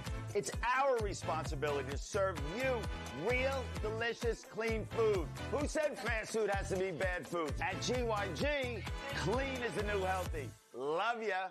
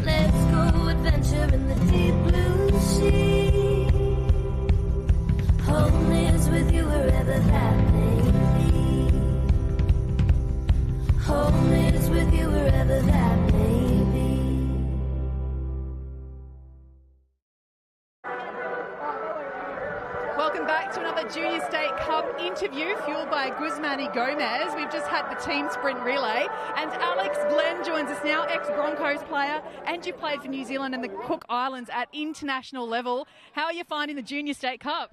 I'm loving it. It's been 20 years since being in the touch realm, so it's a full circle moment for myself. I'm here coaching my son's under-10s team, and it's amazing to be back in the arena. Yeah, you are here as a parent, and your sons were just in the relay. How did that play out for them? Yeah, I think they got top 5, which was amazing. There was a lot of teams in contention, so the boys were pretty nervous. Obviously a big crowd around here, so yeah, they went well. We'll take the top 5. There's just so many smiles, lots of sunshine and enthusiasm, isn't it, when everybody gets around for that? It was amazing. Oh, it's the best part, honestly. Like everyone, obviously when it's spaced out and it's a big tournament, you don't get to see everyone's potential. So everyone comes to the main field and watches everyone showcase their speed and their talents out there. And it was awesome to see. How important is touch footy for skill development in your point of view? Well, personally, I think it's huge, especially if, a lot of the females and males want to proceed in the rugby league realm. I think it just, really helps them develop their skills in terms of ball skills, defensive efforts, and reading plays out there in space. I played touch football for a lot of years leading up to my professional career. So did Sean Johnson, Pappenhausen, Kalen Ponga. So you can already see what it does for the players out there. And when they go out into that footy realm, it looks like everything just slows down because touch football is such a speedy game. And you have to react really fast. So obviously when you're out in a rugby field, it just feels like it's going in slow motion. I've been thinking that watching some of the games, especially with the older kids, because they've been playing longer, they're so fast. Yeah, so fast. And that's why it's good to come back and see the kids still competing at a high level. Obviously, the game is growing so much more since I was in school level, and it's just good to see, how much the growth has come in touch football and a lot of younger kids, from under 10s competing at a regional level. I think it's beautiful. Now, you coach your son's under 10s team. How have you found that by having to be dad and coach? Is it a bit tricky? It's hard, to be honest. It's hard. I guess the other kids react really well to the way that I coach, but I feel like every dad and parent out there, when they're in the coaching role, our kids don't react as much as the other teammates do. So I find it's hard because I'm pretty hard on my own son. But yeah, it's a learning curve for us. And I think from a coach's point of view, the best thing that we can do is be that good role model and mentor for these kids to be good human beings. I think that's what we're focused on. Because under 10s, it's important for these kids to make sure they're having fun out there and they're being good human beings out there, and also good, respectful sportsmanship players out there. So that's what we've been focusing on. The kids have been enjoying, the last 6 months together. And this weekend's been amazing as well. So it's been good. Well, the kids are really privileged to have you as the coach, that's for sure. Alex, Glenn, thanks so much for your time today. Enjoy the rest of the Junior State Cup. My absolute pleasure. Thanks for having me. Up I next, just think the focus on coaching and training methods and the direction that touch footy's going, that's real beneficial for what we do in the school. We'll take some of those different data sources. We have the same equipment at school, using the data that we have to focus our intention in our training a little bit more. So that should help improve our results, hopefully.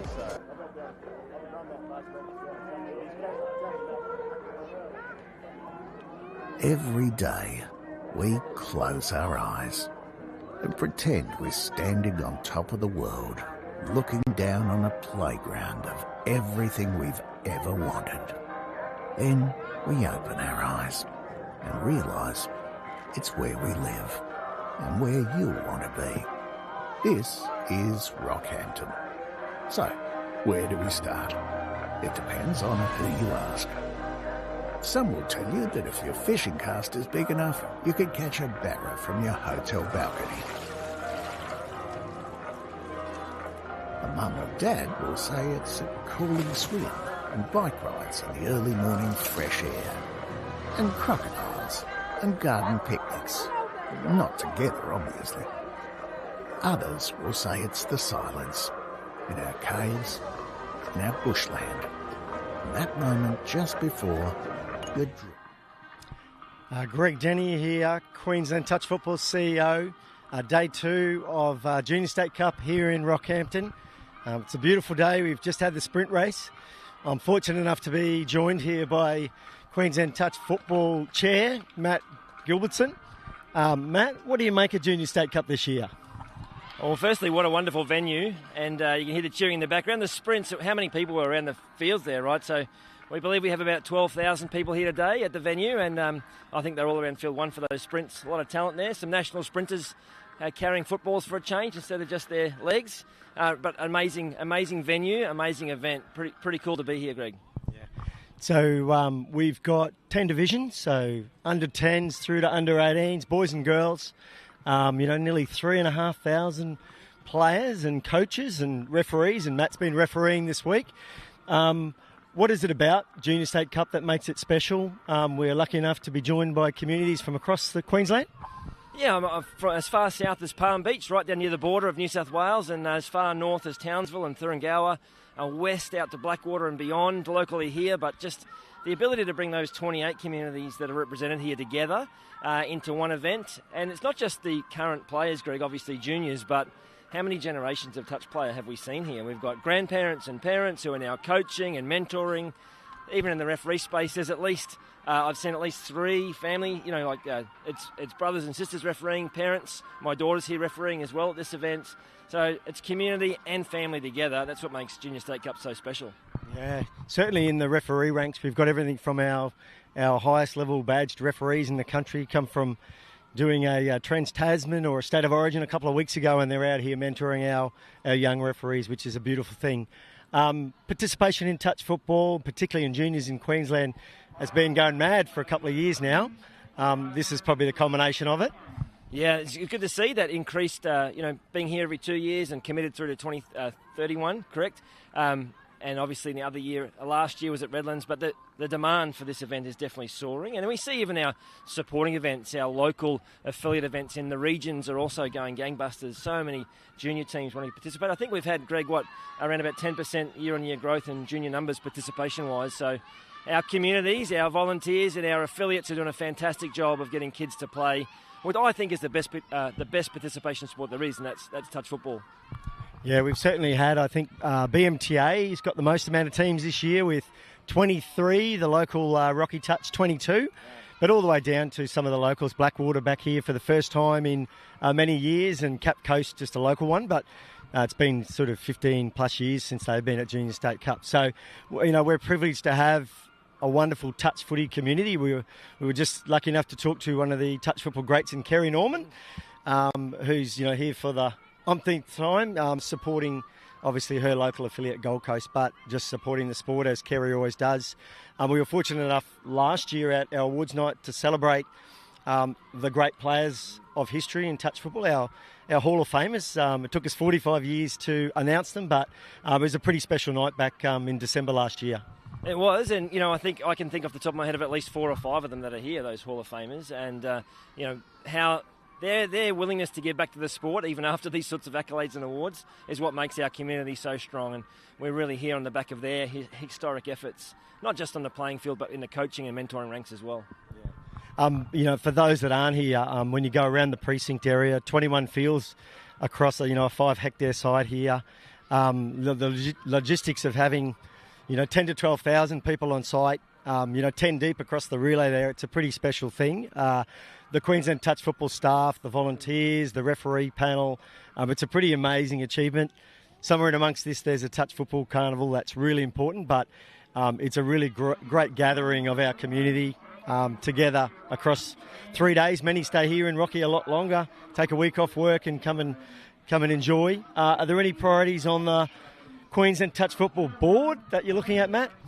Yes, certainly supporting the fantastic work that we're doing in participation growth. Our job is to make sure that every community has a chance to grow its player base. And it's not just about playing touch footy, it's actually about connection to community and having a place for families, individuals, juniors, seniors. I still play touch, believe it or not, in my 50s, and plenty of us still do. So it's that lifelong participation in a community sport.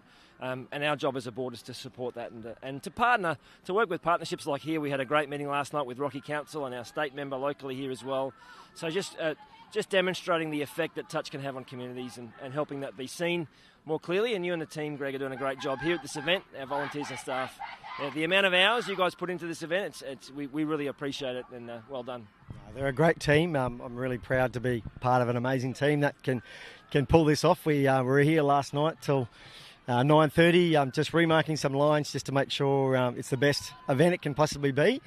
And we really we look forward to hosting this every year. This is our pinnacle event. Junior State Cup has been 26 or 7 years in the making, so we're really proud. We're really proud of our affiliates and what they can achieve. If you head over to Affiliate City, which it is now, where all the marquees are, it's like a city. Those affiliates that were here last time had a tiny little tent. Some of them, like a Kawana, have now got this massive big tent. So it's amazing to see all the people come together and join in 3 fun days. So it's great stuff. Well, Greg, we're getting the wind up here. The games are about to start. Let's focus back on the action. Good to chat about this. Look forward to seeing you again. Thank you. Thanks. At GYG, clean is the new healthy. But what does clean mean to us? No added preservatives, no artificial flavors, no added colors, and of course, no unacceptable additives in our food. That's why our guests feel so great after eating GYG. We're a food company. We are obsessed with every ingredient. It's our responsibility to serve you real, delicious, clean food. Who said fast food has to be bad food? At GYG, clean is the new healthy. Love ya.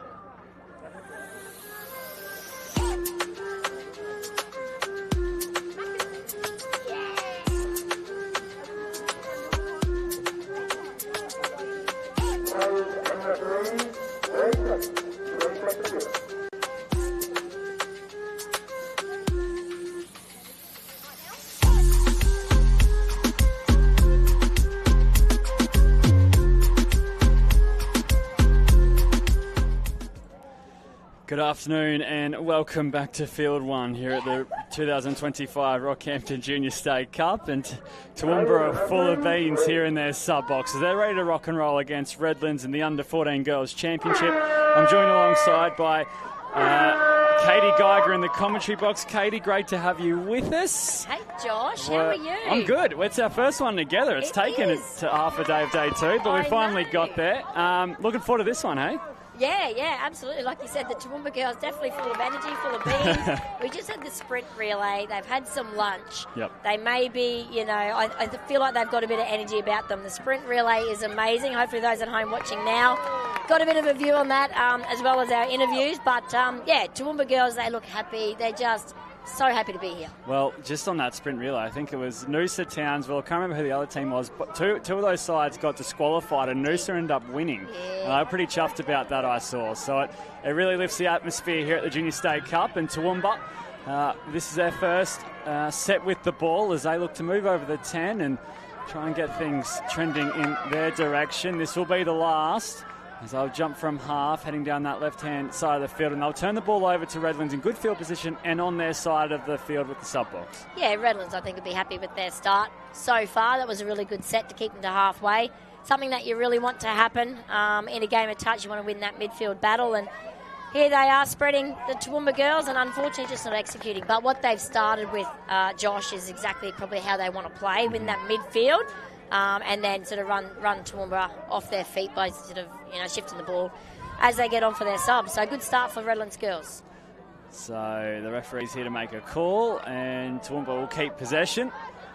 Perhaps the right one in the end. So some good defence here. That was fantastic work from Summer Green getting up in Toowoomba's face, and they continue to come, Redlands, in defence. This will be the last. Toowoomba shift the ball down this right-hand edge. Ooh. And they're broken through. This is still the last touch, and they're going to go all the way. And Toowoomba, out of nowhere through Ava Spain, have the opening try. That was great eyes-up footy. We talk about eyes-up footy all the time. There wasn't much happening. We also talk about fifth and last. Not much on. Bring it back to your sub-box to at least make it difficult for Redlands to get to theirs. Yep. All of a sudden, gap opens up and away she strides. So plenty of smiles on the girls' faces at the moment. Out of nowhere. Absolutely out of nowhere. And they'll admit that themselves. It probably wasn't the plan. But, hey, whatever presents, you run with it. And this should be a good game. Toowoomba currently sitting first and Redlands third. Well, that was prior to round 5. So that's the way these two sides are shaping up. So looking forward to this contest. This will be a good chance for Redlands to hit back right on the 7. This is the last. They drop it down to the centre third of the field. And a bit of dust spraying everywhere. And the 6 touches made. So Toowoomba doing it on both ends of the ball at the moment. That was tight. That was really well done from Redlands. Really good play. She split nice and hard and got nice and low. But good defence from Toowoomba. They needed to get a stop there and try to sort of stamp their authority in this midfield. So well done to them. Well done from Redlands, though, as well. Here we go.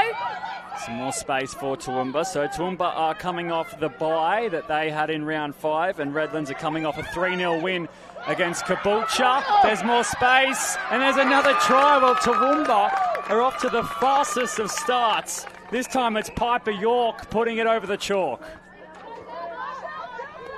Yeah, wow, no wonder they were full of smiles. Well, I don't know what they had for lunch, but just going through the hands. I mean, it's simple footy, isn't it? There's spaces there. We talk about spaces, not faces, and this is exactly it. The girls are running to space, shifting the ball nice and early, not digging too far into the line, and getting their rewards. What a cracking start after not winning any particular area in the midfield. They pulled out 2 tries, sort of what seems like out of nothing. Yeah.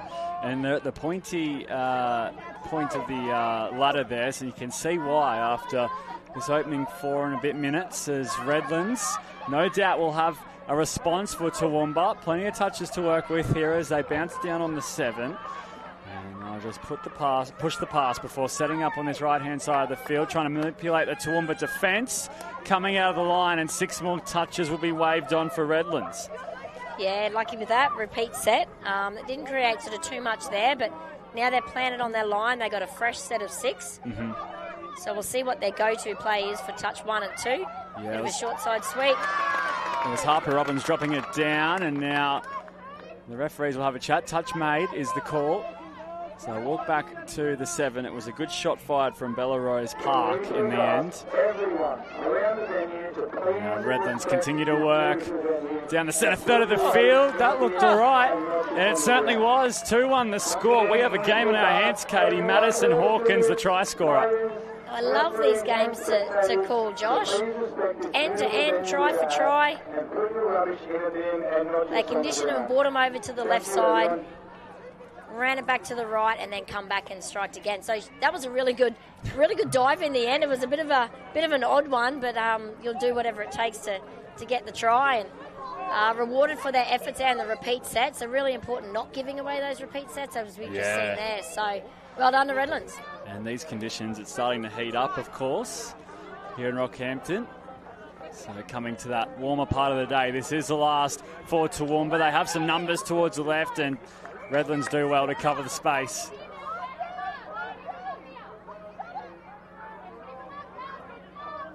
So the game prior to the break was a fantastic one between the 12 boys. That went right down to the wire. BMTA just couldn't find a try as Gold Coast scored early on in the first half and held on to that lead, finishing 1-0. It was a fantastic finish as the crowd came around field 1, and now this game sets up to be another belter here on field 1. So Redlands on the charge at the moment. Touch made. They'll play it on the Rockhampton signage as they approach the 7 now. A couple of touches to work with. Summer Green with ball in hand, hands it off. Now shovel the pass towards the right-hand edge. This is the last. Can they strike from here? Summer Green finding a teammate, but Toowoomba's defence a little too good on that occasion.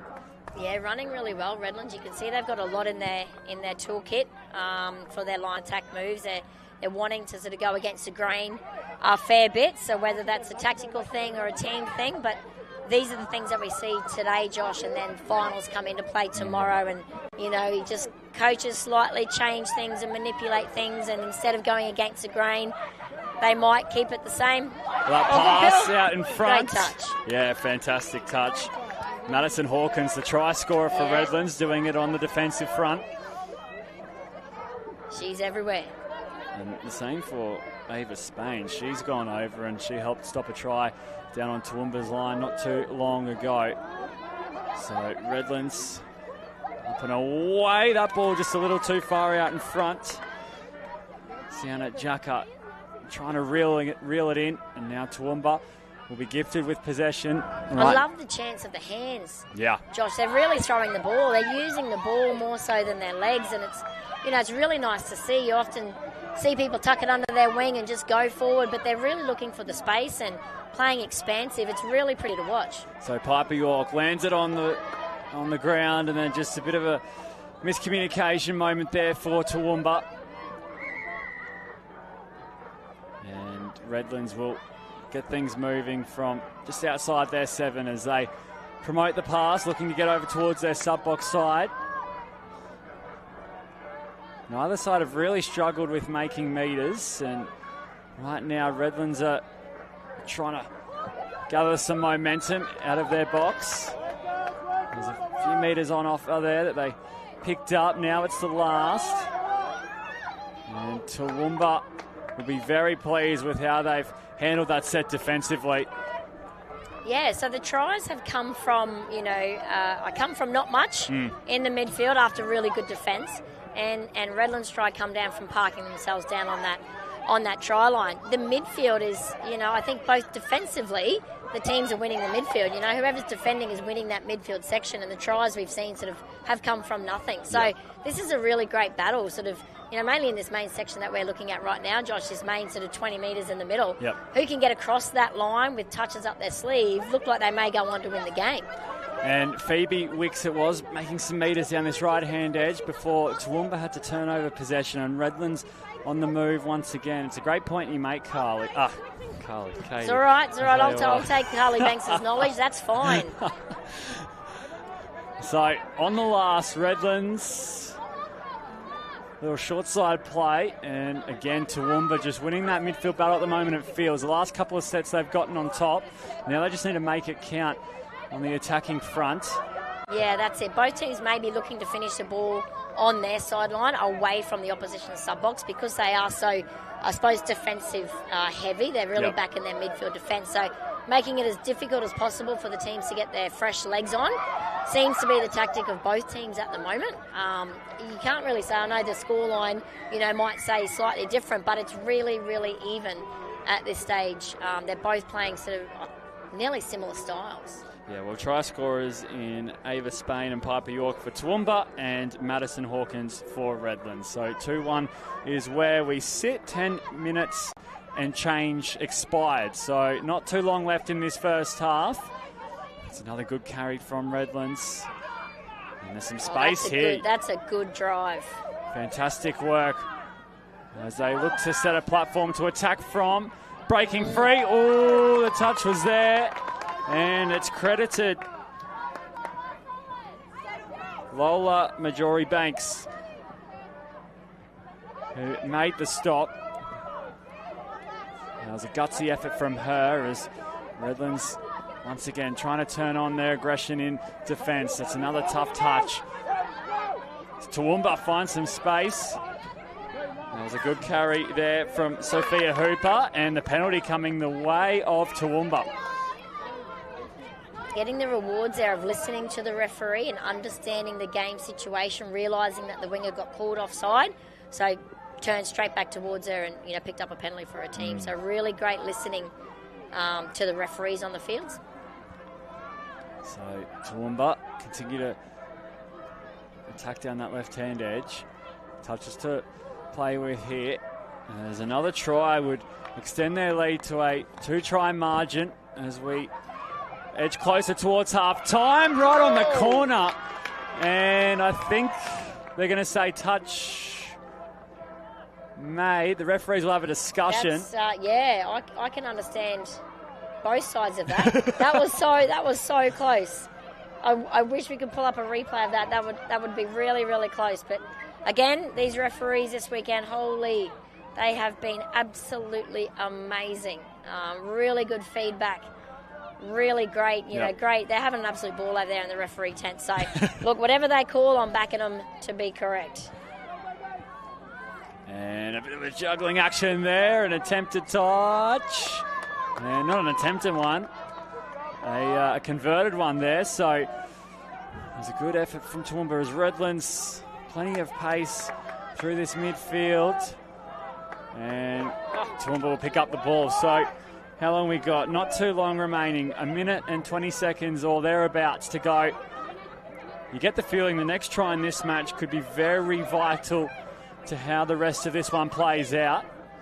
Yeah, absolutely. Toowoomba, they'll be wanting to put another one on before half-time and really sort of cementing a good 2-try lead.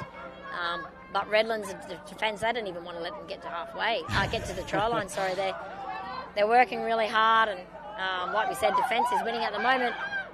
It's a true attribute of that Redlands style touch, isn't it? It is, yeah, 100%. They've got some good people there at Redlands, some smart people, some smart coaches and players, and everyone's giving back in the club as well, which is really nice to see. That's what we love to see is past players, current players giving back, and Redlands definitely have that in abundance. So they're quite a lucky club. They're great to work with, great to deal with. Junior State Cup there last year, so we love working with the Redlands crew. And Redlands now a little bit of space to find on that far side of the field. They continue to hunt now. This is the last. And they fire it away to the short side. Play was clear up until the ball hit the deck. And that'll just about round us out, you'd say, for the first half as we wait for the hooter to sound. There we have it. So 2 tries to 1. Toowoomba in front. What will the talk be at half-time, Katie?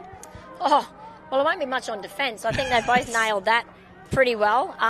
It'd just be definitely getting, going forward. I think every set they're looking to do a subset, Josh. So maybe a bit of direct play in the midfield just to get them on the back foot and hopefully win that battle. Well, we'll take a break and we'll return for the second half between Toowoomba and Redlands.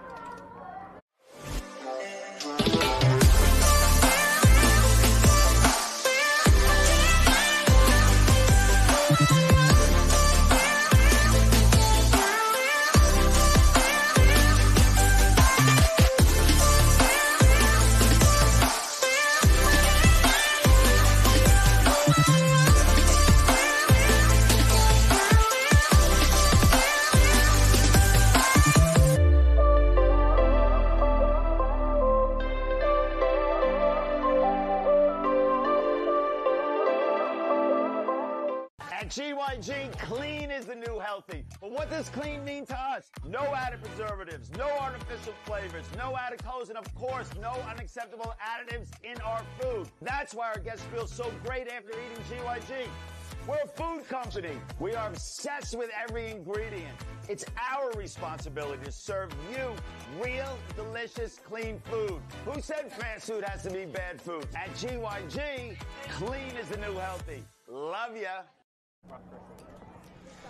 Welcome back to the 2025 Rockhampton Junior State Cup. Toowoomba and Redlands out on show here on Field 1. It's been a very tight, intense game. And 2-1 the score in favour of Toowoomba. I'm joined by Katie Geiger in the commentary box. Katie, day 2 here at the Junior State Cup. It's been full of action so far. Any highlights as we reached about the halfway point? Plenty, Josh. I've been out and about a little bit this morning. Haven't been down to the 10s fields. The under 10s is usually my highlight. Okay. They're wonderful to watch. Their enthusiasm, the passionate crowd. We'll call them our passionately proud parents in the crowd. That's usually my favourite space to go, but I haven't ventured there today. But this game, I called one earlier, this game here is really in the balance, and listening to Toowoomba on the sideline at half-time. We've only got a 2-minute half-time, so not many instructions are able to be given, but patience was one of them. So patience was their key word. I couldn't agree more. Once they can get down there, be patient with the footy, I think Toowoomba will definitely back themselves to go on and win the game. But the way that Redlands are defending right now, they'll be doing everything that they possibly can to get one on the board and get it back to even, because they too will believe that they should be winning this game. So it's a really fun one to call. So Redlands back in possession, and they're just deceiving the defence there as they pick up a few more metres. And Toowoomba doing well on the defensive front to start off this second half. So that'll be the last touch. And Redlands do well to hand the ball back on the far side of the field for Toowoomba. Yeah, I think number 8, Kelly there, I think she might be the go-to with the attack. If she can get some good ball down on the line, I think she looks a threat. She looks nice and fit and strong and fast, and a few times she's picked up with half a chance and given herself, every chance, but unfortunately sort of the back end of the set and not really, line attacking, not sort of there in that space. So if Redlands can get down the field, I reckon look out for number 8. Kelly, I think she'll be the go-to. So this is the last, and Toowoomba, they knew what they wanted to do. It just didn't open up for them. And Redlands hold strong defensively. They shut that front door once more, and they'll get moving outside their 7, looking to try and pick up a few extra metres as they look to get fresh legs on the field. Yeah, still no direct set from either team, really, Josh. Like not much at all. So they're going to their sub-box. It could be this heat. It's a real steamy kind of a heat here in Rockhampton. It's a dry heat here in CQ. So, these two teams, especially Toowoomba, I mean, I don't think I could play touch out there. I would be freezing. But, so, it could be the heat that is getting the girls to make sure they go to their sub-box every time. It could be fatigue. It could be, big day yesterday. They played this morning as well, and another big day tomorrow. So I still would like to see some direct sets to win that midfield battle. And so touch made there, and they're up and at 'em, Redlands. So Toowoomba on the last, shape towards the right, looking for support. They find it, and the referee's having a look. Katie thinks it's down. Toowoomba do too. I'm going with down. Oh, wait on. Interesting. So Redlands, maybe the rub of the green they need. Yeah, pretty vital that try. That puts them up by 2. So good touch. She was confident in the touch. I mean, it is in our far corner. I was waving that try in. I was pointing to the spot, but referee's right on the mark. So Redlands, could have dodged a bullet. So they'll really want to get this, get the meters eaten up by these first couple of touches. Get themselves over halfway without that pressure. But I mean, this defence from both teams, they're really struggling to get any momentum in this midfield. So maybe they can just look for a strike dump in the midfield and just pick up and head down and get through the line, which is what Toowoomba done to start with. And how important is it for this Toowoomba sub-box? They're so engaged in the contest. How much energy does that give the players on the field? Oh, it's massive. It's absolutely massive. There's the sub-box is a funny thing. If your sub-box is up and about, it means that they're energised enough to go out there and implement what you're sort of talking about. If they're very flat in the sub-box, they're the ones just about to go on. So if they're flat, they're going to go on flat. So you definitely get the energy when you're out there from your sub-box, and, you got your ear out for your coaches. And, in the sub-box, you want to be switched on and know exactly what you're going to run and try to execute when you go out there. So they're definitely high in energy, these Toowoomba girls. It's awesome. And I'm sure Redlands are much the same. They've given us a fantastic contest so far, and a bit more time to go yet as we see a change of possession. And in this 14 girls championship division, it's a total of 21 teams, 3 pools of 7, 6 round games plus a bye. Oh, here she goes. And Toowoomba, touch mate. Great cover defence. And so the top 2 in each pool will progress, plus the 2 best third teams of the 3. So they'll progress. So it's important you want to finish that. If you want to go deep into this competition, you want to finish as high as possible in the round games to give yourself the best chance of a good draw as Toowoomba get the ball back on the inside and Redlands make the touch. So one more touch to go. And they do well in the end, Redlands. So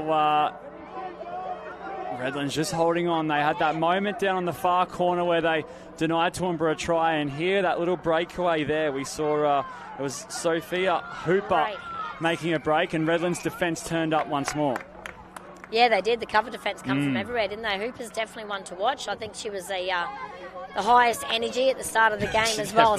So there you go. But she's definitely made an impact on this game and nearly scooted down her sideline. But yeah, no, Redlands, they come in cover, and 2 girls ended up making that touch. So they both want this team. These teams, they really want this win, and I'm really looking forward to where they're going to sit tomorrow. No doubt we're going to see one, if not both of them again on screen tomorrow. So Redlands on the last. Cheers, Kelly. Go down the centre third. Oh, there it is. Points and it's to the clear. spot. Yes. So Katie calls it, and Redlands are back level. That's why you're our expert. Yeah, Kelly again, she's heavily involved. You can see she really understands the game, knows what's going on, creates the space, and really well executed. Great line running, great setup. And Lauren Hurst, the try scorer for Redlands, and now Toowoomba are going to bite back almost immediately. Oh. Wow. A chance there goes begging for Toowoomba. And they're not afraid to attack from any part of the field, are they? I feel like we're in finals already, Josh. This game, they're throwing absolutely everything at each other. And in saying that, there have been some lead-up competitions, leading into Junior State Cup. So they more than likely would have played each other quite a few times. So I'm unsure of the score lines in those previous games, but these girls would know each other. Yep. If not from representative footy, whether it be school or, anything else like that, the Titan space with our youth academy, anything like that, they would, be familiar. Yep. And, familiar with each other's games. And I think that's actually paying off. I think you can see that in their defence. Why they're so dominant is because they may know what each other's running. Yeah, so to all the score, the 4 try scorers in Ava Spain and Piper York for Toowoomba, and it's Madison Hawkins and Lauren Hurst, the try scorers for Redlands. So Toowoomba cough up possession, and it's going to open the door for Redlands here. They can shift early, let the ball do the running. That's it. Yeah, they've got some space. Toowoomba recover well in the end. They've got plenty of touches to play with here, do Redlands. They'll drop it down just shy of the 7 now. As they look to work down the centre third, that's where they found some joy through Lauren Hurst.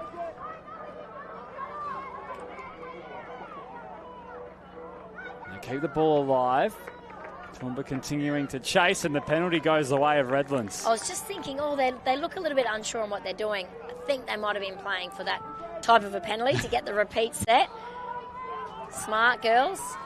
So that's one penalty down inside the 7, and now ball back on the inside. It's looking likely for Redlands. No, just a bit of a punish play and then a ninja on the inside. So, again, Kelly being the dictator, pulling the strings here, and looks like she'll receive the ball and have a go herself. And Toowoomba make the touch on that occasion. Offside. There. It was, yeah. So Kelly will take note of that. No, I have no doubt that she'll go to that move again. She knew that her winger was open and just couldn't get there, but she ended up with the penalty and get a repeat set. So here's the third.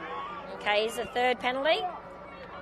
So we've got, I can't see, maybe not sure who's getting it's sent to the sideline there. Aria Mans. So Mans being the person that makes that third touch, the penalty on line defence. And it opens the door for Redlands. Oh, and it's a slam. It's a slam dunk. Bit of conjecture still. Going with the try.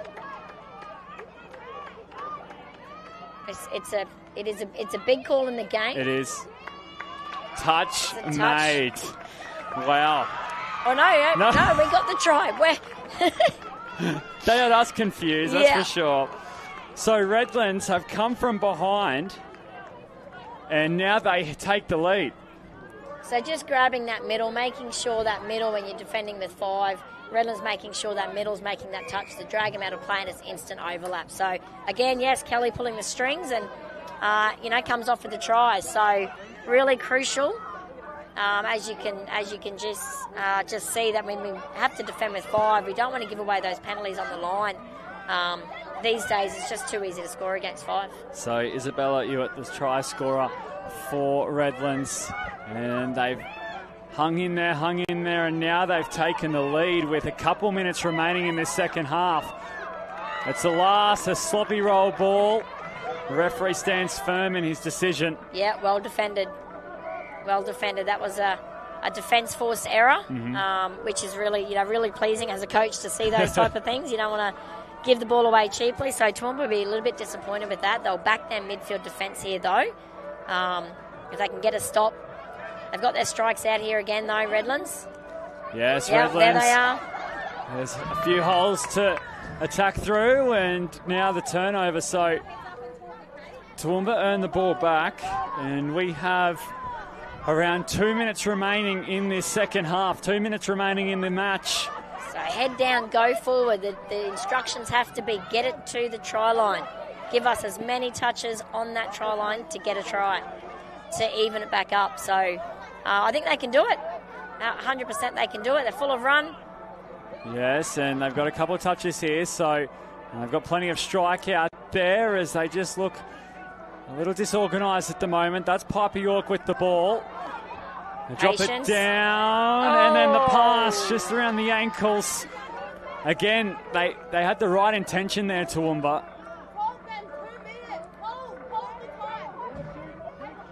Yeah, Redlands ball. I feel that might have been their chance, their last shot. If Redlands is smart enough here, they'll hold the footy, they'll run it, and they'll just drive up their sideline. Nice and patient. We've got a minute to go on the clock. And Redlands in control at the moment. Only have the one try margin. And Redlands are going to streak away with the win, are they? Finding support. Yeah. It's Summer Green who deserves a try. And Redlands, after a slow start, will take the lead and take the win here on field 1. Yeah, really well done. That's what I was saying in the first half, Josh. If they're getting stuck at halfway, the idea is to get a good strike dump, get your speeders, just pick up, head down, and just burn. And that she did. She burned straight down that sideline and got her team the win. So the whole game, it's been back and forth. We haven't been able to pick a winner at all. No. They've been so similar in their players. They've got some strike in both teams. But I think the patience that Toowoomba spoke about, I think Redlands may have shown that just a little bit more in the second half. But, the Toowoomba girls, they won't back down. And tomorrow, like we said, I think we're going to see them both again on live stream. So overall, what do we take from this match here, Katie? What's the takeaway point? The takeaway point would have to be the patience. Yep. To keep doing what you're doing, using the football like this, using the football as the legs. the ball is much faster than our legs are, Josh. So both these teams done it really, really well. But the patience, I think, from Redlands definitely sort of outweighed Toowoomba. But, I can't wait. I can't wait for tomorrow. Yeah, another cracking contest here on Field 1. Toowoomba 2, Redlands 4. We'll hand it over to Scott McAllister and Zach Genrick to take you through all the action coming up next here on Field 1. Thank you for your company. We'll see you soon.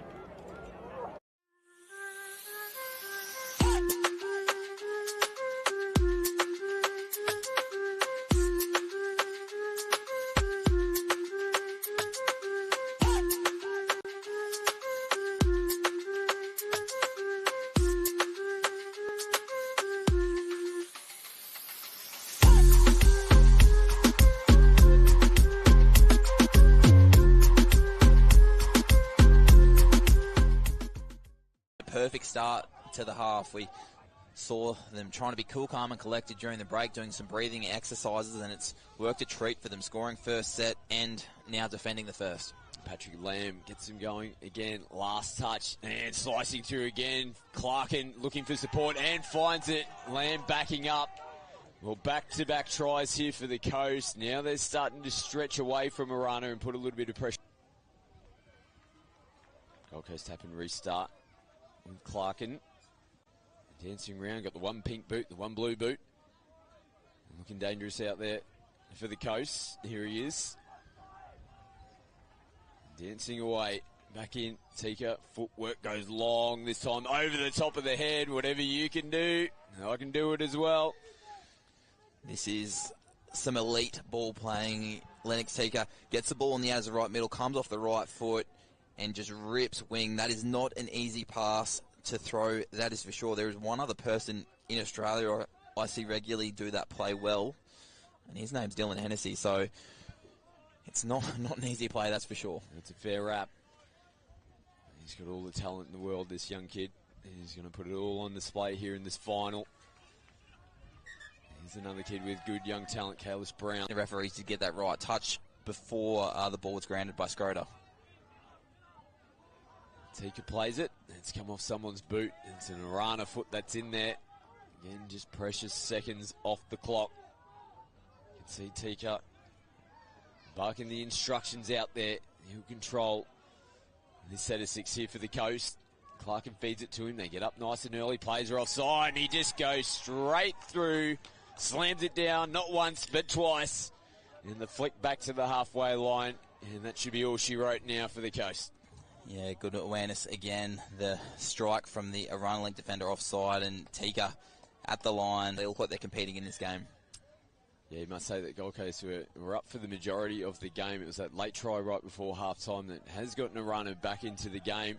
And this is going to be a big start for both teams here in the second half.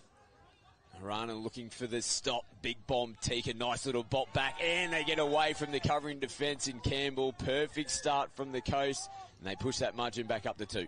A good scramble work from Arana. The hooter sounds in the background regardless.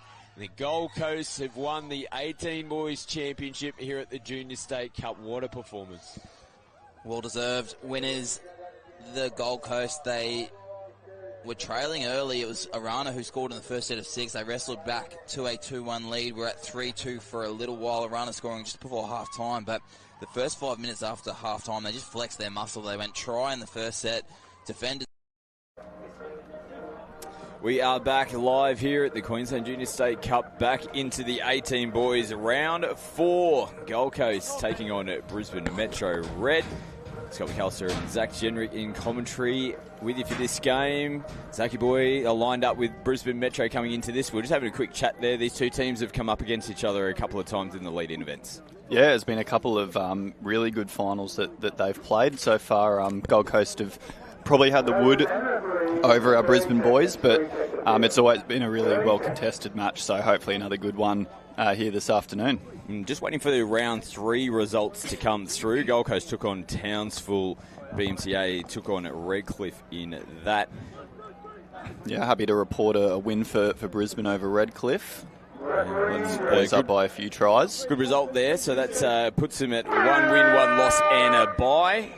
And Gold Coast were undefeated in their first 2 matches. They went 8-1 over Redcliffe, 10-2 over Caboolture. They're the defending champions in the 18 boys division.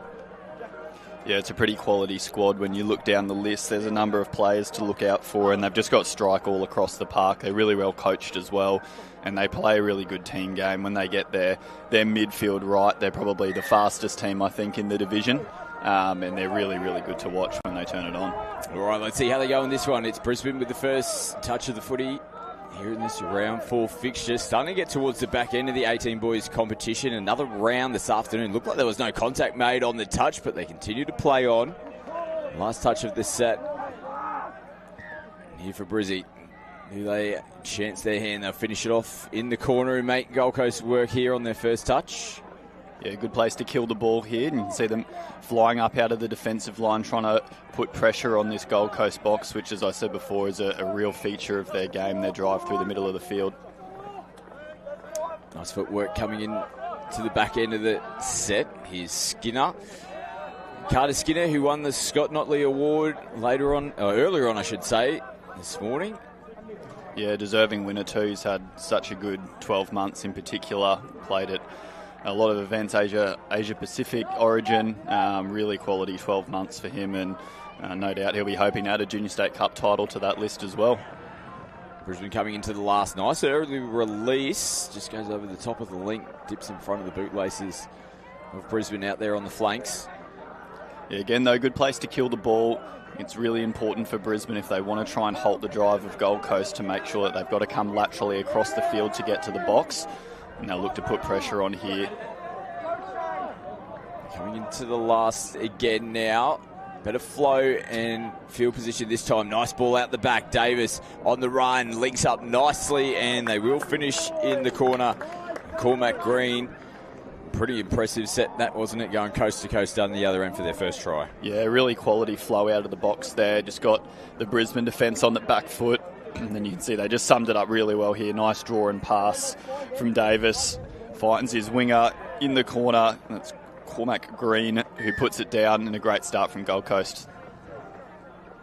Early lead for the defending champs. Probably a few new players coming in from the 16s this year. Looking strong again. Numbers out to the right here for Brisbane, and it'll be Hayden Horosco on the wrong line. Well, we were just talking before we came on here. You said, has there been many that have gotten caught up with the change? They have repainted and gone the different lines, but it's still a little bit confusing.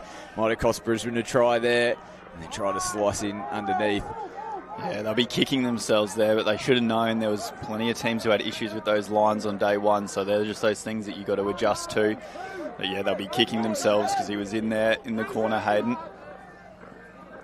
Again, good flow coming out of the box here for the Coast. Nice switch back through the middle. Patrick Lamb plays it coming into the last. Again, more space to work with. Good ball. Goes over the top of the head of Lamb. Still throwing the footy around. They close the set out. Deegan Schroeder. Brisbane need a little bit of punch going forward here on the first couple of touches. So you see a good drive to the box. Try and get their subs on here and generate a bit of flow. We've seen Gold Coast have been able to link up really nice out of the box. See here, Dean Taylor picks it up. It's last. Chadburn with the ball now. He's dancing around.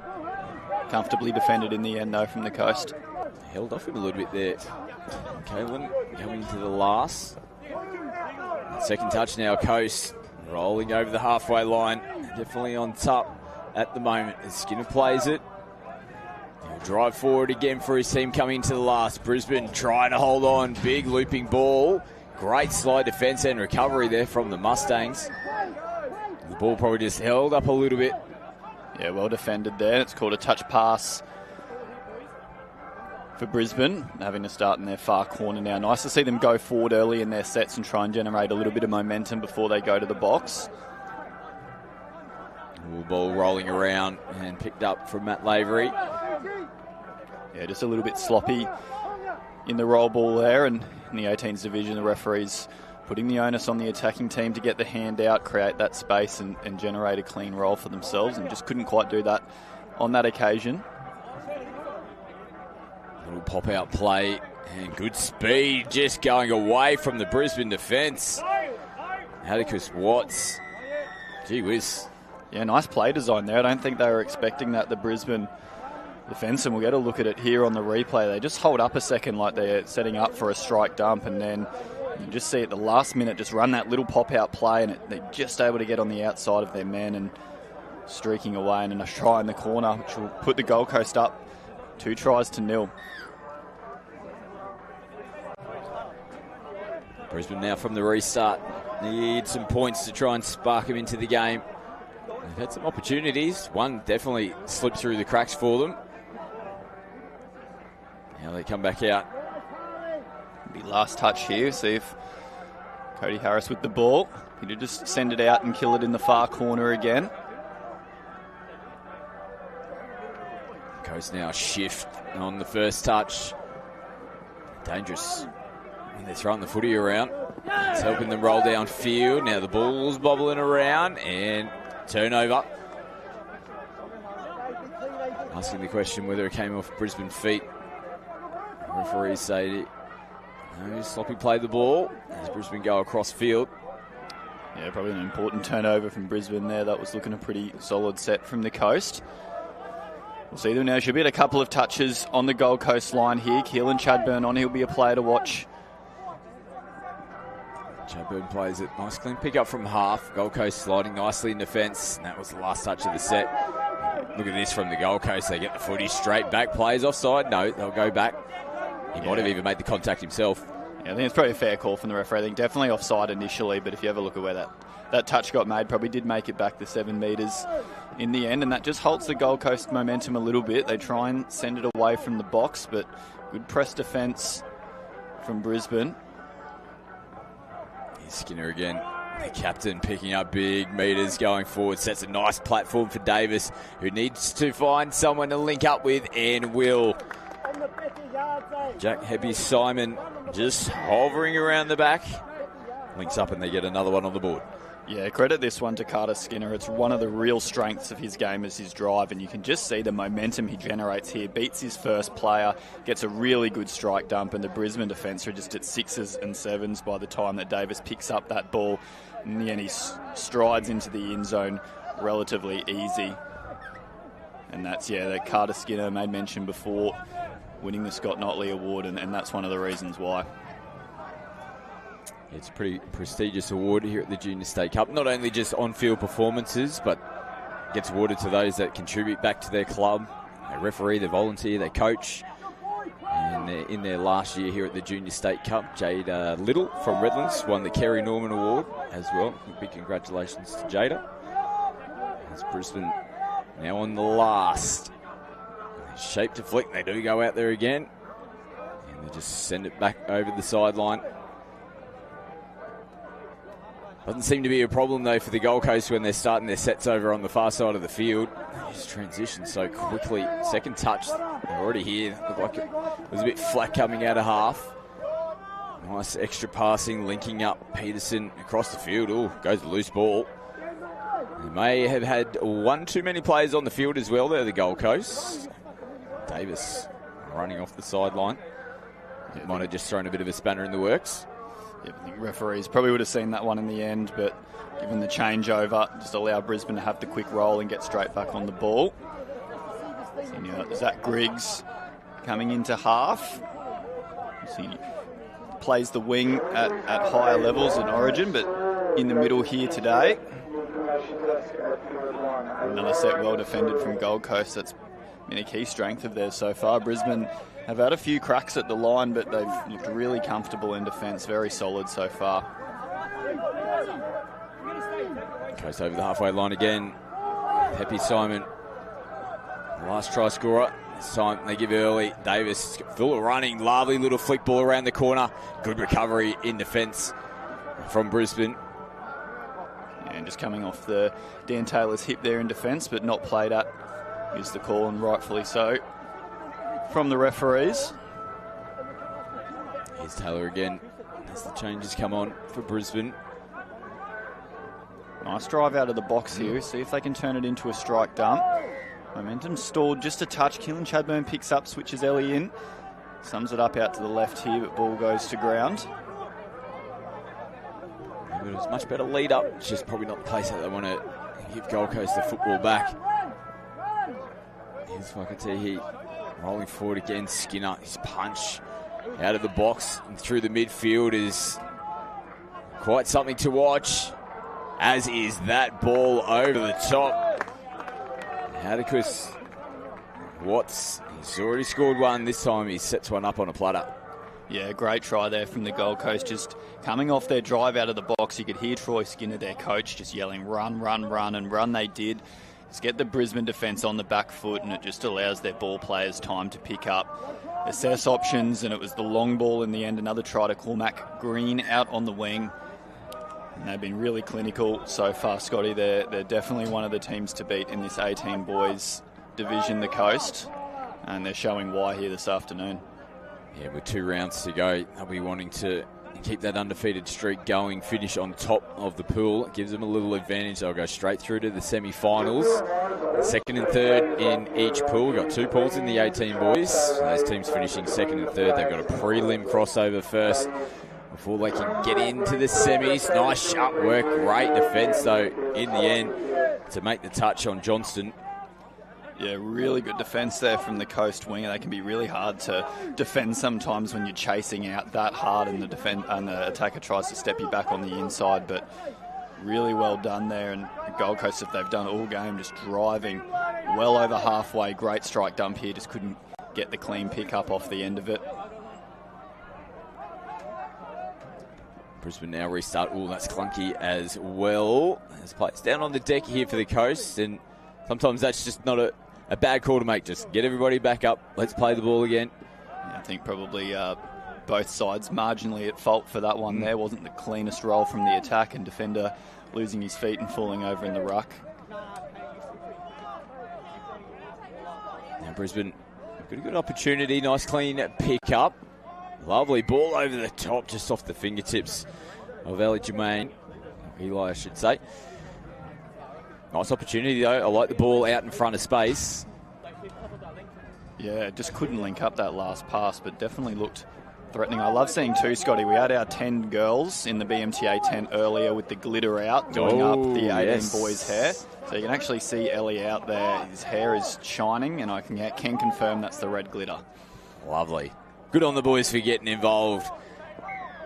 One club mantra there as the touch is made on Tyler Erickson. Yeah, good composure there from Brisbane to defend that one. So you see them now come to the box again through Chadburn. Heading Horosco into half. Jai driving through the middle here to Vaughan now. Nice bit of flow here. Jet Bradshaw picks up from half. Looks back out to the right. There's numbers. The flick pass just doesn't quite go to hands. Almost fell into the hands there of the Coast. Ball down on the deck. Schroeder plays it. He follow up and feed it from half. Skinner again through the middle. Oh, they're in a bit of trouble here, Brisbane. Again, Sharp off the feet. They switch back in, and Quaid will get in underneath. Another quality set from the Gold Coast. When they get that run and that flow, she's hard to stop.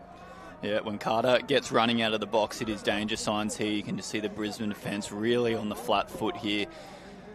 And just with defenders moving backwards, it was the number 44, Adequate, his name is, who picks up, just jumps off that right foot and finds space out to the left, switch back inside. And a great finish to the first half from the Coast. Yeah, they go into the break up by 5. They're comfortable at the moment here, the Gold Coast. Bit of work to do for Brisbane. Stay with us. We'll come back with the second half here in the 18 boys division at the Junior State Cup.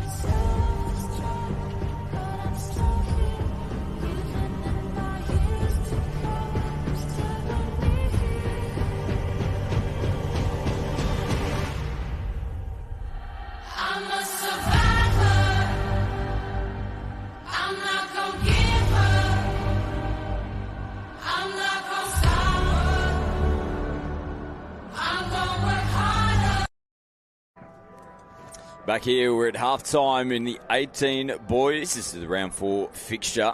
Brisbane on screen at the moment. Little bit of work to do here in the second half, Zach.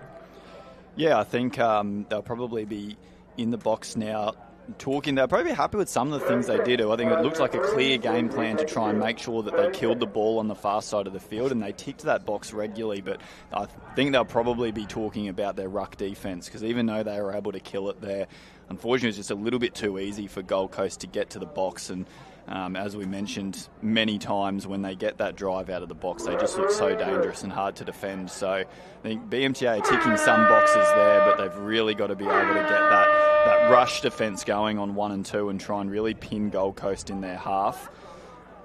And we've seen when they've had some cracks on the line, they've looked dangerous. They probably had that one try that they left on the park, scoring on the wrong line, unfortunately. So if they can put themselves in some good field position, they've definitely got tries in them. Absolutely. Plenty of matches still to come this afternoon. We've got 14 boys up next. Bundaberg taking on Wynnum. Wynnum have had a pretty good tournament so far in the 14 boys, as of Bundaberg. So that will be a good game. We look back here at the 18 boys. Gold Coast leading by 5. Do they continue on where they left off here in the first half? Continue to chase more points. Skinner switches in. If I can see, he now holds. They'll bring back the footy. Nice patient set up here from the Coast. See now, 5th touch, fakes the long ball. Oh, and it's Carter who just can't quite hold on to that one. Screams of Carter from the box. The boys are letting him know about it. Well, he had a pretty good first half, Carter, so I think he's allowed one, Scotty. He can always allow one. Yeah, he's been probably one of their best on field. Now Brisbane, this is a good start to their set. Yeah, real intent coming out of the box here. It's Zach Griggs who comes into half, puts the head down. Well read from the Coast, come up with the intercept now, and they've really got BMTA on the back foot here. Really important touch from Harry Johnson there, and BMTA winger to stop that Coast roll. Now the Coast. Tiamo receives it back. He's got Chase Davis to work with here, who picks it up from half, rips it long, holds it up, and might have just got lost in the Rockhampton sun there from Brisbane. That's a lovely. Oh, here we go. The old post try. Try July, baby. Crop it up. I like that. Our teams in the Brisbane 10 have been all over the TikTok and the social media. I'm sure that little try celebration will do the rounds later on. Let's take a look at it here. It was a great ball, just ripped and just sent it out. And just caught a little bit infield. You can see it. Oh, not going to get on the replay. I'm sure we'll see it on the socials later, Scotty. Oh, the boys will crop it up. Don't worry about that. Yeah, actually, speaking of that, Zach Griggs, one of our BMTA boys, chopped up his own mixtape for me earlier, so you'll be able to see that on the BMTA socials later. Self-made. Excellent. It's always better when you do it yourself, isn't it? Oh, don't lack of confidence, some of these kids. They absolutely love it. It's a different world out there. You see here, Jet with the ball, just pointing to players, trying to get the referee to move the Coast up off the line. No penalty forthcoming here. It's just caused Brisbane to just waste a touch or two in their setup. See Jet now on the sweeper. Vaughan picks up, steps back. There's space in the middle. No. He's out-dummied himself. The first dummy worked well. And I think when he went to grip and get it out, it slipped out of the hands. It was nice work there from Vaughan. Sliced through them. Probably the first time the Gold Coast defences look vulnerable on their line. Yeah, might be a play they come back to here. Gold Coast flirting with the sideline. As they now come away from their box, some good momentum again. Now, it just slows them down for a quick second. Lamb will play it. Oh, how's he gotten through there? Now looping ball over the top. And Tyler Erickson had spiders on him. Looked like he was about to lose his feet. Slices through Brisbane defenders. Sends a lovely ball out to the corner for number 7. Yeah, just so dangerous in attack, this Gold Coast side. We've seen so many different players contributing. And as we see here, just into half, steps off that right foot, steps back inside. Just too big of a gap left in between the middles there from Brisbane. And then sums it up really nicely with a long ball out to the winger. And just too classy, this Gold Coast outfit. It was the number 7, Deegan Schroeder, who scored the 7th try for the Coast. Some performance for them. So we see here, we're going to get an offside call from the referees here. I think it was the Gold Coast link, just still short of the 7. Zach Griggs off the quickie. Back into Keelan Chadburn, the captain and club captain for BMTA. Here's Griggs again. Nothing on offer for them at the moment, but they're throwing the footy around and getting players moving around the park. Now Griggs, nice ball, beautiful ball out to the corner, waved all clear. Marley Torpy scores their first. Oh, we got another little try celebration. The boys are turning it on. Yeah, nice play here. Zach Griggs just into half, picks it up, comes off the left. Nice long ball. An easy finish in the corner from Marley. They've been pretty resolute so far this game, the Gold Coast defence, but really nice play there from BMJ. Just catching the Gold Coast defence just a little bit compressed and tight, and a really good pill over the top from Zach Griggs. He'll have to add that to his self-made highlights mixtape. Well, there might have to be a quick edit this afternoon to slap that one in there. We'll get it in. Got to get those views and those likes up tonight. Pretty handy. Nice little post try as well. I think he was sitting around the campfire. Gold Coast getting pretty vocal in front of us. Maybe there might be someone on no tries at the moment. No, either that or we got another try celebration coming. Now dancing, ripping. Throw it straight back to Brisbane. You're on the run again here with Griggs. Starting to open up a little bit this game. There's Brisbane down the sideline. Oh, did he get it down on the mark? Must have. Just not an inch more. As the Coast now come up in defence. A little bit of a sting has come out of the game as the boys look to save some legs. Last touch. Up in the line and taken. And he doesn't want to go the full distance. Now linking up. It's a good foot race here and a great defence. Big diving effort. Yeah, great touch. That's Hayden Horosco. He's come from the far wing to save that one. And the BMTA defence do a good job of backing up. They've got themselves set here.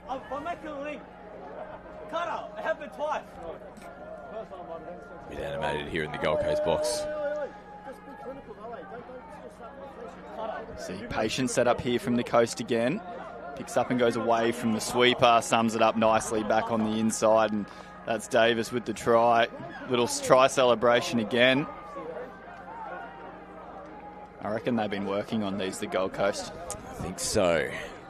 Although I did hear a little call from Coach Skinner to be, hey, let's just keep it pretty clinical out there. The boys are showing a little bit of flair. And that's what the Gold Coast are so renowned for. I'm going to chop that coconut up, baby. Lovely. Good to see him having a bit of fun. BMJ with space out to the left here. Oh, good footwork. Sharp. Got to give a bit of a shout out to the on-field referee too, Alec Williams. Level 6, he was actually down to do the under-10s only at this event and has been on the under-10s games, but has earned himself the odd promotion up to the 18s, and there he goes with a penalty. Partner of Zoe Jenrick, my sister. Ah, right. And most of Alec's refereeing highlights involve watching Zoe do the big games. Yeah, it's a fair inside wrap. You've got good knowledge on the young man who's pointing to the spot, gives it the all clear. He knows on field one, baby. Point to the spot. Nice whistle tone as well. I'll give it a 7 out of 10. Yeah, nice try there from Ellie. You can see the hair glowing. That's the glitter I alluded to early. Shout out to our 10 girls for putting that one together. I'll just see on the replay here, nice try from BMTA. They've looked threatening on a few occasions here. You see Ellie just gets into half, sums it up nicely As Keelan Chadburn finds Ellie just on that little trail there, and a nice low dive to get in before the touch. So they've had some positive signs here in the second half. They continue to compete. A couple of tries. Went into the halftime break down by 5. And the Coast just getting in underneath. Yeah, good touch there. It was pretty close on the put down.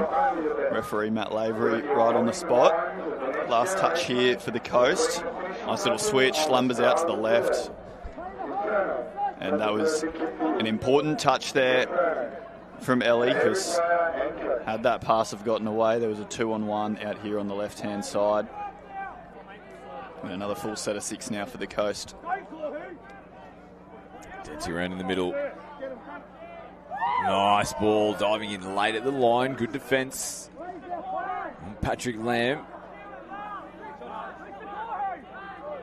Take away from half, will receive it back. Tries to dent in off the left foot. Nice defence again from Brisbane. They want to finish the game off strong. Nice intent popping up out of the line. Coming into the last now. Lamb over the top and finished from Schroeder. They will say forward pass though first. Yeah, now they're going to go another 10 metres for not returning the ball to the mark. Few hands out. Come on, sir. Yeah, even with the scoreline in their favour, they'll always argue the point, these young fellas. I didn't see too many of these referees change the decision. Looked like it was the right one as well.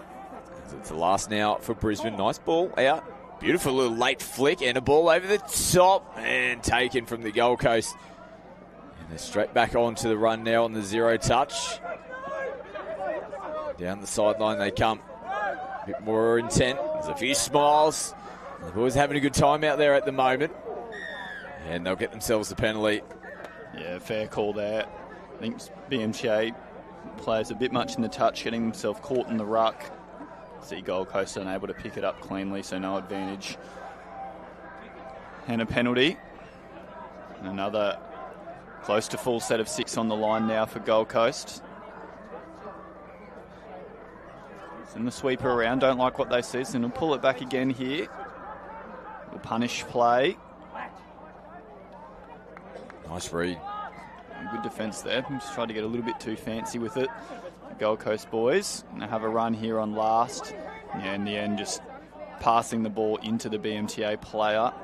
Did have his arm out, which is why the questions are being asked. Ball down will be the call. Good start to the set here. They just haven't really put the cue in the rack, Brisbane, have they? They're well down on the scoreboard, but they've continued to try and fight, and their run is impressive. There's calls for 7 on. You can only see 6 at the moment. There's one right on the sideline, but in the sub-box at the moment for Brisbane. Nice link ball. It was held onto, and last minute was dropped. Yeah, close there again. They've shown some good signs. The BMTA boys, they've looked close to breaking the line on a few occasions, just not quite with the execution they need to put a few more tries on the board. It's Gold Coasters. They've done so well all game, just generating such good momentum through the midfield. See, look at these extra passes and the extra metres that they're given, just puts BMTA on the back foot, and it's going to trigger a 6 again there, and probably lucky 2. Gold Coast, a fair bit of momentum there. Late penalty. So, yeah, Gold Coast are going to finish undefeated. They will be top of the pool. They've got the bye this afternoon. So they played the 4 round games. Brisbane, one more game for them. They'll take on Caboolture at 3:55. They'll be out on field 4 as we see the Coast roll over again. Yeah, it'll be an important game, that one for BMTA. Being dropped this game to Gold Coast and to Townsville last night. If they are able to beat Caboolture this afternoon, that should see them in 3rd place, which, as you mentioned, 1st place in the pools going to the semi-final, 2nd and 3rd moving into that preliminary final. So an important game for Brisbane coming up later, but Gold Coast far too good in this one, Scotty. Absolutely. Final score 9 tries to 2. And as we mentioned, Gold Coast finished the rounds undefeated and will head into the semi-finals tomorrow. Can they go back-to-back here in the 18 boys? Going to head down to the sideline for the post-match interview thanks to GYG. More to come here from the Stake Up. At GYG, clean is the new healthy. But what does clean mean to us? No added preservatives, no artificial flavors, no added colors, and of course, no unacceptable additives in our food. That's why our guests feel so great after eating GYG. We're a food company. We are obsessed with every ingredient. It's our responsibility to serve you real, delicious, clean food. Who said fast food has to be bad food? At GYG, clean is the new healthy. Love ya.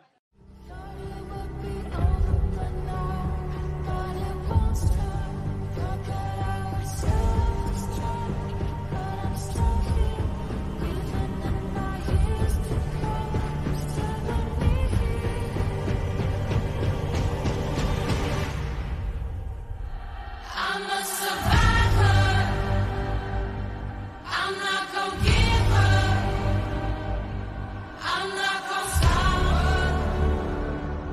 I'm gonna work harder. I just think the focus on coaching and training methods and the direction that touch footy's going, that's real beneficial for what we do in the school. We'll take some of those different data sources. We have the same equipment at school, using the data that we have to focus our intention in our training a little bit more, so that should help improve our results hopefully. So.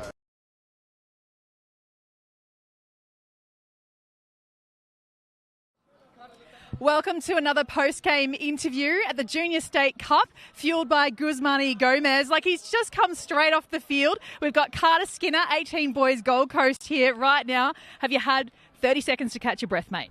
Probably not. I'm still a bit tired from the game. It's hot as out here.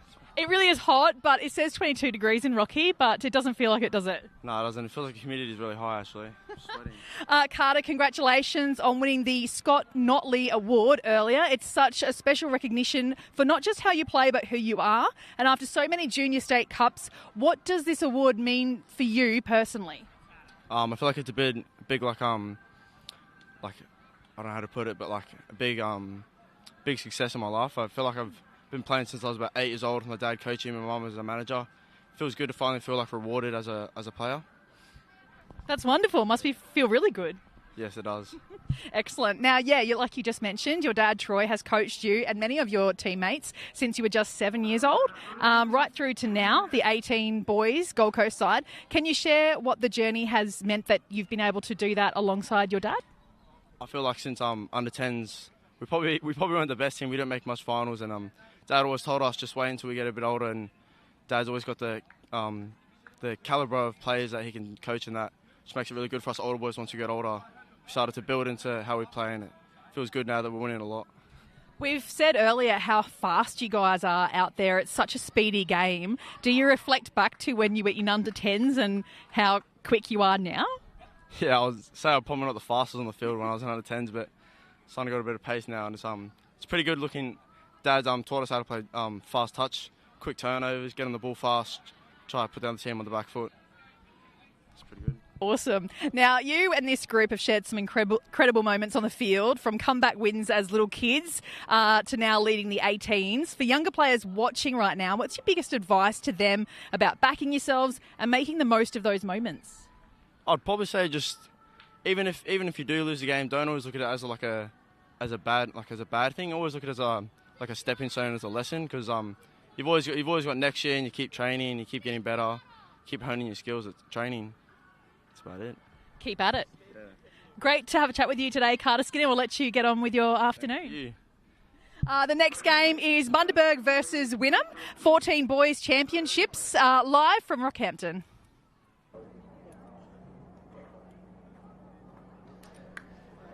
We are back here live, Rockhampton. We're into the 14 boys. We've got Wynnum taking on Bundy. Scott McAllister and Zach Jenrick hanging around for this 14 boys match. It's an important one as well. Wynnum have been pretty good so far. 2 wins and a draw. They beat BMTA in the first match. Drew 6-all with Redlands in the second. 8-1 over Mackay. And 1 win, 2 losses for the boys from Bundy. They beat Palm Beach B 3-2. and a couple of losses over Toowoomba and the Gold Coast. 2-5 was the score against the Gold Coast. That's pretty competitive for Bundy. We always know how strong the Gold Coast team are. And Wynnum looking to strike early. Touches made, so good start defensively. I want to continue to hold out for these next couple of touches. Here the Bundy boys into the last. Nice footwork and a good switch. And no contact made on the touch. So they had a crack at him in the previous touch and they finish it off to get the first points on the board here. Wynnum. Yeah, classy start from the Wynnum boys. So you have a look on the replay here. Nice left foot step there. And then a really good switch back inside. Just unable to make the touch. The Bundy boys. I think it was the 27, Harper Ruka for Wynnum. Very sharp left foot step. He'll be one to watch.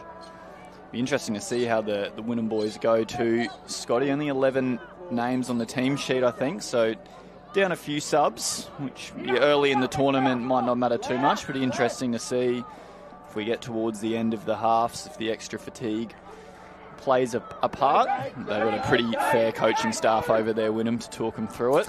Yeah, Sharon Searston, Carly Banks as well. So we've got a couple of co-commentators that have been helping across the weekend here on opposite sides, with Carly Banks, assistant coach of Wynnum. We've got Blake Hornbrook, the Bundy boy, here in the box. He said to us, be kind, as he walked onto the field. The boys are doing a pretty good job here in the opening stages. Down by one at the moment. And they hold out as the ball goes over the sideline. Just for future reference too, if you want Scotty to be kind, normally he likes you to slip him a 50 with that message as well. Cash is king. I'll do anything for cash. So get that word out there. Bundy here, nice little step and extra metres to the box here.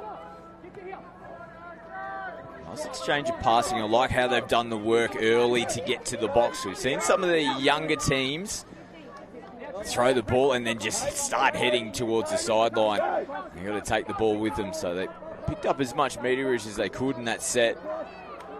Now they need to turn it on in defence. Yeah, they did a good job too in recognising it was fifth touch just as they were coming away from the box and making sure they killed it right on the sideline here too. Forcing Wynnum to go laterally all the way across the field to get to their box, which they've done, and now coming back into the middle. Here goes Ruka again, just that hop, skip and a jump, and then when he gets both feet down on the ground, he takes off, he's quick. He'll get his team a repeat set. He's towering over other players. Well, how some of these kids 14 are, look at that. Big kids. He's got a bit of timber about him. Big number 27. He's got the step and the speed to go with it. We see him involved here again. Little middle dump split. Well, OS back on the inside. And it's our man, Scotty, the number 27. Harper Ruka again.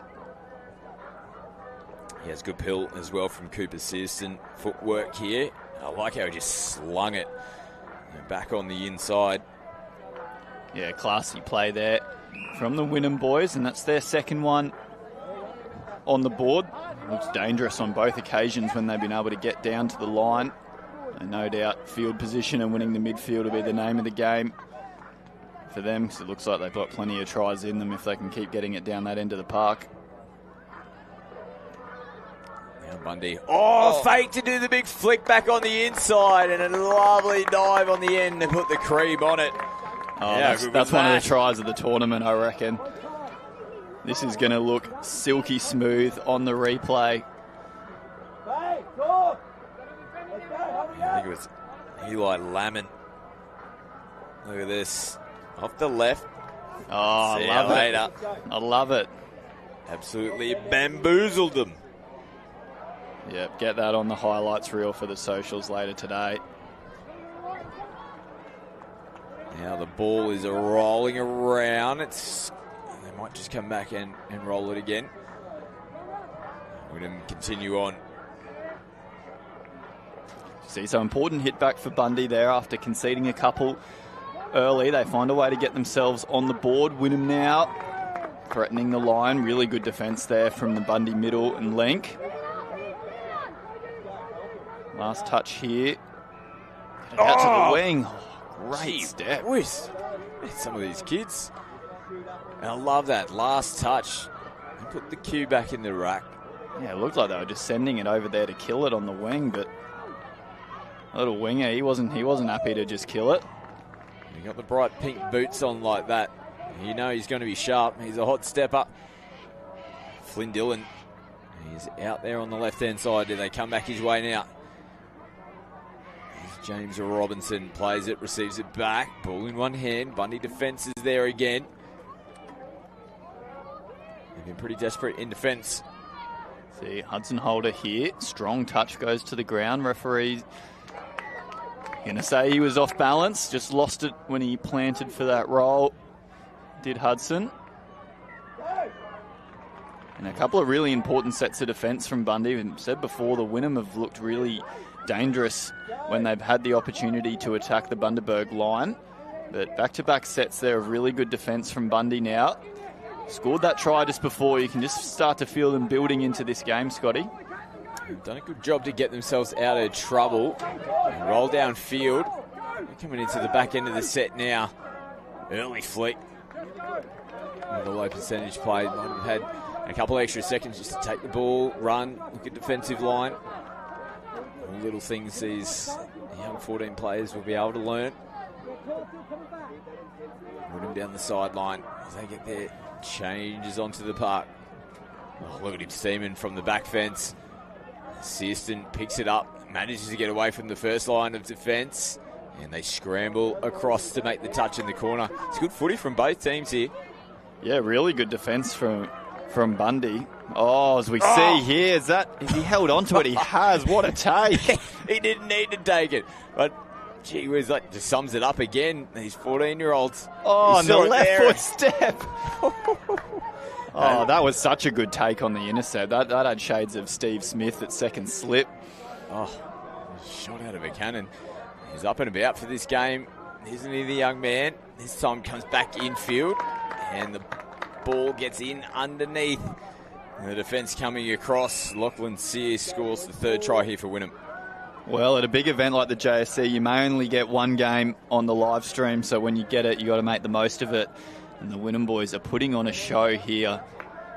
Really nice little ninja line there from the number one from Wynnum, which is Lachlan Sear. Just gets it down before that touch. And the Bundy defence, we wrapped them before. They've looked really strong, but the Wynnum just throwing so much at them at the moment. Barlow plays it. They'll come back towards him. Out in front. Nice ball.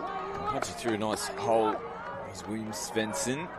A really good shot there from Flynn Dillon. The Wynnum defender to shut that one down.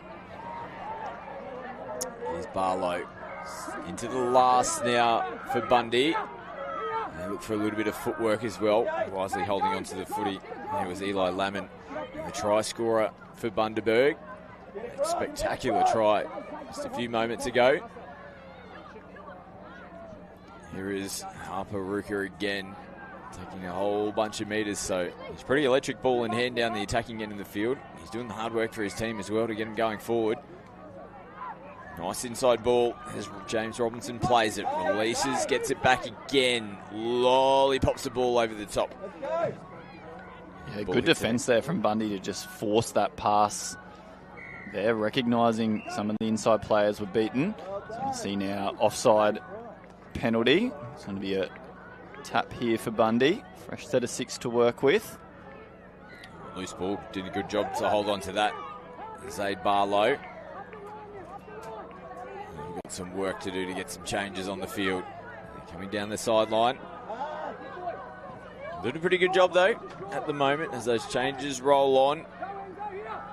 Last touch here. A little bit of space out. Tries to step back. Well defended from Wynnum. You can hear them, Scotty, really vocal in this Bundaberg box, just encouraging the boys to put their head down and do the hard yards coming out of their own half. And then get up and really press in defence. Try and not let Wynnum get the rolls. We see a penalty here from the referee. Hard touch will be the call. Just a little bit strong there. Referee was having a couple of words. Hands going out. Probably a fair enough call there in the end, I think. So Wynnum will tap with Flynn Dillon. Sends it straight across to Isaac Cooley. Back in field with Searson. Yep, danger combination here in the middle. Back to Ruka, comes back to Searson, who angles away, but the touch has been made. Good touch as well from Enzo Russo.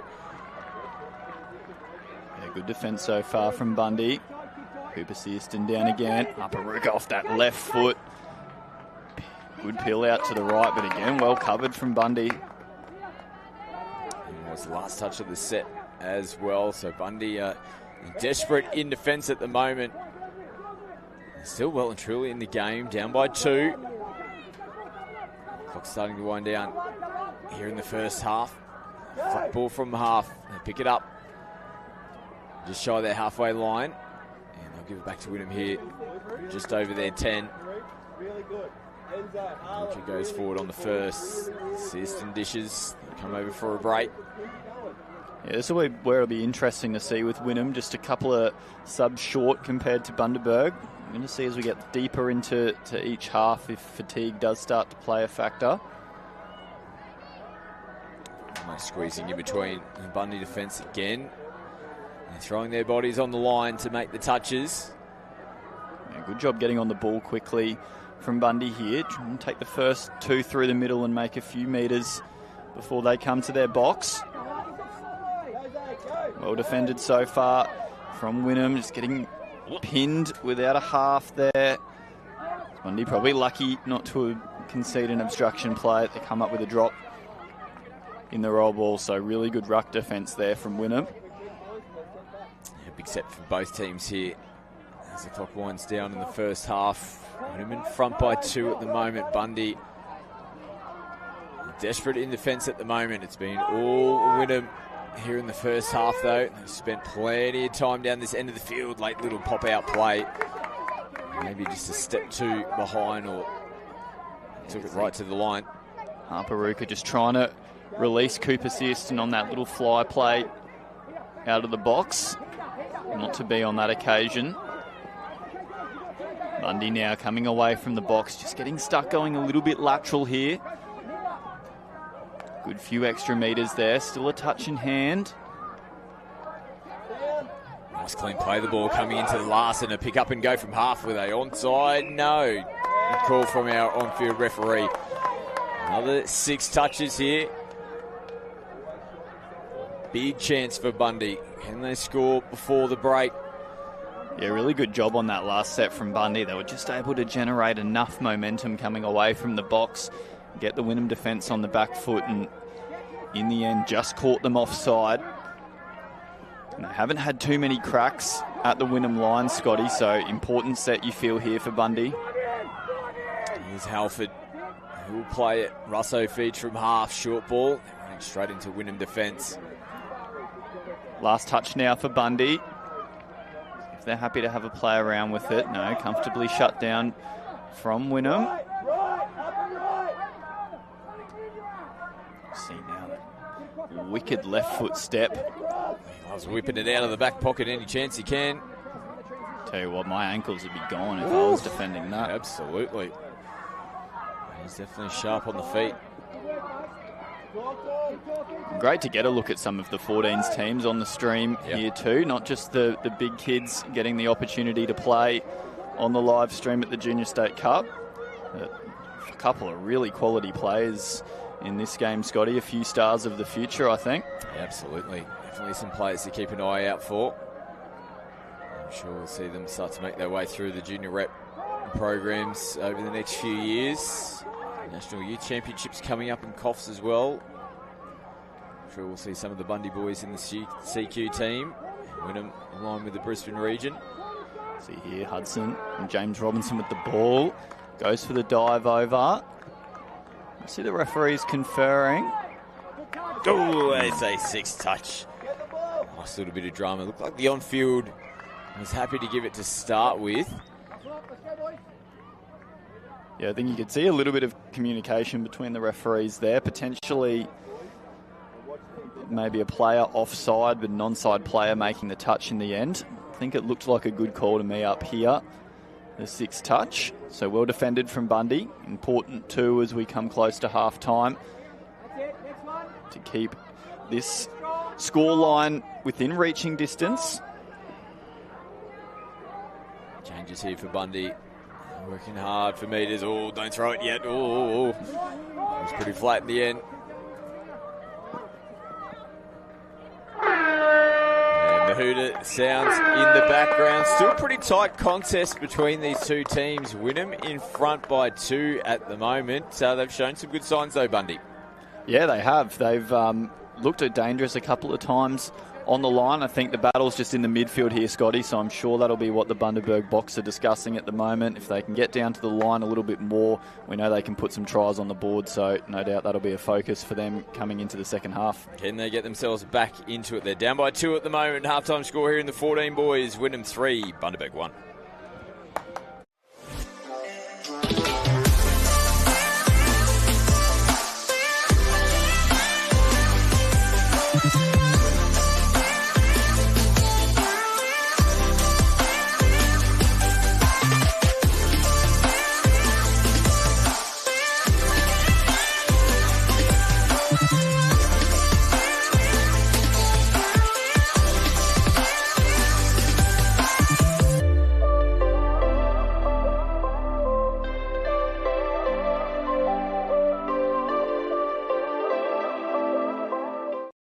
Taking the good with the ups and downs. I wanna see how the world turns round. Let's go adventure in the deep blue sea. Home is with you wherever that may be. Home is with you wherever that may be.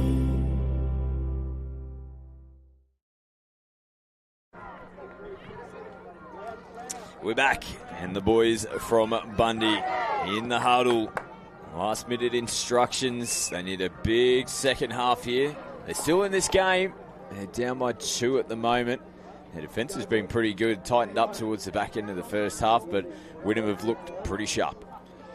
Yeah, lots of energy though here from the Bundy side. They're very much up and about, very spirited half-time discussion, so they certainly feel like they're in the match, and I think it's the old classic, Scotty, win the midfield, win the game. It's a bit of a Carly Banks saying. She's over on the far sub box, but I think that would be a big focus for Bundy here. And for Wynnum, I think they'd be pretty happy with how they played that first half. Looked very threatening and did a good job of keeping the ball in their attacking end of the field.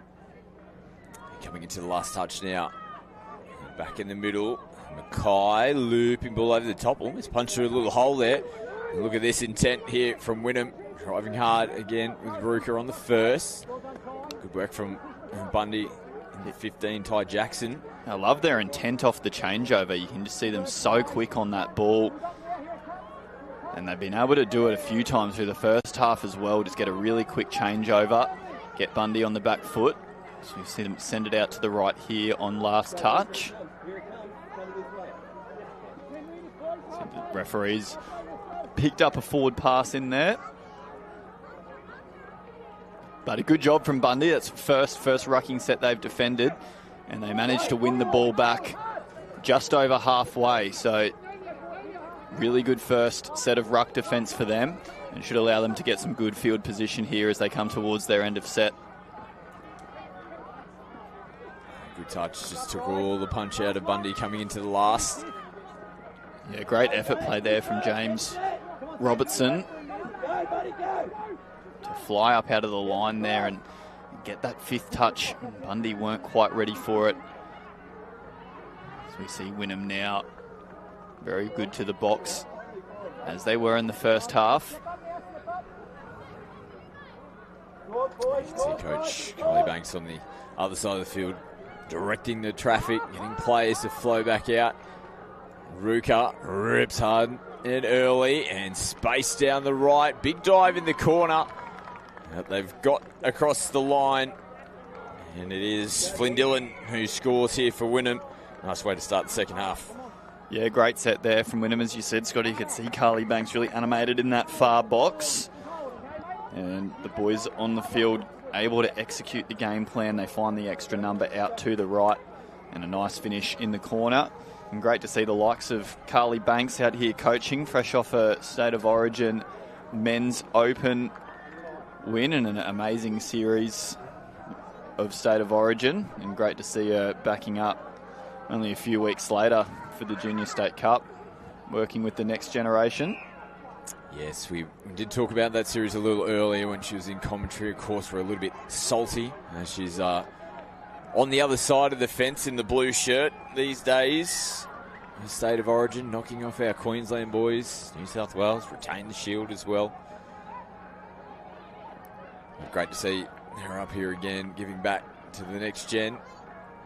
You very rarely won't see her at a touch football tournament somewhere. If there's one going on, she'll be there. And she'll be involved. As Bundy trying to slice in between. Yeah, but I'd hate to be Carly Banks's car. That thing would rack up a fair few Ks, I reckon.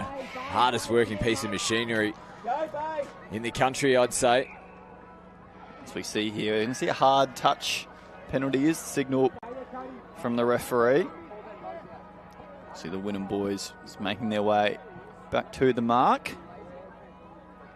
Even the tap to restart, skipping on outside shoulders of Bundy. Gives those replacement players flow coming onto the field. We're going to get another penalty here for some contact in the middle. Yeah, you could just see on that last roll the Wynnum player just falling sideways off the ball.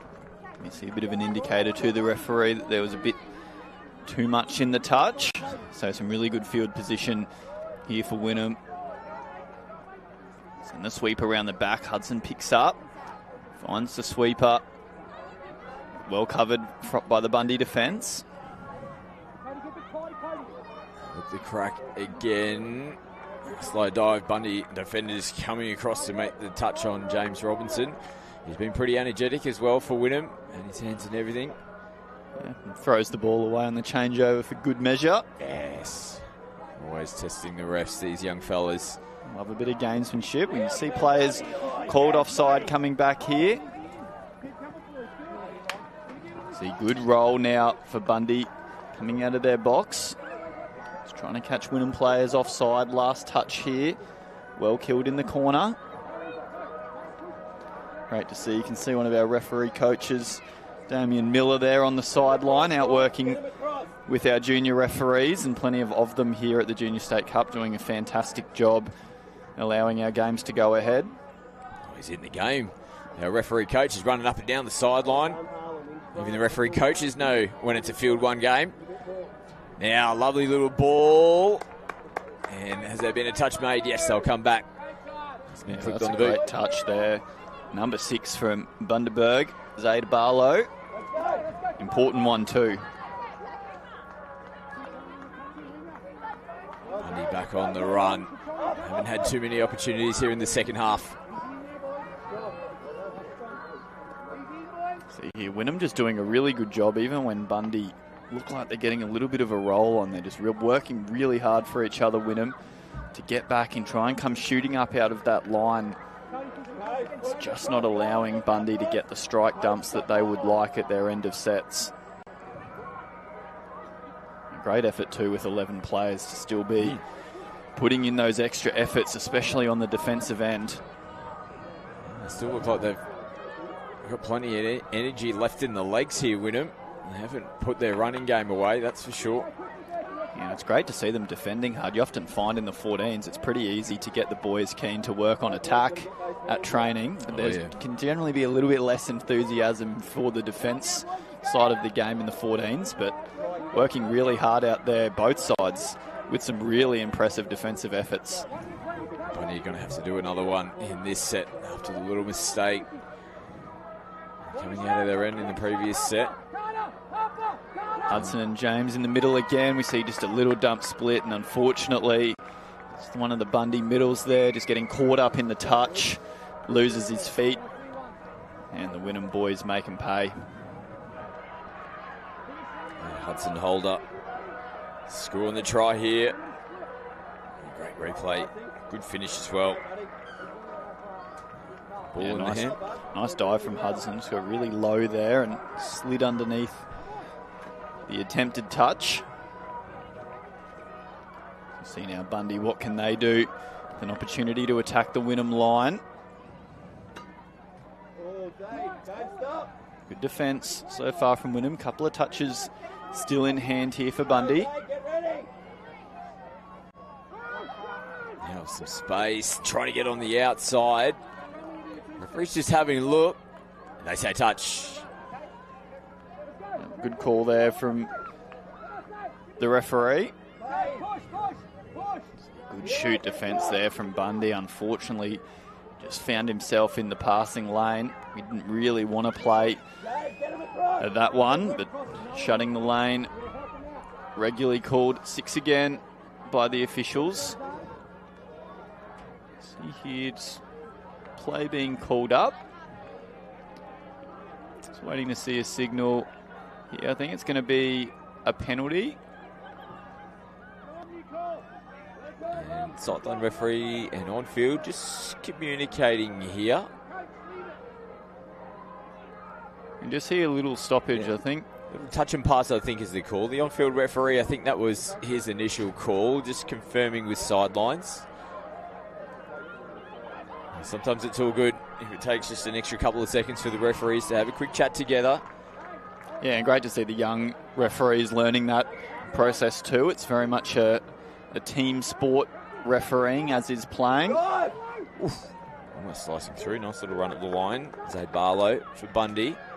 That little gap just opened up there. So we can see, again, just a little conference from the referees.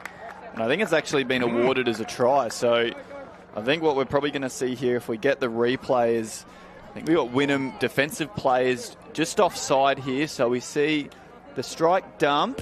You see that middle there from Wynnum just short of the try line. So assume it must have been 2 feet to the line was the call from the referees, and just didn't quite take that extra step to get there for Wynnum. So referees have pointed to the spot, and good awareness from the Bundy boys to recognise the offside players and take them on. Wynnum, though, they'll be disappointed having conceded, so they'll look to hit back here. Just continue to scrap, don't they, Bundy? 5-2. It's a pretty respectable scoreline at the moment. Wynnum Low looking for their 6th. This time there's Bundy jerseys there to make the touch. Looks like it's a pretty similar sort of game to what they had in their previous one against the Gold Coast. 5-2 was the score. It's a strong touch there. It's got to keep their discipline here, boys. We've seen a few hard touches from each side, so I'm sure the coaches will be reinforcing to the boys that it's clearly an area of the game that the referees are looking at closely. Just a little bit of a shove in that last touch results in a penalty here. It's not like the 14s to get stuck into it out there, Scotty. Boys, they're getting testy already. Too young to be doing this sort of stuff. There's another heavy touch here. Wynnum need to be careful. They don't want to see some players head over towards the sideline. It's getting Bundy back into the game. They've got a bit more energy about them again, Bundaberg. Can they get another one? Back to back. Let's see that margin come back down to 2. See here, a little ML set up. To the left, really good read there from the Wynnum link, shutting in to shut down that play. Still touches in hand here for Wynnum. Come to the ML again. Long ball, well read. Again from Wynnum in defence, coming up with the intercept. Zane Island defending out there on the right wing. The one person they didn't want to hit with the ball there, Bundaberg. It's getting a little heated. There's some contact out there. Ball down is the call. Bundy are winning the battle, though, at the moment. They might be copping the shots. I'm loving it, Scotty. Get stuck into it, boys. So we want to see a little bit of feeling out there. Love it. The sideline now. Some changes on. Some meters on offer here for Bundy. If they can get a nice strike dump. Wynnum on the back foot. Steps off the right foot. Well, this is interesting now. Now he looked to throw it. It's taken out to the corner. I think there might have been a bit of a simultaneous touch. Didn't quite look like it left his hands. Eli Lamming. They'll come back and I think they might say it was a touch and pass. Yeah, that was a tricky one for the referees. I think it was the right call. I'm with you, Scotty. I'm not sure the ball did properly leave the hands there. So we see Another solid defensive touch. The ball hits the ground. Referee's just happy to have them take it back and play it again. Now Wynnum look to shift. So it looks like Wynnum are on their way with another win as they're struggling to get going forward here again. Bundy still responding. Another one coming up out of the line. Diving effort to send them back. 5th touch. And they're not going to get out of their end of the field here, Wynnum. They'll give it back to Bundy. They're winning the battle at the moment, the boys from Bundy. Yeah, great intensity from Bundy, as you said, down a few tries. Sometimes it can be easy to just drop your head a little bit and let the air go out of the game, but they haven't let the foot off the pedal even a little bit. If anything, they're just pushing harder and harder, the Bundy boys.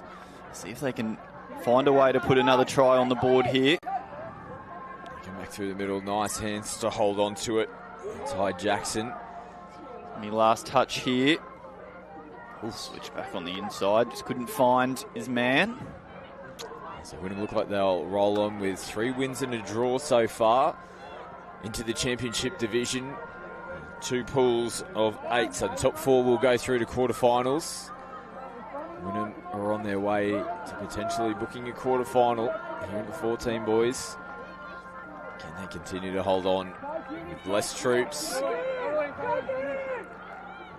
be interesting to see how far they can punch into the 14 boys division this time around. Looked like there might have been players offside, and Wynnum is short of line as well. Yes, I think potentially 2 players making the touch there, one who was offside and one who was onside. So seeing no advantage, referee going back to the penalty. Last play of the game, happy enough to just kill it. And a comprehensive performance from the Wynnum. They look the goods and one of the teams to beat in this 14 boys division. Yeah, absolutely. Another victory for them. They're on their way potentially to a finals berth here in the 14 boys. We've got some 18 girls action coming up next. This is going to be a good game. Rockhampton and Redlands. More to come. Adam Pride and Simone Hepburn will be in commentary for that game.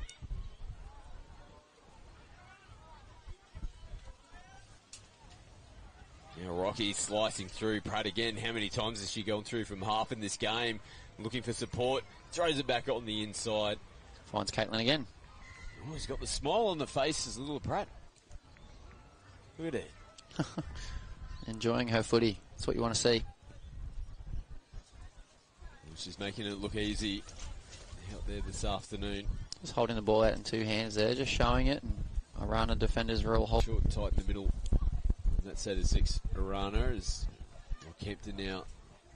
Just holding on to that in the fingertips. Making their way downfield. This is 5 coming now from good drive from Sarah Bajaya. Half pick up there from number 9, Lily Pratt. She's straight through from half. She needs some help. We might have a Bundaberg double. Sarah Bajaya's looking for it. Oh, good decoy run. Oh, looping ball over the top. Lovely work there from Rocky on again a 5th touch that's halfway out from half field, sorry, and make something out of nothing there, Lily Pratt. You can just see like they were covered, and all of a sudden just the speed and acceleration from Pratt too much to deal with. Look at the smile on her face, looping ball over the top. Great meters, good speed, got Rocky rolling. Ooh, there's groans from the Brisbane coaching box and the players on the sideline at the moment. Thought they might have been a step too short from being onside there, Rocky. Probably a fair question to ask. Bringing the pressure here from Rocky, from BMTA, now is Lily Mitchell, another Bundaberg prodigy. Down the sideline, go Lily. Nice one, and taking off as well. Looks like she's gone. They're coming back at her, and she has taken away Lily Mitchell. Yeah, girl. Well, we've seen wingers streak down the sideline on both sides of the field. Firstly, Brisbane, and then this time, Lily Mitchell just went to sleep on her, didn't they? Certainly did. Vasny on that wing there. She did it the first time. Ran around for BMTA. This time was Lily's turn. So 4 tries so far, and really a try here would be very handy for Rockhampton. Keep them in striking distance. We'll get some confidence going in to the second half. And it's come off the hands there of Lily Neal. Probably didn't need to play at that. Looked like the ball was going not really to a Rockhampton target. Still back their defence. Here with 10 seconds to go. Oh, Pratt gets on the inside, though, so it might have been a costly little mistake there for Brisbane right before the halftime break. You can hear the hooter sound in the background. Welcome back to the 2025 Rockhampton Junior State Cup. I'm with my man T in the commentary box, mate. We've got the under-18 girls, Rockhampton and Redlands, going toe-to-toe on field one. I'm excited. I hope you are too. Mate, it's been awesome. I was lucky enough to see Rocky out here yesterday, but I stayed behind and watched UQ play against Redlands last night just to get an eye on this Redlands team. It's going to be a good game of footy, mate. So Redlands running from left to right as they get moving with their first attacking set, and they've got a couple of touches to work with as they approach the 7. And Rockhampton looking to turn them away early on in this match. So Redlands stay patient down the centre third of the field. This is the last, and breaking away from half, looking for support. And there we go, mate. So first set, we saw Summer touch the ball maybe 4 or 5 times last night. She featured heavily in the game versus UQ. Really, really fit, man, and puts everything into the game. I love watching her play. So Rocky coming back the other way now as they look to get some fresh legs on the park.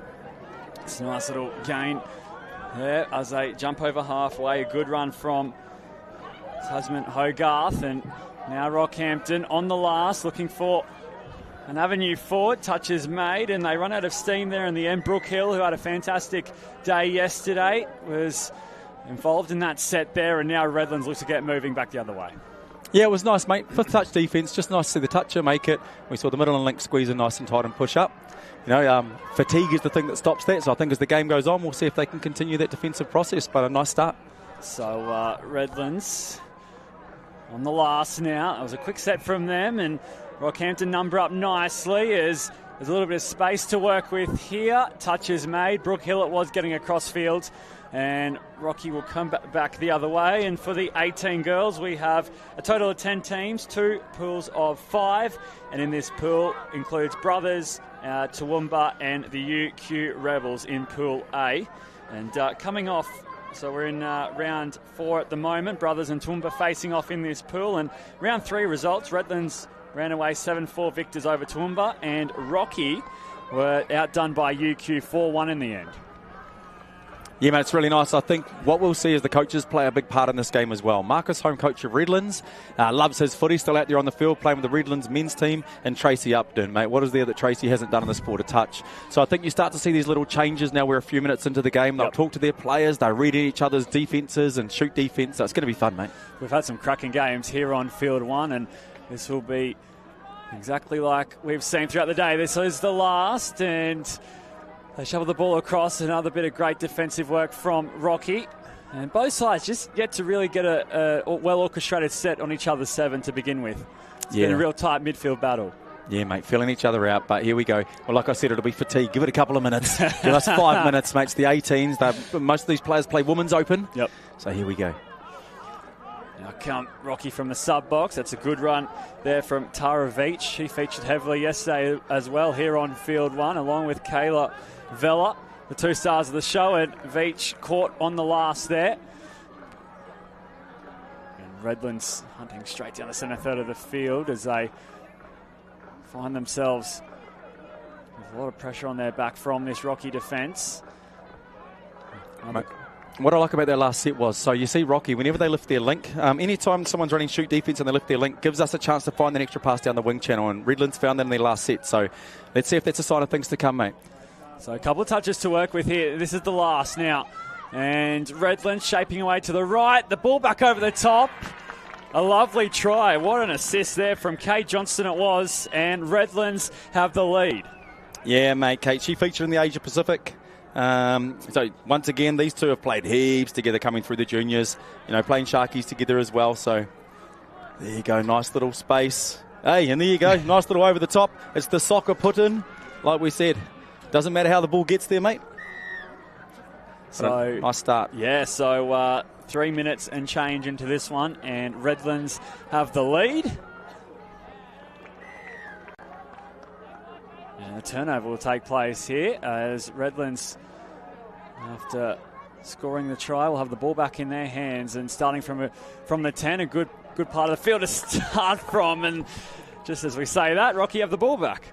Yeah, mate. These are those situations in games where we don't want to give the opposition the ball more than they deserve it. Yeah. We want them to earn the right to attack our line, and these are those little errors. So I found lots throughout the Origin in the 20s, mate. Whenever there was an error down here, the teams were scoring tries against each other. Yep. It's the 18s. They're really good at it. So need to ensure we're not having those errors coming off our line. So the ball back on the inside hits the deck, and Redlands defend their error on that occasion. Perhaps a little fortuitous from what Rocky threw out there, but that's all right. They'll take it. And there you go. Summer picked up about 15 metres on that subset, mate. It's just awesome. She's got so much energy. They continue to move here. Redlands down the centre third of the field. A couple of touches to work with as they approach the 10. This is the last, and jumping straight from half, trying to catch Rocky out here. It was a good run, but unfortunately for Molly Hutchinson, she was caught with little support. Man, it's a good read. If you're a defender, you make a touch and you see that person pick and then tuck, you know they're going to scoop. They're not looking to pass or ball play. We saw Hutchinson tuck it straight away. Yep. So gave the defender a chance to sort of chase her down. So Rocky just struggling to gather as much momentum as I'd like coming out of their box. It's Vella onto Veach. Vella at half. Veach will take another hit up now. Over halfway they go. Scooping is Vella. And then the ball at the line. Veach caught it behind her. Did want to hold on to it, but it's a dead end there on that set. And Redlands just winning that field position battle at the moment. They're starting their sets from some good territory, and there's an error which will hurt them now. Rocky starting from halfway as they look to gather a bit of momentum. And, I mean, it's a commentator's curse kind of day, mate. Woo! No, man. You know, it's not their first game of the day. We're into the tournament, and it's the pressure, mate. Yeah. So, you know, there's results riding now. There's place-ins riding, and a little bit of fatigue, like I said. So it's going to be who can fix those ones up, get back to our roles. Yeah, so coming into this one, Rocky was sitting second, Redlands fourth. And Redlands, they get over untouched. It looks like they did. They have another try to their name. This time it's Phoebe Dale, and it's 2 tries to nothing. Yeah, there we go. It's just a nice setup, but once again, Rocky had an opportunity to turn the wheels and get down the other end and drop the ball on the first, and so Redlands have executed really well.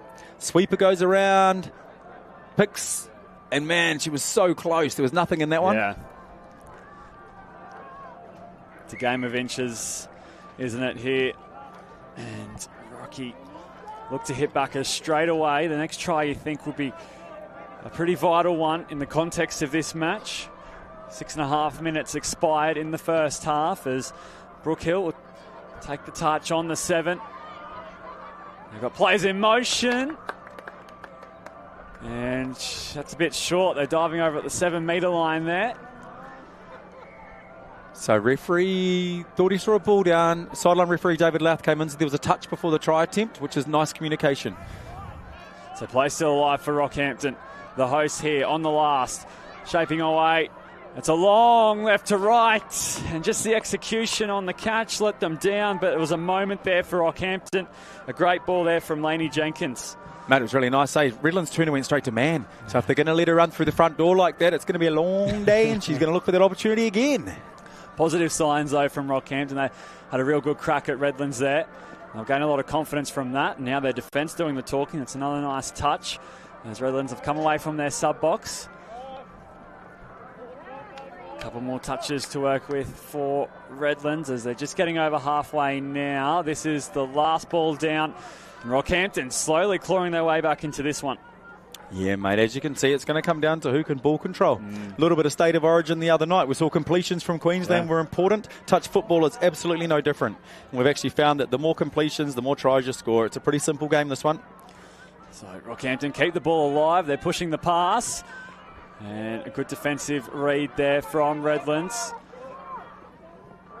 They're just struggling to find that punch through the middle here. Hopefully Kayla Vella will help with that as she'll take the touch. Couple more touches to go here in this set. As Vella picks it up from half. Gets the ball on. A bit of footwork at the line, but Redlands do well to mitigate any chance. Mate, when Vala's around the ball and a little soft goosey and a soft stutter step and all that sort of stuff, it's like, oh, wow. You know, there's so much footwork in there, eh? Now Redlands going to gather some momentum. It's not the worst set they've had coming out of trouble. A couple more touches to work with as they look to pick off a few extra metres, and there's space to move here. A lovely diving touch there from Rockhampton.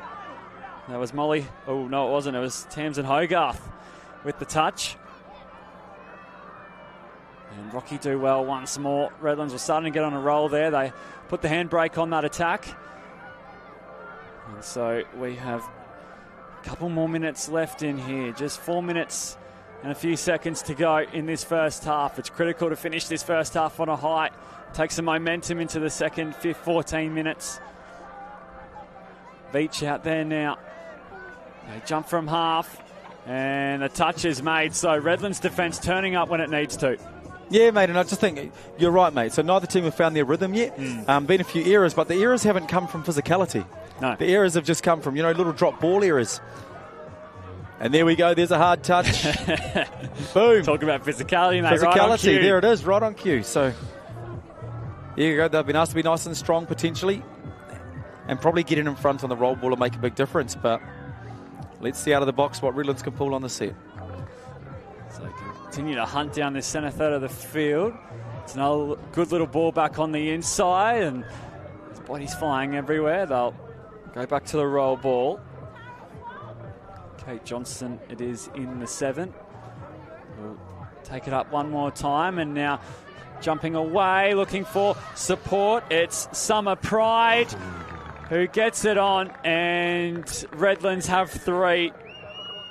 Clinical from them too. Just deadly, mate. I love it. We get to watch a lot of touch footy players. We're fans of the game first, man. So we're allowed to fan out on some of these players out there. And like I said earlier, it's just Summer's energy, the way she gets around the ball.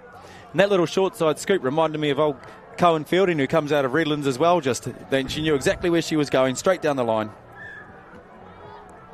So Rocky hoping to get back into this match, coming off a loss in round 3 against UQ. They'll be hoping to bounce back in a big way. Not off to the greatest of starts, but plenty of time to go here in this one as Vela gets it back to Hill. Just don't like what they see as they get it back to Hill. And now Vela going to the right. Ball back on the inside. It opens up for Rockhampton.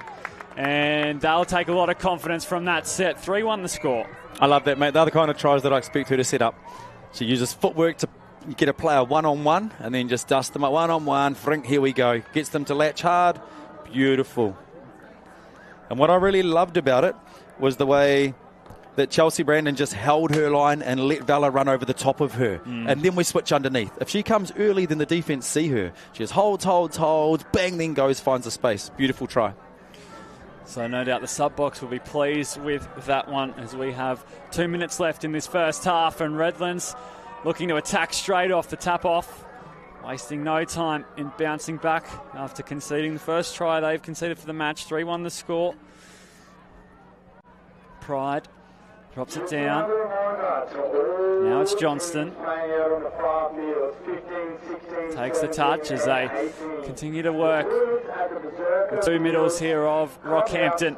Johnston jumping away, and it's a fantastic touch, a gutsy effort there. Ellie Goodwin it was.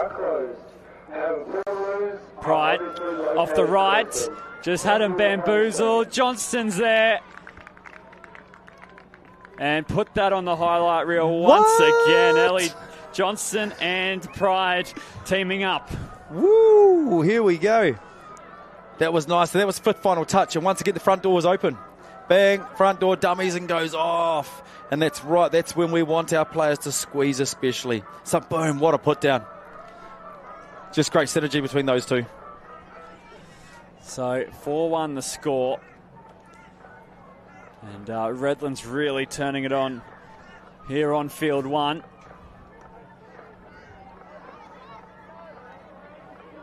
And we know, Rocky, they won't go down without a fight, mate, especially here at home as the siren sounds to signal half-time. They're happy to take the touch, and Redlands finished that half with 4, Rockhampton 1. Plenty to play for in the 18 girls here on field 1. We'll step aside and return for all the second half action here on field 1, live from Rockhampton.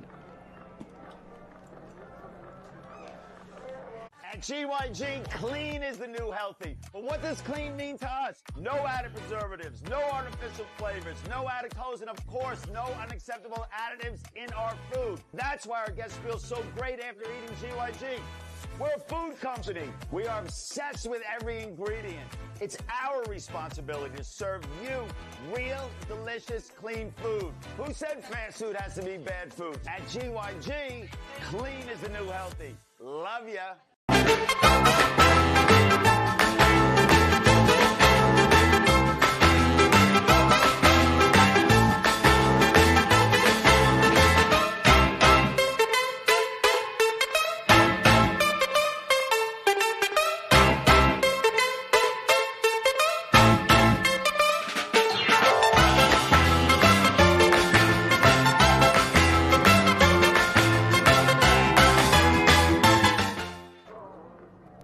It's Redlands and Rockhampton here on Field 1. I'm joined by Tristan Manning in the commentary box. Tristan, your take on that first 14 and what we can expect in the second half of this one? Look, mate, I'm sure the coaches will be talking about process. You know, there were so many errors in the first half, and they weren't forced errors. I think there were a lot of unforced errors. So the tries that were scored from Redlands, obviously against Rocky at the defensive end, I think if Rocky can put a bit of midfield pressure on, then they'll be able to stop the roll-on from Redlands that, you know, I saw them get last night. But once again, they scored some beautiful tries off that tap-off. Yep. You know, so Rocky scored, then they come back and they score off the tap-off. So I think, how do you keep them off your defensive end of the field? And it's about all the hard work that goes on between the two tens. So looking forward to seeing the battle, because I know on the other side there's a few mentors there helping out.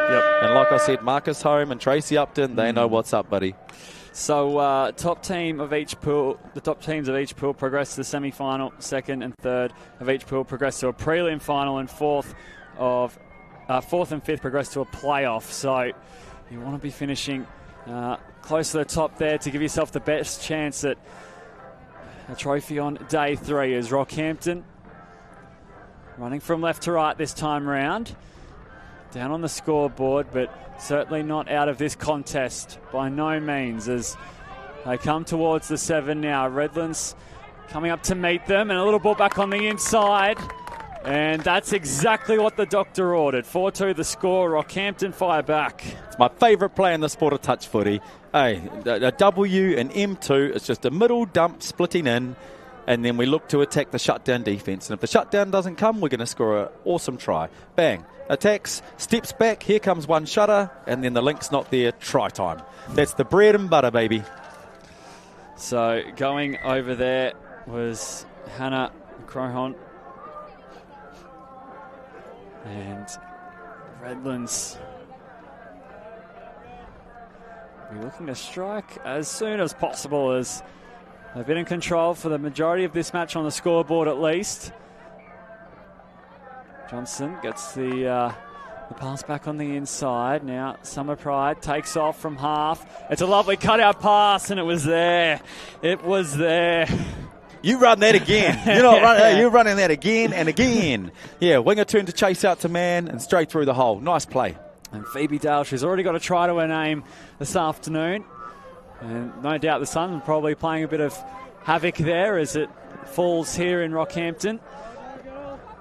Well, for me, mate, it's not an orthodox play I see in the women's game. There's this, 32 scoop, and then we get a nice little link pass chopper. That's beautiful. It's a skill set requirement. So, yeah, we go there again. And Redlands pick off the pass, so they'll get going back the other way.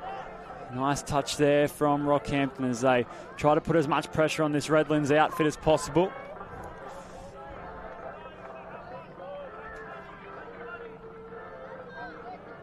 Redlands just slowly building over the 10 they bounce. This is the last. One-handed scoop, ball back on the inside. Link coming in to shut down the play.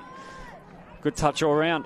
Yeah, mate, once again, though, the winger stayed out on man, so that link spot is the spot. Let's see if Redlands can find it. And now Rocky. Good hard touch there from Redlands as Rockhampton just look to pick a pass and find an extra couple of metres on this set. This is the last. Vela picks up and goes. They get the passes away towards the wing, and they keep the ball alive. Anything can happen here if they find the right pass.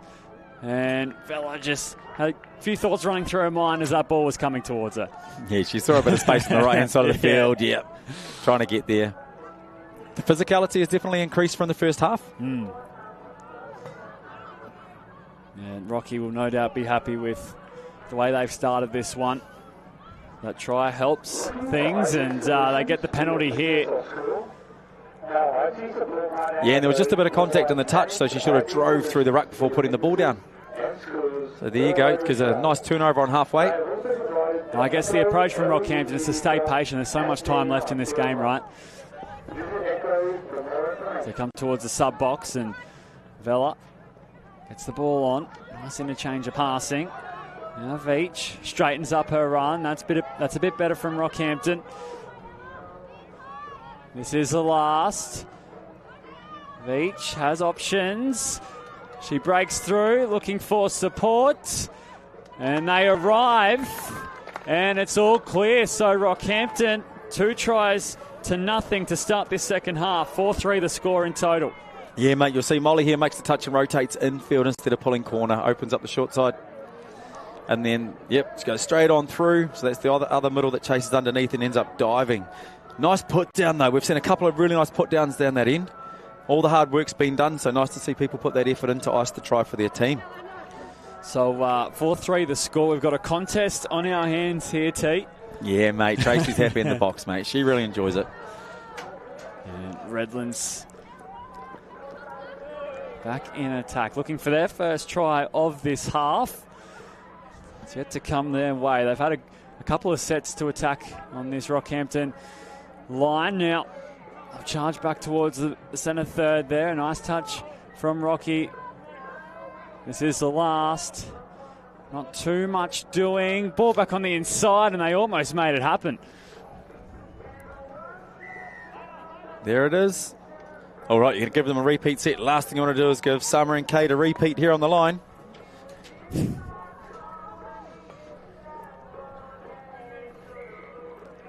So, Rockhampton. Redlands rather. Touch made right on the line. There was a nice dive there from Kate Johnston. Already has a try to her name. Now it's Pride. Drops it down. Johnson back with the ball. Ball back on the inside. Last touch here as they park it up on the 7. And Johnson had to get creative there. Not much happening on that occasion. And so Rockhampton repel Redlands. 4-3 the score.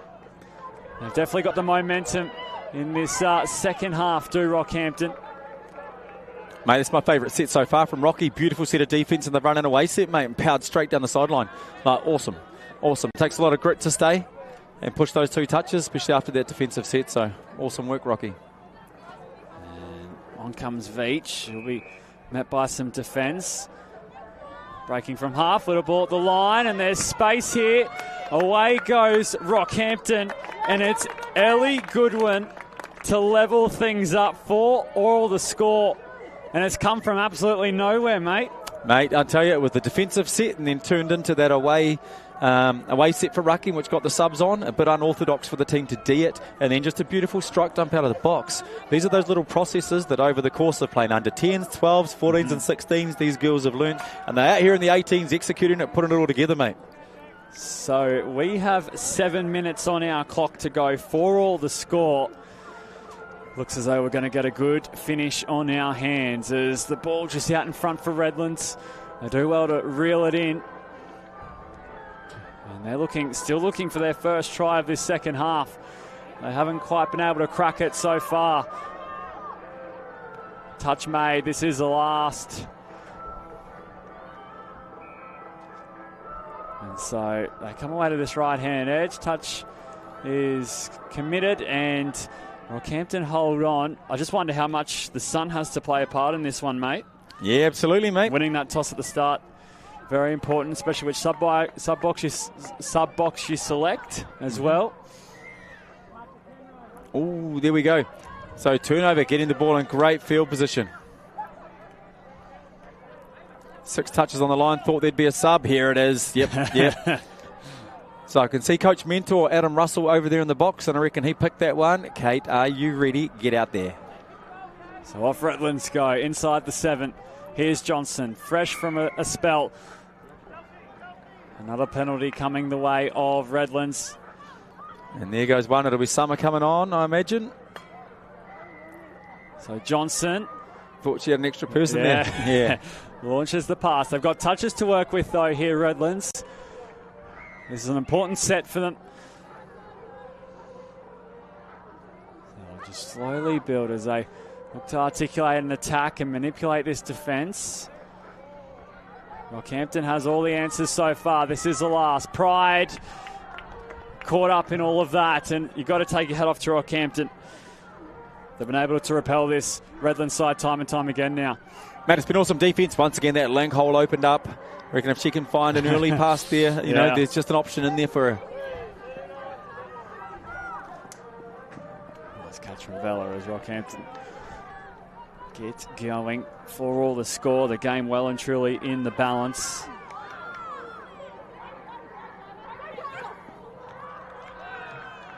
And Vella just letting that ball go. Yeah, I don't think it was intentional, but there you go, 10 nonetheless. So get him a little bit closer to the line. So how do they approach this now, mate? Where do Redlands look to go?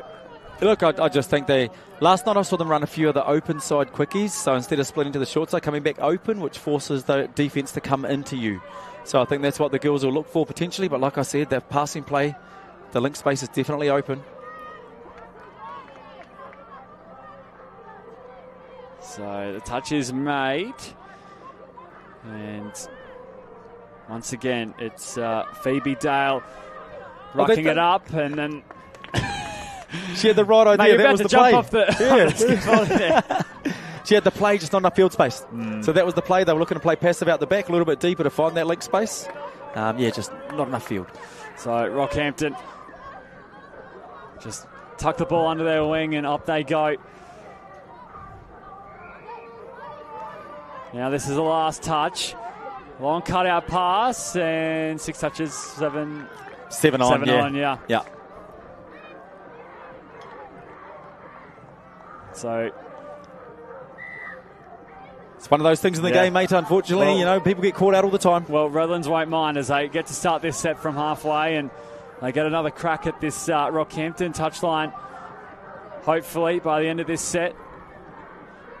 Inside the last few minutes now, so every touch starting to matter a little more. Here's Summer Pride. And gathering some momentum out of the sub-box. Goes Redlands. Mate, Molly has a really nice pass too. I think she'll get into the right position. She'll be able to rip it and find that space if she can see it. So a couple more touches to work with, and well, that was the last in the end, so Rockhampton do well to shut the door once more. Redlands just aren't quite firing on all cylinders when they get down to that 7 at the moment.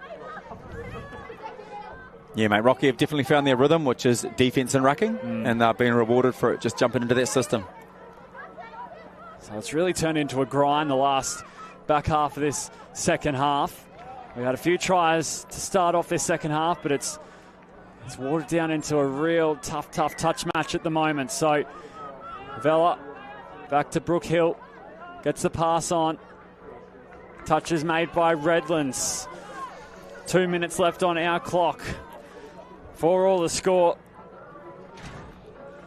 It's really good field position, mate. Looking to come out of the box. You'll see Johnson and Pride.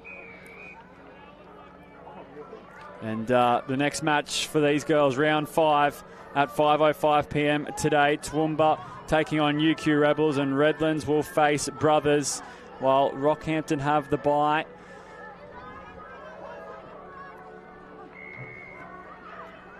So Rocky inside Redlands half. I like the way Jada Little's worked there, making the touch or working in, but just cutting the field off, like really tall, covering lots of room. So a minute left to go on the clock. Rockhampton promote the pass, and they will kill it. Oh no, they won't. They've got a couple of touches to still work with as they look to hunt down this Redlands side. Touch made. This is the last now. V comes towards the right, and they kill the ball away from that Redlands sub-box. So smart play there from Rockhampton for all the score. Just trying to manage things out now. I can't see them subbing here. I reckon they'll just go straight down. Johnson. Oh, no, they're off. Picks up and goes. Still touches to work with now. Pride. Doesn't have many options. Took on the touch. And this is back into their set as they keep the ball alive. Not much doing there. So Rockhampton turn the ball over in good field position. They've got about 20 seconds left, give or take. Can they make something happen here? Veach gets the ball back on the inside. Touch made. They drop it down and a little error in the roll ball. And there it is. Why can't all games of touch be drop-offs? Hey, be awesome. So, for all the score, Rockhampton and Redlands doing battle here on field 1. Just a quick summary there, Tristan, from what we take away from that one. Hey, mate, just two really good teams going head-to-head. Both teams littered with great players and really good coaches, mate. And this is what we expect from this level of game. 4-all's a really good outcome. Obviously, a few things to work on in the first half. Coaches had a chat, and we did see the game physically improve in the second half. And some really nice tries, mate. So looking forward to seeing these two teams a bit later in the competition. So we'll head down to a post-game interview thanks to our good friends at Guzman Gomez before coming back to take on the next match, which is Redcliffe and Townsville in the 18 boys.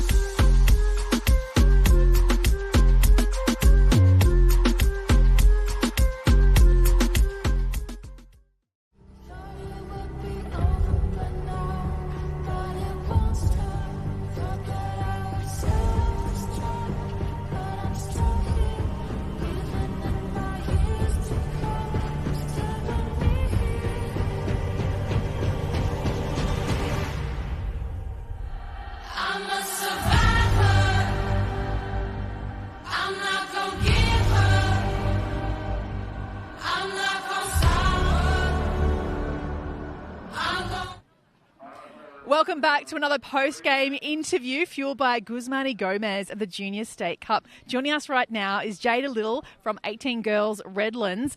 You were just playing Rocky then and you guys drew. Yes, we did, unfortunately, but that's okay. Game otherwise? It was pretty good. I felt like our intensity in that game was pretty good, so we'll take that away and we'll... We enjoyed watching it, so well done. Jada, also congratulations on winning the Kerry Norman Award. This award recognises not just your talent on the field, but also your sportsmanship and the way you represent your affiliate and touch footy. What does receiving this award mean to you in your final year at the Junior State Cup?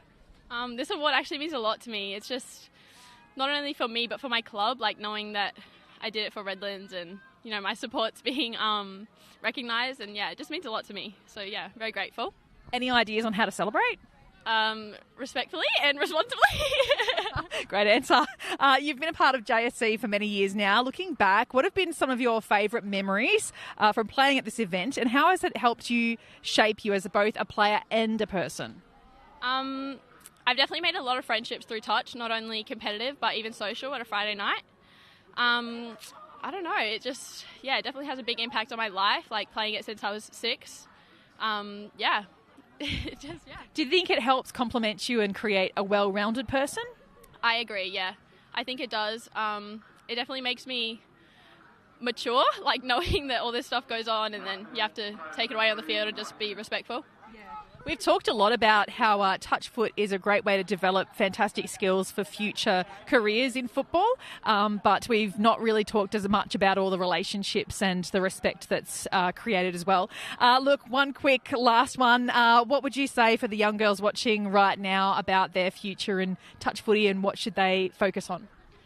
Stick with it, make a lot of friends, and just keep going, honestly. You only do it until you're 18, especially juniors anyways. Make the most of it. Thanks so much, Jada Little, coming to you live from the Junior State Cup in Rocky.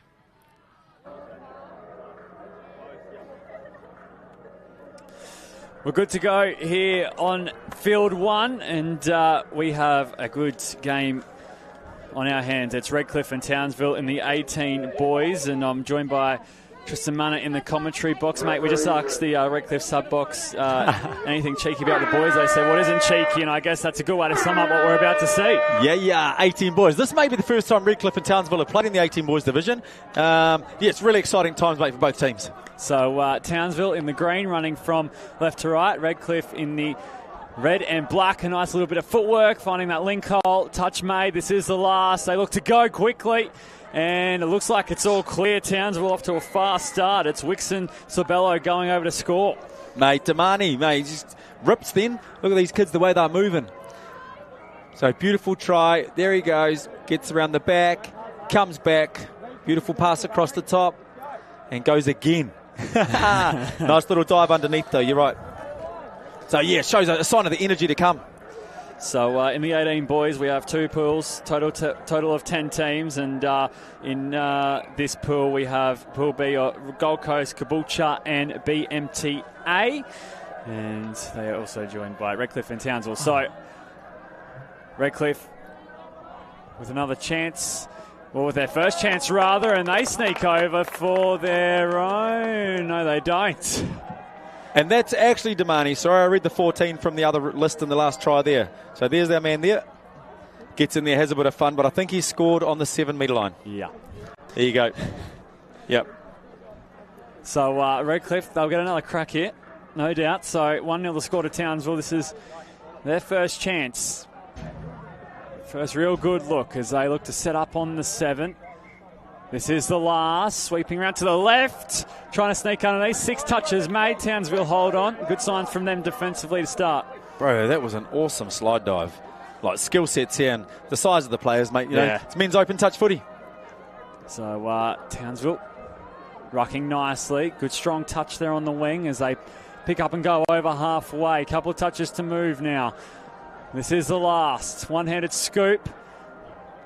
Trying to catch out Redcliffe, and it won't happen on that occasion. Blake Eccleston making the touch. Kersley, sorry. Blake Kersley making the touch. So Redcliffe get humming over halfway now as they pick up and go over the 10, encroaching on Townsville's half at the moment. This is them dropping it down on the 7, trying to turn it back in. Touch made. One last one to go. Townsville will come up to meet, and they'll shut them out nicely. Yeah, well defended on the line. And so Townsville get across to their sub-box nicely. It's good meters here. And they've done that quite fluently. Just looking to gather some momentum out of that sub-box. A nice read from Redcliffe. Drops it down on halfway. It's a good run there, picking up some meters. This is the last. It's a long left to right, and the ball will hit the deck. So both sides just feeling one another out. It was a fast start from Townsville, but since then, both sides have just looking to get into this match and find their feet. So Redcliffe. That pass looked a bit suspect, but play on, we digress. This is the last. Ball goes to ground and the penalty blown. So Townsville, starting from a good part of the field, they'll take the first one straight up the middle. So they waste no time in moving forward. And these are those head-to-head battles, mate. We're going end to end, end to end. You know, we know in the sort of senior ranks you're scoring, you know, maybe 25%, maybe once in 4 or 5, you know. So the rest of the time we're just working, plying our trade, trying to bend the line. This is the last now. Townsville, it's the try scorer looking for a teammate in support. Wixon Sorbello couldn't find a man in a green jumper. And the score remains at 1-0. Yeah, it's nice work. I think here's where the game will be pushed. Those nice to see the 2 players push for some shoot defence. Great work down this near sideline. Oh yeah, getting trapped though. At the moment, a little bit of front foot ball, and it doesn't take much. It's a one-handed scoop from half. Ball hitting the deck there. Just snuck it in behind. Love it. Nice. So Townsville, though, they've got great field position, and the last thing these guys need is good field position. I can see their footwork. Well, it's Wixon Sorbella in the yellow socks and the pink boots with the green tee, rocking every colour at the moment. So a man with the ball there on the 4-4. So he's in the middle of the field with the pink hat. Trey's off the ball, but he's going to USA next year for B-ball.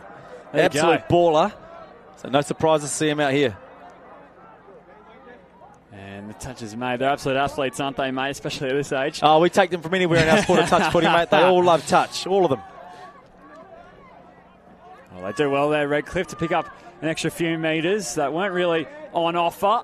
And somehow ball goes to ground. Right call in the end. And you don't need to open the door up to this Townsville side, but we're licking our lips, mate, to see what they throw at this Redcliffe line. Oh, absolutely. I want to see that Trey Paul alley-oop try. Hey, I don't even know what that looks like yet until he does it. Yeah.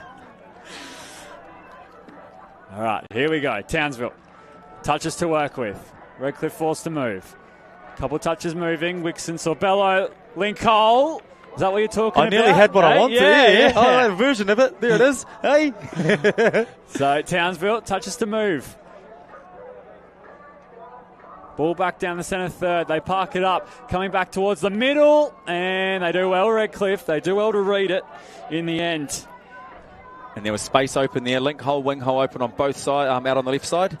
So a sign of things to come, but I like the work. I like the style plays they're running. This is where Redcliffe need a bit of work. And that'll help. Yeah, and the boys are having to go down the sub-box to come on behind the ball, and that's always that hard energy piece. But I know Coach Charisma Burden, fresh off a State of Origin campaign, she'll be having a chat to them and working through that. So Redcliffe coming up over halfway now. They just need to get the ball down the other end and hand possession back to Townsville in their own half, as this is the last. Good looking pass, over the top it goes. Townsville have the numbers though, and they do well to kill it on the opposite side to Townsville's sub boxes. Townsville look to traverse across field. That's a nice little play there, and look at that. Wow. What a run from Townsville. Yeah, mate, and the boys are standing man on both teams. So, a little bit, but Townsville a little bit tighter, but Redcliffe are man on the turnover. So Townsville can find all the space, Get some nice flow. Yeah, it was opening up there too for Townsville, but Redcliffe hold on. So good portion of this first half ticked by already. Only one try to nil. I'm sure that's going to change. 6 more touches will be waved on too here. So off Redcliffe go. This is the little bit of luck they probably need as they get over halfway to pick up a few extra metres with the ball on the inside, darting away. Townsville retreating at the moment. Touches to work with. They keep going down that short side. Touch made. And just checking the count.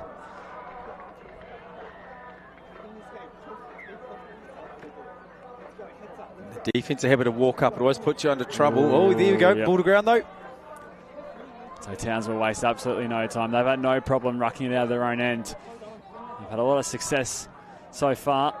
It's only equated to the one try, but as we said, no doubt more to probably come. Here's our man again. We're looking for some sort of basketball try, mate. That's what we're after, eh? On the bingo. Oh, there it is. Down. Ball down.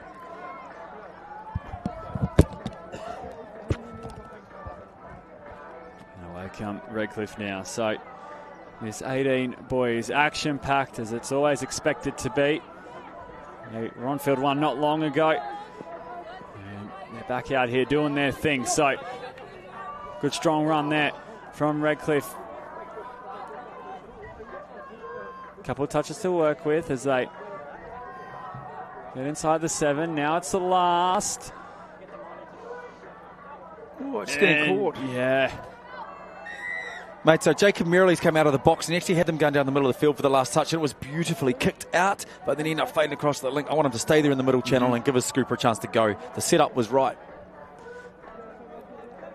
So we just hate defences on top, or attacks just aren't quite firing at the moment, mate? Yeah, that's it. Bit of both. Honestly, they just need to get the other end. Completions, baby. So Redcliffe need the completions. Good point, good point. And then a bit of passing accuracy from Townsville. As we see, yeah, there you go.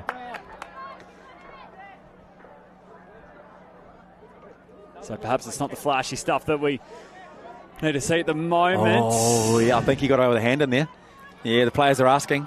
It's a cheeky one on the first, you know. And coaches normally go, if you're going to do anything like that, you do it on the first. Yep.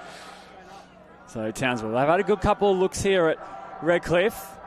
They've got a bit of strike out there now too. Wixon Sorbello, the try scorer for Townsville. Gets the pass back on the inside. Good hands to get down and take it. Or was it? No, in the end it will forward. Go the way of, Redcliffe.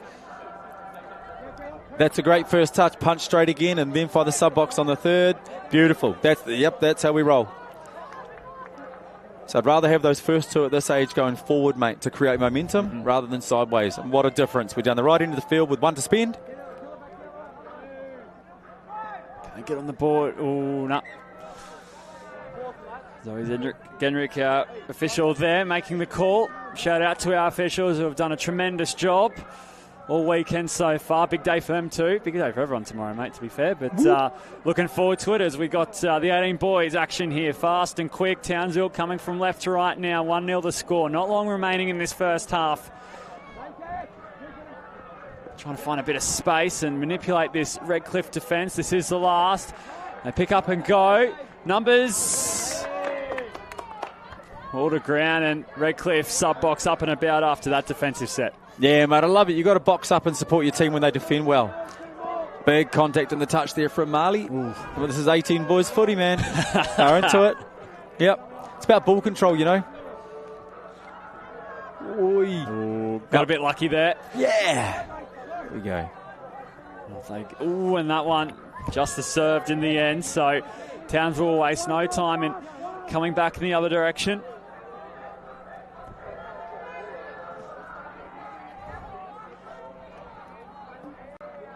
I'll take the touch out near their sub-box side as they look to set up.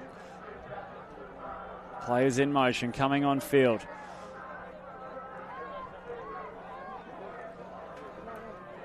Here they go on the last.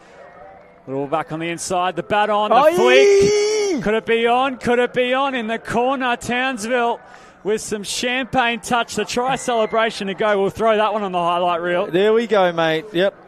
It's a bit of a podium move, that one. Let's see that. That was really, really nice. A little bit of back out of the hand.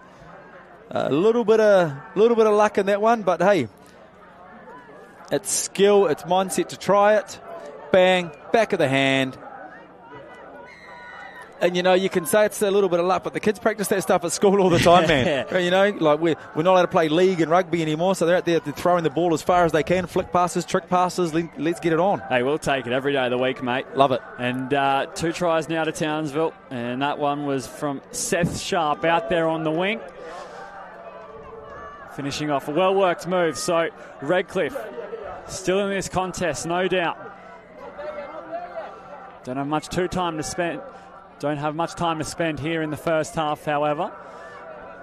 So look to get on the board before half-time. This is the last bit of footwork at the line. Breaking through, support. It's down, it's clear, and it's 2-1 the score. Yeah, McMinn just went to man there, so beautiful pass out of the back of the hand at the other end of the field to set the try up. Just tried to go one-on-one and got pulled into the centre of the field. Short side beaten. Really nice try. Bang, there it is. Yeah, it looks good on the replay. Ah, mate, everyone's got footwork when given the chance, you know. So, Townsville get us restarted once more. Flurry of tries here. It was a quiet portion for a long sector of that first half, but things are starting to liven up. Right at the line, got the pass away. Touches. No. Try time to Townsville. Awesome. How about that one? Yeah, what a great way to finish the half for the team. And there we go. So that far left-hand side of the sub-box, of the field has just been getting worked. Yep. Gets in. Yeah, nice. How about that? Yeah, so just a wee punish or a quickie on the link. And the winger was in a wee bit tight. So 3-1 the score. Townsville kick ahead right at the back end of this half. We'll take a quick break before returning for the second half between Townsville and Rockhampton.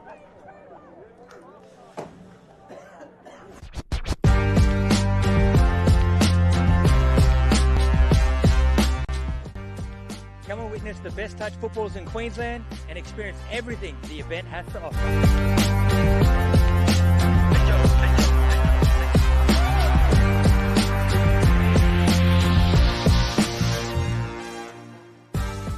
Make sure you put the Queensland State Cup on your calendar and we'll see you here.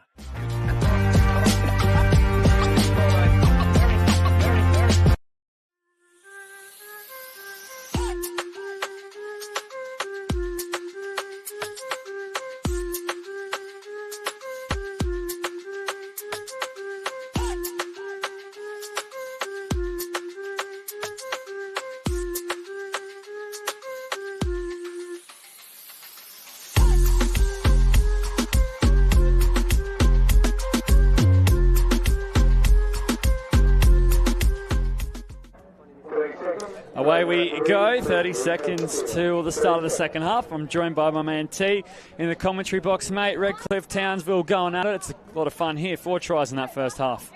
Yeah, I think it's a simple message for Redcliffe, and it's really about completion. So we need to leave the ball at the other end of the field, and I think a little bit of intensity, role responsibility. As we know in the 18 boys division, you got some people attack, some are fast, some can dive, but there's a few guys that need to just grab hold and be tough and do the hard little things right. So interested to see what they do here off their tap off. So just around the grounds, BMTA are taking on Caboolture at the moment in round 5, while Gold Coast sit out and have the bye. They had an impressive win earlier on here on field 1 against BMTA. They're a side to watch and no doubt going to be at the pointy end on day 3. But for now, we got these two sides going toe to toe. So Redcliffe coming from left to right on your screens now. Red v green. Couple touches here. Touch made. They'll head back for the last on the 7 and perhaps kill the ball in the corner. Smart play there, and they'll ask Townsville to ruck it out of their own end. Mate, it's a way cleaner defensive set from Townsville to start this half. The person that has a bit of intent to get up and make the touch. You saw at the back end of the second half, the sort of walking and dawdling, then caught on the touch flat-footed. So, and here we go, the wheels are turning. So the halftime break has done them well. Let's see if they can leave the ball down the other end, maybe get an outcome. So last touch here. They pick up and move. Little ball at the line. Redcliffe do well to hold on, and yeah, another really good set, but nice stuff from Redcliffe there to get themselves in the game here. Yeah, that's a win for me as the coach. You defended well, you subset, you left the ball in the 7 at the other end, forcing the opposition to go length of the field. I want that for the next 14 minutes. Hoo-yah! Bit of acceleration there as he was going through the gears. Some people just look like they like to run fast. You're right. Yeah. Isaac Tatters looks like he likes to run fast. Like, look at him. Wow. How many gears do you reckon he's got? 6, 7, 8? Yeah, a lot of. Yeah, he's got definitely 6 or 7 or 8 more than me. You and I both, my guy. So nice field position. Here we go, Townsville. That's a great first punch. That's plenty of metres on offer there as they pick up and go. That's been a real strength of their game, especially to start off this second half in the opening 2 minutes. They've got a lot of threat out there too, so drop it down on the 7. Ball back on the inside. Did they get there? They certainly did. Yeah, Speedy got over there and made the touch. Here it was. He was there. Yeah, I was lucky enough to go and watch Gold Coast play Townsville a bit earlier on today. And Coach Kayla Pike, mate, enjoys it. Really good instructions to her team. So I have no doubt the halftime messaging was good, and we've seen the ball at the other end of the field, both sets so far. Yeah. So Redcliffe straighten up their line there as they pick up a few metres on the last. They pick up and go, trying to catch a few players offside, and they'll come back for the touch. Townsville shutting the front door on that occasion. See, good set, good turnover, but I want Redcliffe to push there for those first 2 touches. They're holding on the 7, they're not rolling, but they're just not pushing and getting in the face of Townsville. Townsville extending the pass over the 10. Oh, look at that one-handed scoop, trying to create something there, and Redcliffe do well to shut it down. Fast and frenetic play once more from these 18 boys. Now Redcliffe back in possession, shifting the ball towards their sub-box as the shadows starting to lengthen here at the 2025 Rockhampton Junior State Cup. We've got one more match coming your way here on the live stream next. which will round out day 2 for us. But of course, plenty more games taking place on all the fields, all 21 fields around Cyril Connell Oval. So, Redcliffe continue to march. Here they go. Looking to get back in this match. Bit of footwork at the line. Left, right, left. Touch made. That's a money touch by McMinn. Beautiful touch. He got caught for physicality, but he's right there to help his mate out when he's needed. So they bounce towards the right. Ball back on the inside. It was just the execution, but there was the touch in the end. So a fresh set of 6 coming Redcliffe's way. Mate, there's so much space on the left-hand side of the field. And they begin to head that way. The Link's in tight, so he's short side shutting. So you've got the Link and the winger on that left-hand side. We saw Paul turn straight in. So touch made. Heading towards the left. Back on the inside. It's the same thing again. Yep. See, that's the Link making the touch on the middle, and the Link is there in front of him. There's space there. So can they nullify that Redcliffe at the moment? Can they get their footy on inside the 7? And another penalty here. All right, so Redcliffe, space towards the left if they want to use it. That's the way they begin to trend. Long ball over the top, and it was just a little too far out in front. The right idea, as we were discussing, mate. Mate, a long ball, that one. And there you go. Nice composed turnover. And a great first touch. So, yeah, Redcliffe is starting to roll off now and just see one person lifts. I want to see them lift. Bit of energy here. Townsville, pick up and go. In control of this match on the scoreboard at least. 3-1 the score. And once again, it's just trusty. It works. You know they're going to get down to the other end and turn possession over. Not as deep as this time, but still, they get a result. And now Redcliffe come charging out of their own end as they chase the game here on field 1. Good touch made. It's a good handy run. Jump over halfway. Redcliffe go through the hands. This is the last.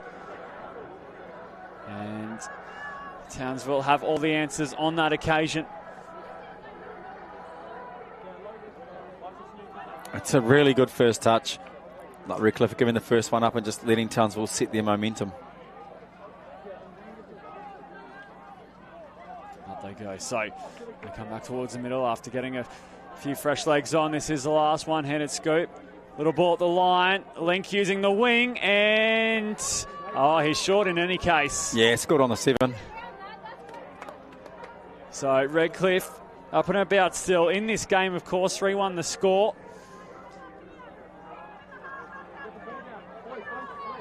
And they work it across field. They look to get towards the sub box. They've used a couple of touches now. And they weren't really going anywhere there, but Towns will cop up the penalty. Yeah, discipline when you're running shoot defence, really important.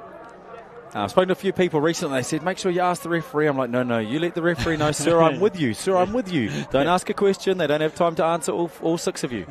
But let them know, and they'll always, generally they can respond to you. So Redcliffe, a good chance here for them to get back on the board. Another try in their favour will really set up this match as we don't have too long remaining in this second half. Little ball at the line, and unfortunately it's not going to be on that occasion. Yeah, I thought Kyan Gordon, when he dummied, the defender almost flopped off. He could have had a crack at the line. It's a nicely played. Could have gone through. And now, backs to the ball, running down the field. Good run there. And they go through the hands. There's space for Townsville. Good recovery in the end from Redcliffe. Touch made.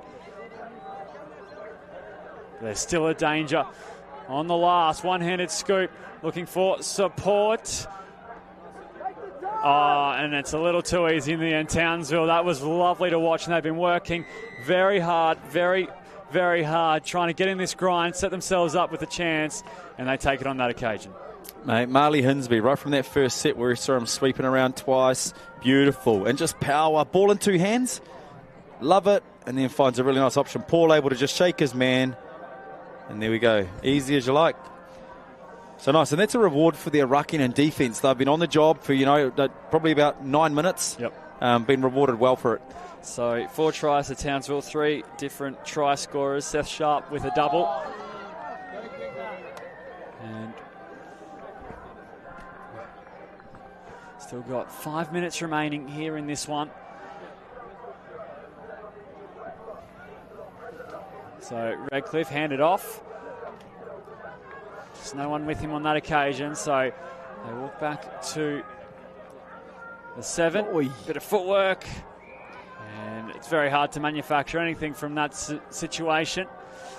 Townsville will be happy to have the ball back in their hands.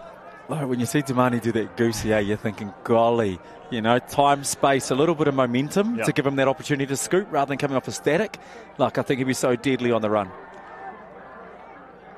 Townsville stretching out down the right-hand side. They've eaten into this Redcliffe half.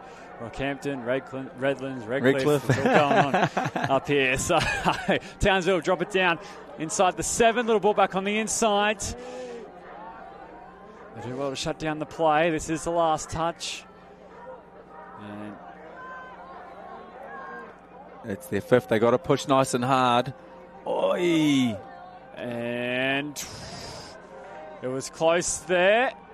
Try. But I think we're clear, and they've managed to go over again. So that's a little bit of magic from Townsville. They're a good team to watch when they're on. And that's our man again, Hinsby getting in. Beautiful footwork, and I thought, poked down the far sideline with that diving touch and all that effort. But here we go. Found, gets in just before the touch. Beautiful. He knows his way to the try line. So Wixon, Sorbello, Hinsby, Sharp, and Paul, the try scorers for Townsville. As they hit 5 on the scoreboard. And we have 3.5 minutes left. So they go towards the line. And touch is made.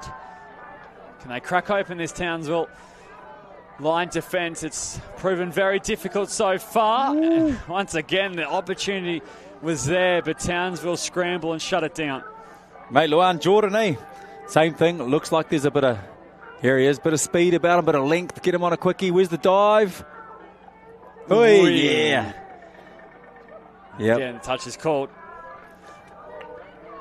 And so once again, these scenarios, I like it when teams are down by a few and putting the referee under 50-50 pressure, Yep. Like, is the player onside? I'm diving the line. Did I score the try? All of these questions being asked.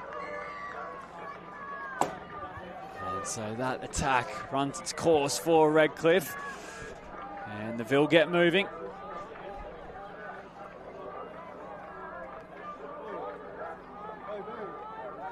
Come a fresh set of legs and ball hitting the deck there. Well, he's got a long way to get down. He's like, seems like he's about 6'8". You know what I mean? Hey. We see another error from Redcliffe. So getting late in the afternoon here, getting late in this match. Fatigue is kicking in. Yeah, I love it. So they run a straight arrow set. There you go. I don't think we see enough of these. Coaches don't put them in. So great work back into the game. So Paul handed off. Townsville hesitant.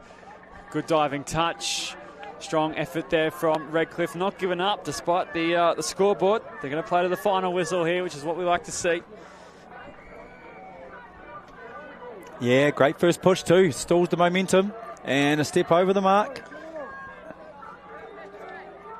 And as I foreshadowed earlier, we do have one more game coming your way here on Field 1. It is Rockhampton and Caboolture doing battle in the Under-14 Boys Championship Division. We've had some really good Under-14 games out here on Field 1. That's a good Under-12 games out here on Field 1. There was a cracker right before the sprint relay. Yeah, it was a goodie. It was a goodie. Lots of energy, those young fellas. And they're trying to emulate their 18 boys who played a little bit after them, you know what I mean? So you can go back and watch the live stream from day 1, 2, and eventually when 3's run its course on YouTube. And so here come Townsville. They've been clinical in attack. This is the last. So they have another try up their sleeve. They most certainly do. Yep. So ball in 2 hands, Showed it. Defender held off. So as we wind down to the end of this one, T, what are our thoughts? What's the summary? What are we taking away from this one? It's just been looks like a little more process, a little more training about the Townsville crew. Yep. Potentially, as we know, Redcliffe is a young affiliate. So potentially these players haven't built over many years. Some of the teams you're seeing here have been together since under 10s. Yeah. You know what I mean? So they've got a lot of rhythm about them. They've played together for a long time. We love having Redcliffe and Blackwater and Emerald 100%. and those teams all coming to these events now. So we just want to see that, I guess, work being put in back at the affiliate. Yep. The players from here, their experience, taking that back to their home club and having a great time there, mate. But I think it's been a nice show in the 18 boys division for some of these kids playing this event for their last time. I couldn't agree more. Well said, T. We'll wrap up there. Redcliffe 1, Townsville 6 in the end. Thank you for joining us. One more game to go here on Field 1. We'll take a break before returning.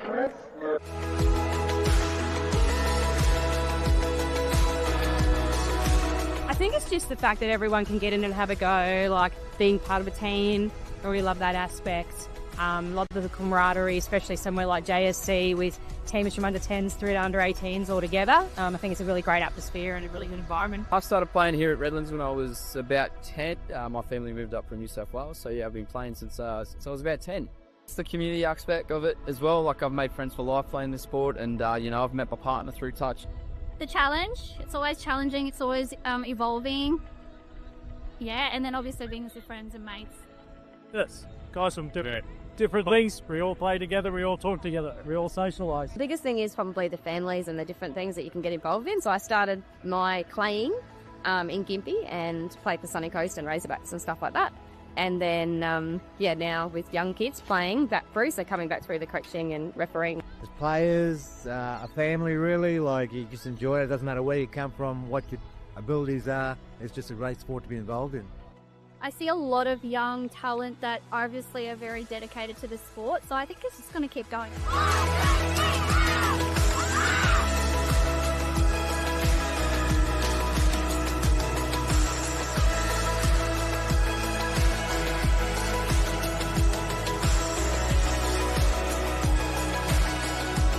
Since teenager, so I grew up playing it with my family, of course, and then slowly made my way up to Whites Hills as a 16, 17-year-old and started to take it a bit more professional, I guess, to start training and all that kind of stuff. But been in the game for a good 20 years. I guess it's a bit cliche.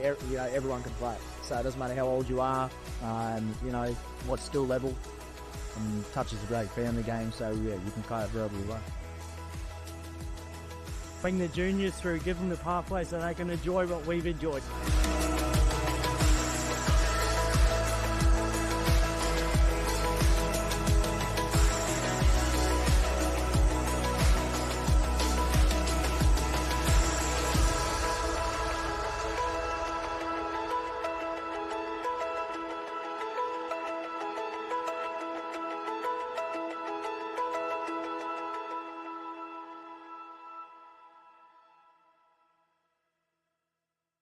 Taking the good with the ups and downs. I wanna see how the world turns round. Let's go adventure in the deep blue sea. Home is with you wherever that may be. Home is with you wherever that may be. At GYG, clean is the new healthy. But what does clean mean to us? No added preservatives, no artificial flavors, no added colors, and of course, no unacceptable additives in our food. That's why our guests feel so great after eating GYG. We're a food company. We are obsessed with every ingredient. It's our responsibility to serve you real, delicious, clean food. Who said fast food has to be bad food? At GYG, clean is the new healthy. Love ya. We are back, and it's the final game of day 2. That just shows up how long a day it has been. There are more games happening tonight as well. Final broadcast game of the day. Looks like it's going to be a pretty good one as well. We got Rocky Red. We're into the 14 boys, and they'll be taking on Caboolture, who we can see on the far side of the field. Here's the Rocky Red boys. They've had a pretty good run so far. Undefeated coming into this one. They knocked off Gold Coast B 6-4 over Townsville. BMTA Blue, they beat 13-2. Northern Gold Coast in their last round, they beat 9-2. So they come in with plenty of form for Caboolture. They are 2 wins and 2 losses. They went down 9-2 in their last match to Townsville Blue. Katie Geiger's with me in commentary. It's been another great day out here on day 2. Scotty, it's been a beautiful day. It's just starting to now come in with a little bit of a chill in the shade. So it started out cold, really hot during the day, and then starting to come in a little bit cooler now, but it's perfect playing conditions if you are running the direction of Rockhampton in this half. So a little bit harder for the Cabo boys to look into the sun, but I'm sure they'll be fine. So really keen to call a 14 boys game. I love that under 14 division. It's one of my favourites. Yeah, it's been great competition in the 14. We see some great matches across the pools. We've split into the championship pool now. They've still got another game tonight as well. And the 14 boys, then they'll have one more round game tomorrow before they split into quarterfinals. Top 4 teams from each pool will progress through. And Rocky, almost looked like there was no contact made, and it was picked up from the referee. Caboolture hold out. And they get the first touch of the footy. Sun in their eyes, rolling downfield. Headed across down the right-hand side. Now you're hearing the effects mic in the background. Their coach will be very vocal in this one. Dave Zanetti. Also got Bailey Assay in the top of the box. Also very vocal. You usually hear them a mile away. Already barking instructions to his team in the early stages of this one. The home team looking good so far in the tournament. Undefeated. Looking to continue that on against Caboolture. Now Rocky playing through the middle, coming into the last touch of the set, and just getting on the outside. Nice bit of ball work, shaping inside, looking outside. Ronan Ramsey, little stutter step. Made it look easy. I can assure you it's not. High fives here for Rocky as we take a look at the replay. They just held off a little bit too long. They look like they were covered here, and then just that little kick out on the outside. Sees Ramsey score the first try here in this round 5 match between Rocky and Caboolture. Now Caboolture looking to hit back, and they couldn't get it cleanly out of the hands. A couple of little fumbles in the roll ball. Could be fatigue. It's been a big couple of days for both teams. There's been a few fumbles in the roll ball, but they and now off they go with another little shot going. Great cover defence and a beautiful touch. Finn Wyatt going down the sideline. Might have even been Malachi Bollett in the number 0. And that's good footy. They go from one side of the field all the way across to the other. And a whisker of scoring on the right, but they finish it off on the left. It was really well done. I didn't think they were going to get there. I thought they were going to hold the ball up here, but realised, saw some space. Ball it of a pass to his winger. Nate Turner, he thought about coming back in, and then he put the afterburners on and hit his winger in the corner. Really, really good effort try, one side of the field to the other. Early lead here for Rockhampton, 2-0. Looking strong again.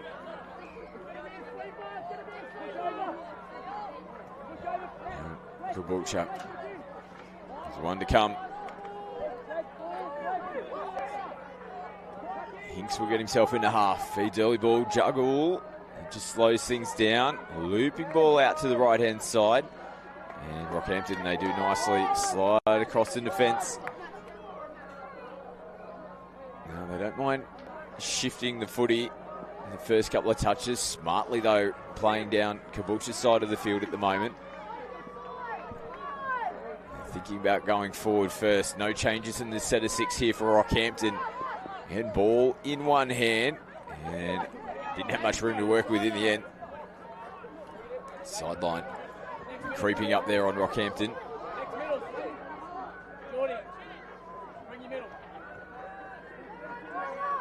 Caboolture now on the first couple of touches. Send it out to the right-hand side of the field. And the ball hit the deck. And they will say ball down in the end. Good opportunity here for Rockhampton. They're looking pretty calm, pretty cool, pretty collected. And off they go again. Kobe Chin this time.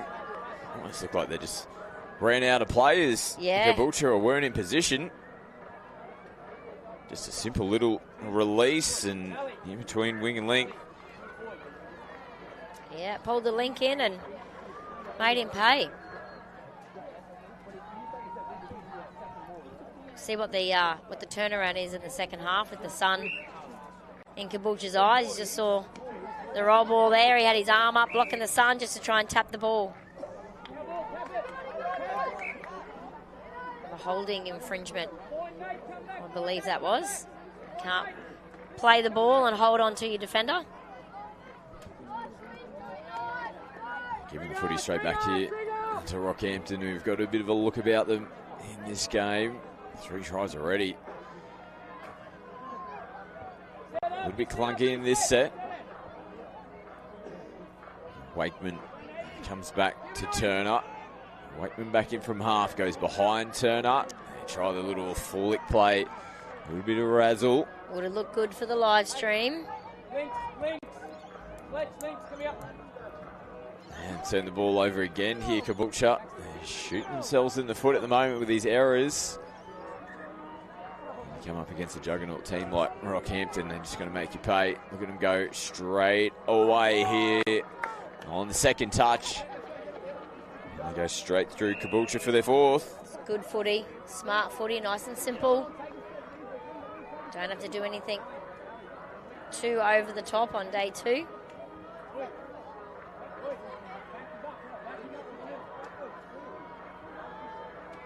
Just a nice easy split play. Link runs a good line and away they go.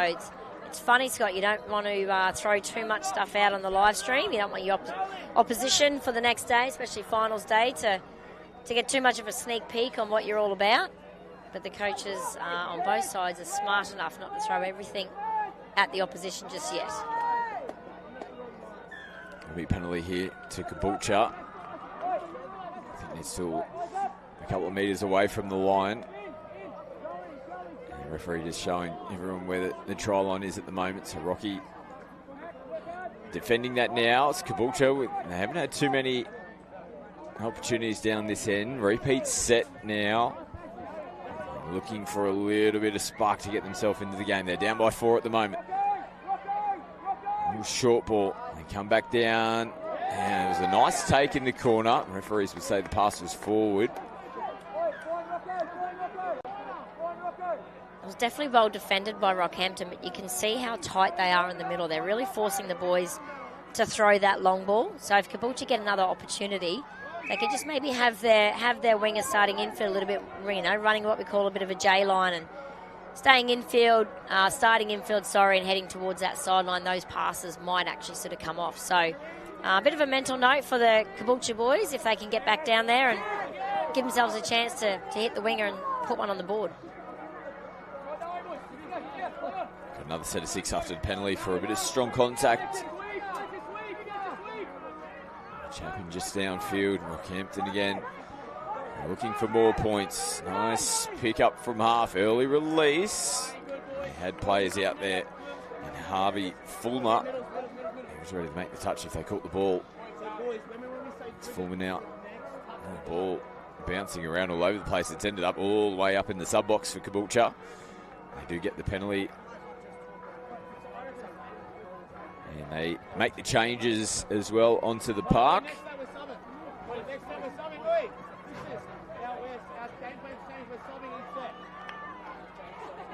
There's another little error on their side of the field. So it was early in the touch count as well. They give the football straight back to Rocky. And looking to throw it around now. Still with 4 touches left in this set. Here's Hansen. As Rocky now split through the middle. And loose ball. Interesting call. There was contact made. Looked like they were losing control of the footy. Yeah. So one more opportunity, but Caboolture come up and make the touch there. Harrison Lyons closing out the set. He plays it. He'll take the first one forward here for Caboolture as well. Need a good, really good midfield ruck set, subset here, Caboolture, to get themselves up the park. The last set, they give the ball over at halfway. To a team like Rockhampton, you just can't do that. Usually you go down and get punished for it and get a try put against you. They were able to hold it out. Need a good back end of the set here. Make some metres. There we go. And streaking away, the players offside. Nice pick up from Coffey and finds support, but there's a diving effort to make the touch. And the referee will say that is the sixth touch of the set. Nice footing. That's great defence. Up by a couple of tries, getting towards the back end of a half, and you can still come up with a touch like that. But that's exactly what Caboolture need to do. They need to get that midfield sorted. Head down, pick up some metres, and get down the other end of the field, and really make Rocky work for these tries. Making them work for their metres now as well, as you can see. It's better. Yeah, Rockhampton making changes deep around behind the box. Contact there in the touch. Another couple to make. Last one. And a nice little show and go, and a late ball at the line. Almost coming back to make the touch. Fulmer again hovering around. Ronan Ramsey, he's got some speed, this kid. He does, yeah. Yep, again, they did so well for 5 touches. And that fifth and last. Get you every time. So they done really, really well there, Caboolture. That was a really good set. Great start of their defensive set. Fix that up and they've got them at halfway, Scotty, and they can actually start to have a few more cracks at the line. So 5th try for Rockhampton, 2nd try for Ronan Ramsey. Handy lead already.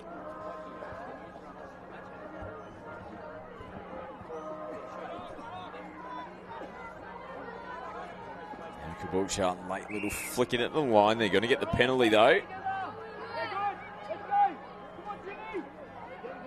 So another set of 6 here to defend for the boys from Rocky. Caboolture will look to strike early in the set. Nothing available for them at the moment.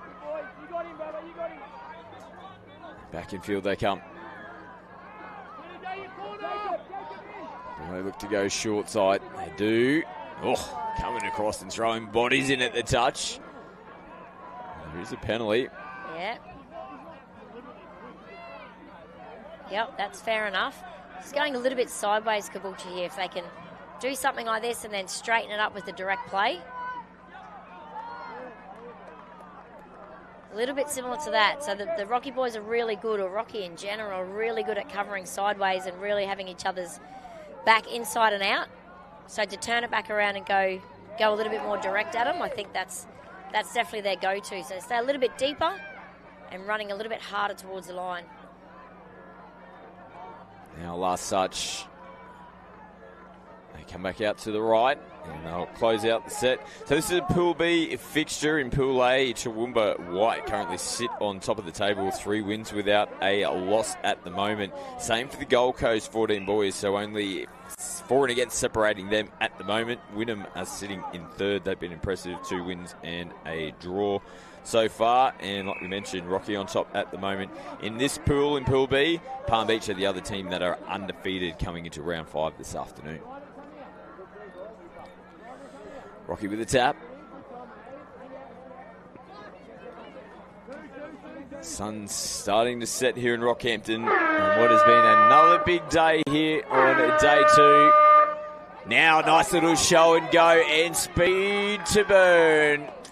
Into the corner they go. Perfect way to finish the halftime. Geordie Wakeman. That's a little dagger in the heart of Caboolture going into the break. Yeah, that one hurts, Scott. That one hurts. Whole another half to go yet, though. Rocky in front here, 14 boys. The last broadcast day game of the day, 6-0 is the halftime score. At GYG, clean is the new healthy. But what does clean mean to us? No added preservatives, no artificial flavors, no added colors, and of course, no unacceptable additives in our food. That's why our guests feel so great after eating GYG. We're a food company. We are obsessed with every ingredient. It's our responsibility to serve you real, delicious, clean food. Who said fast food has to be bad food? At GYG, clean is the new healthy. Love ya.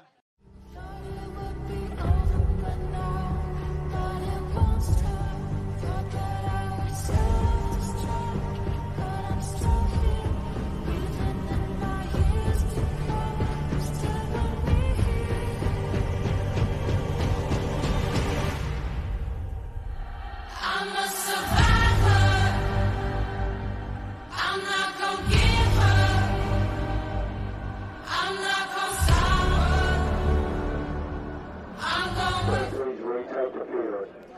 We are back. Second half here, and it is Caboolture. Big task ahead of them. Rocky, clinical. And as we mentioned, they're undefeated coming into this one. We take into their huddle now. Bailey Assay with the Sun Smart shirt around the head look. Look at that earmuffs. Yeah, he's got a little bit of everything there, Bailey. He's pretty animated in the box.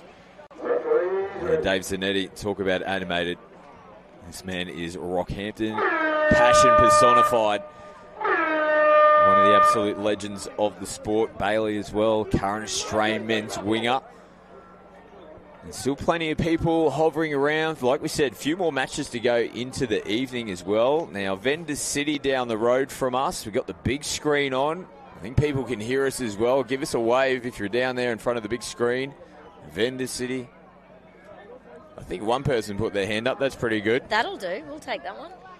And if there's any food trucks or vendors down there that want to send some free food our way, we're more than happy to take it. I'm not picky. Dutch pancakes, hot dog, whatever you like. I'm available. Japanese. Yeah, Jeez, yeah. that's a good selection Boost. of food down Yeah. here. Boost, juice. Yeah. It's been a big day, Scott. We'll take it all.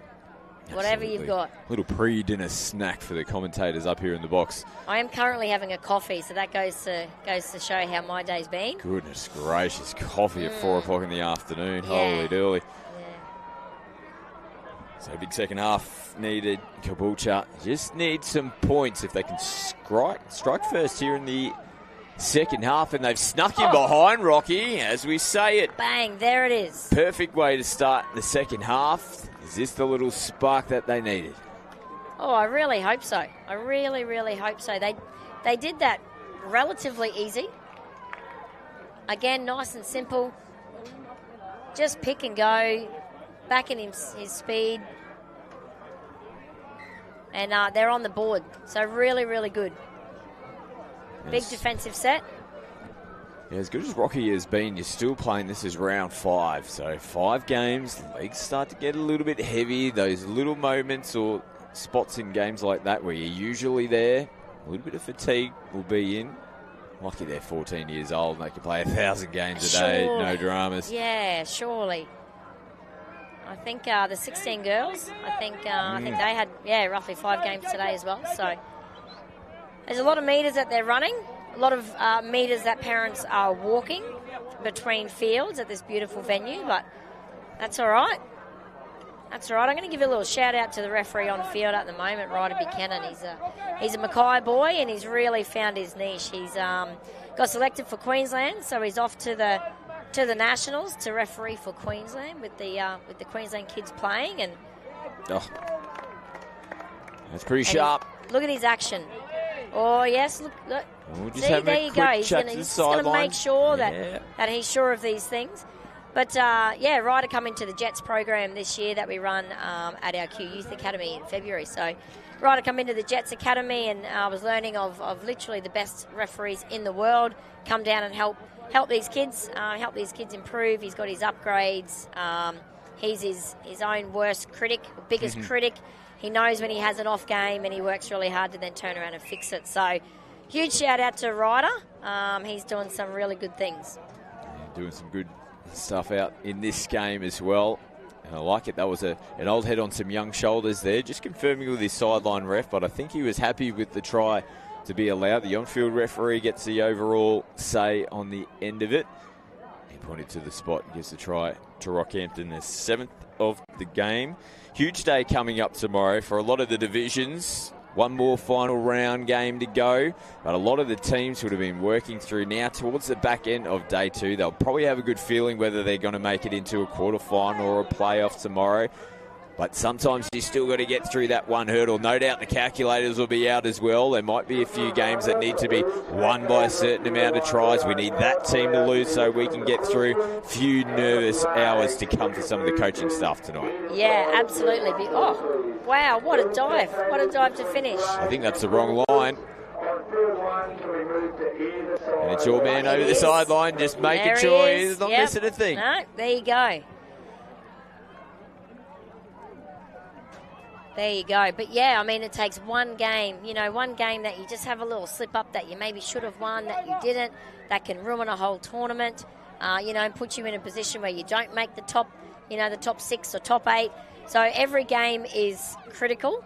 So these Rocky boys in particular, they're up by a few now. So they'll be really looking towards tomorrow. They might be looking at maybe trying some different combinations, maybe trying, a few different things, working on some particular structures that they might want to play with tomorrow in the finals and really making sure they can fine-tune going into their games tomorrow. So the teams that are sitting pretty, that are undefeated at this stage on day 2, they're 100% looking towards day 3.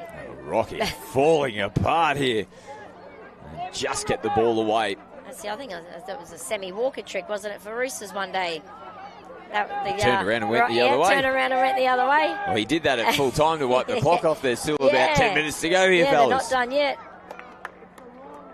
I think they put it down on the wrong one again. Well, they're still causing a little bit of havoc. The amount of games that we've had is just worn the paint lines off a little bit. They'll come back out and touch those up again overnight. Referee's just, again, instructing to the players, righto, I will let you know where you need to be. Where those try lines are, that's caught Rocky out twice here in the second half.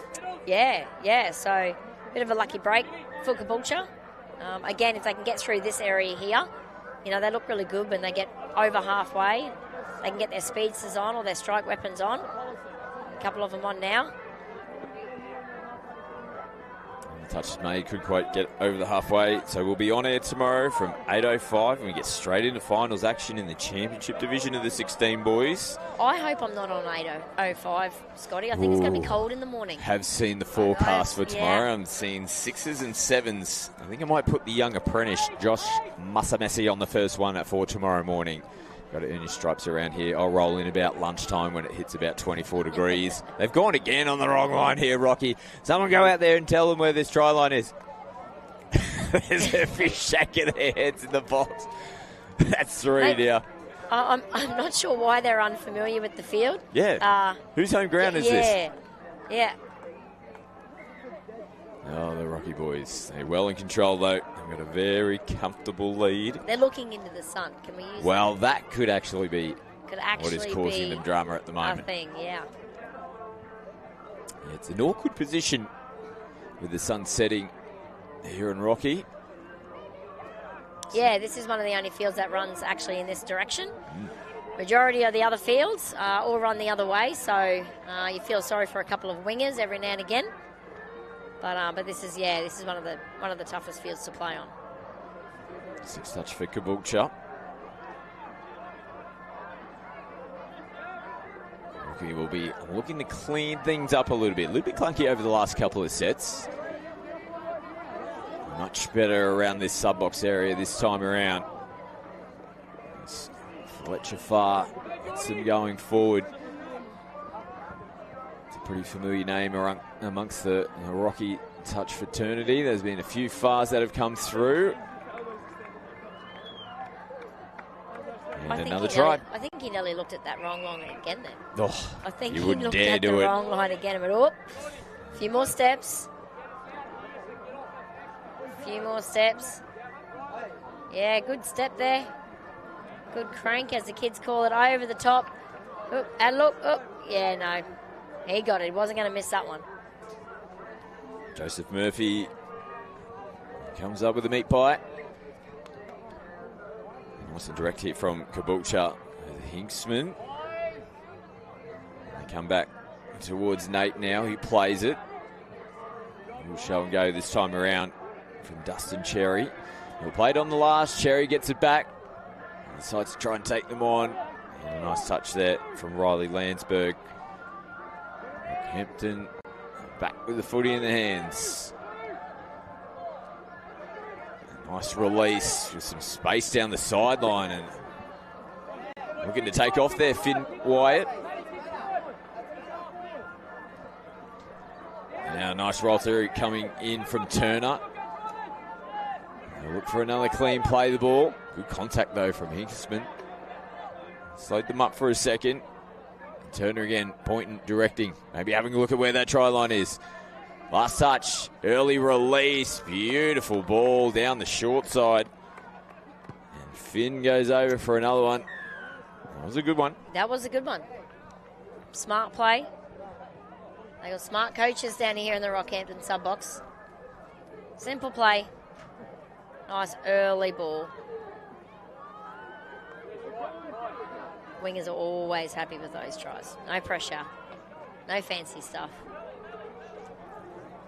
And you touched it. I like that early release option. Just let the ball do the work. Ball particularly when you got defenders retrieving still to the line. It's pretty hard to punch back, push those feet forward and try and knock that one out. That's it. When these guys are so fast at stepping and diving in and getting under the line, you know, you've got to condense your defence so much just to try to eliminate that. And all of a sudden, you know, there's an overlap pretty easy. Righto, Caboolture, come on. What have we got? A little bit more direct at the line. They're just having a little, having a little chat. Something's coming here. Something's brewing. Look to sweep around the back. They go away from Hinks, back into the middle. Nothing there yet. As Callahan will play it. Hinks hovering around again. This time he might get himself in a half. Feeds it. No options again. This time clean play the ball. They're going to get another penalty though, Caboolture. Nice work. Forcing Rocky to come up with that penalty. A little bit short of the line. Show and go and trying to slip in between this Rockhampton defence. Back out they come to the 7. It's Cannon who plays it. Now flat ball. Oh, doing the splits and the slipping and the sliding. I think they got another penalty here, Caboolture. Now that should be the 3rd. Well, maybe they're just going to say play the ball. Yeah, all right. Yep, this is the last. That was better. Oh, beautiful ball. That was better. Good. Yes. I think the touch is being claimed. The referees again taking their time to come across. Yeah. There may have been contact, but I feel like it was before the ball was in the hand. Initial thoughts were try. Referees are going to say the touch was made. Touch was made. That was much better by Caboolture, though. They ran with intent. You know, they ran at that line with intent. And when you do that, you're convincing the opposition that you were going to score. Oh, here he goes again. Here he goes again. They call the right line, come out. Oh, I think he's ran over the dead ball. No, just tricking. Another try for Ronan Ramsey. His 3rd of the game. 10th for Rockhampton as well. All right, bring him off. Give him a rest for tomorrow. And put the Ferrari back in the garage. Yeah. He's got the hair to match. Oh, yeah. He's got the height to match. It's the other thing you see in the 14s, Scotty, is the difference in size and stature of the players. And just because you're tall or you're bigger or you got longer legs doesn't mean anything in a game like touch footy, but it's just the vast difference in the size of, in particular, the boys. Yeah, some of these young fellas starting to shoot up and beef out. You got the beef capital of the world here, eating steaks 6 days a week. Yeah, I did have a nice one last night, the Heritage. Nice touch. Rocky looking to put the polish on. Last game of the broadcast here for day 2. We'll head down on field afterwards to wrap it all up with our post-match interview. Thanks to Guzman Gomez. Oh, juggle, dive in the corner, but a good touch. I don't think the touch was made. Oh, all Missed him. clear. Wow. Good honesty from the young man. Well, that is a good finish in the corner. Let's take a look at this. The juggle, and then the big dive to finish it off. I feel like he might go back and rewatch this one. Xavier Coates, eat your heart out. We've got some good finishes in touch footy as well, and Rocky continue to roll on, undefeated in the 14 boys in Pool B. They'll definitely have one eye on the finals, and they roll on to day 3, and that will wrap us as well here in the commentary box. We will head down on the side of the field, Pinky, with the Guzman Gomez post-match interview, and she'll wrap us up here for day 2. At GYG, clean is the new healthy. But what does clean mean to us? No added preservatives, no artificial flavors, no added colors, and of course, no unacceptable additives in our food. That's why our guests feel so great after eating GYG. We're a food company. We are obsessed with every ingredient. It's our responsibility to serve you real, delicious, clean food. Who said fast food has to be bad food? At GYG, clean is the new healthy. Love ya.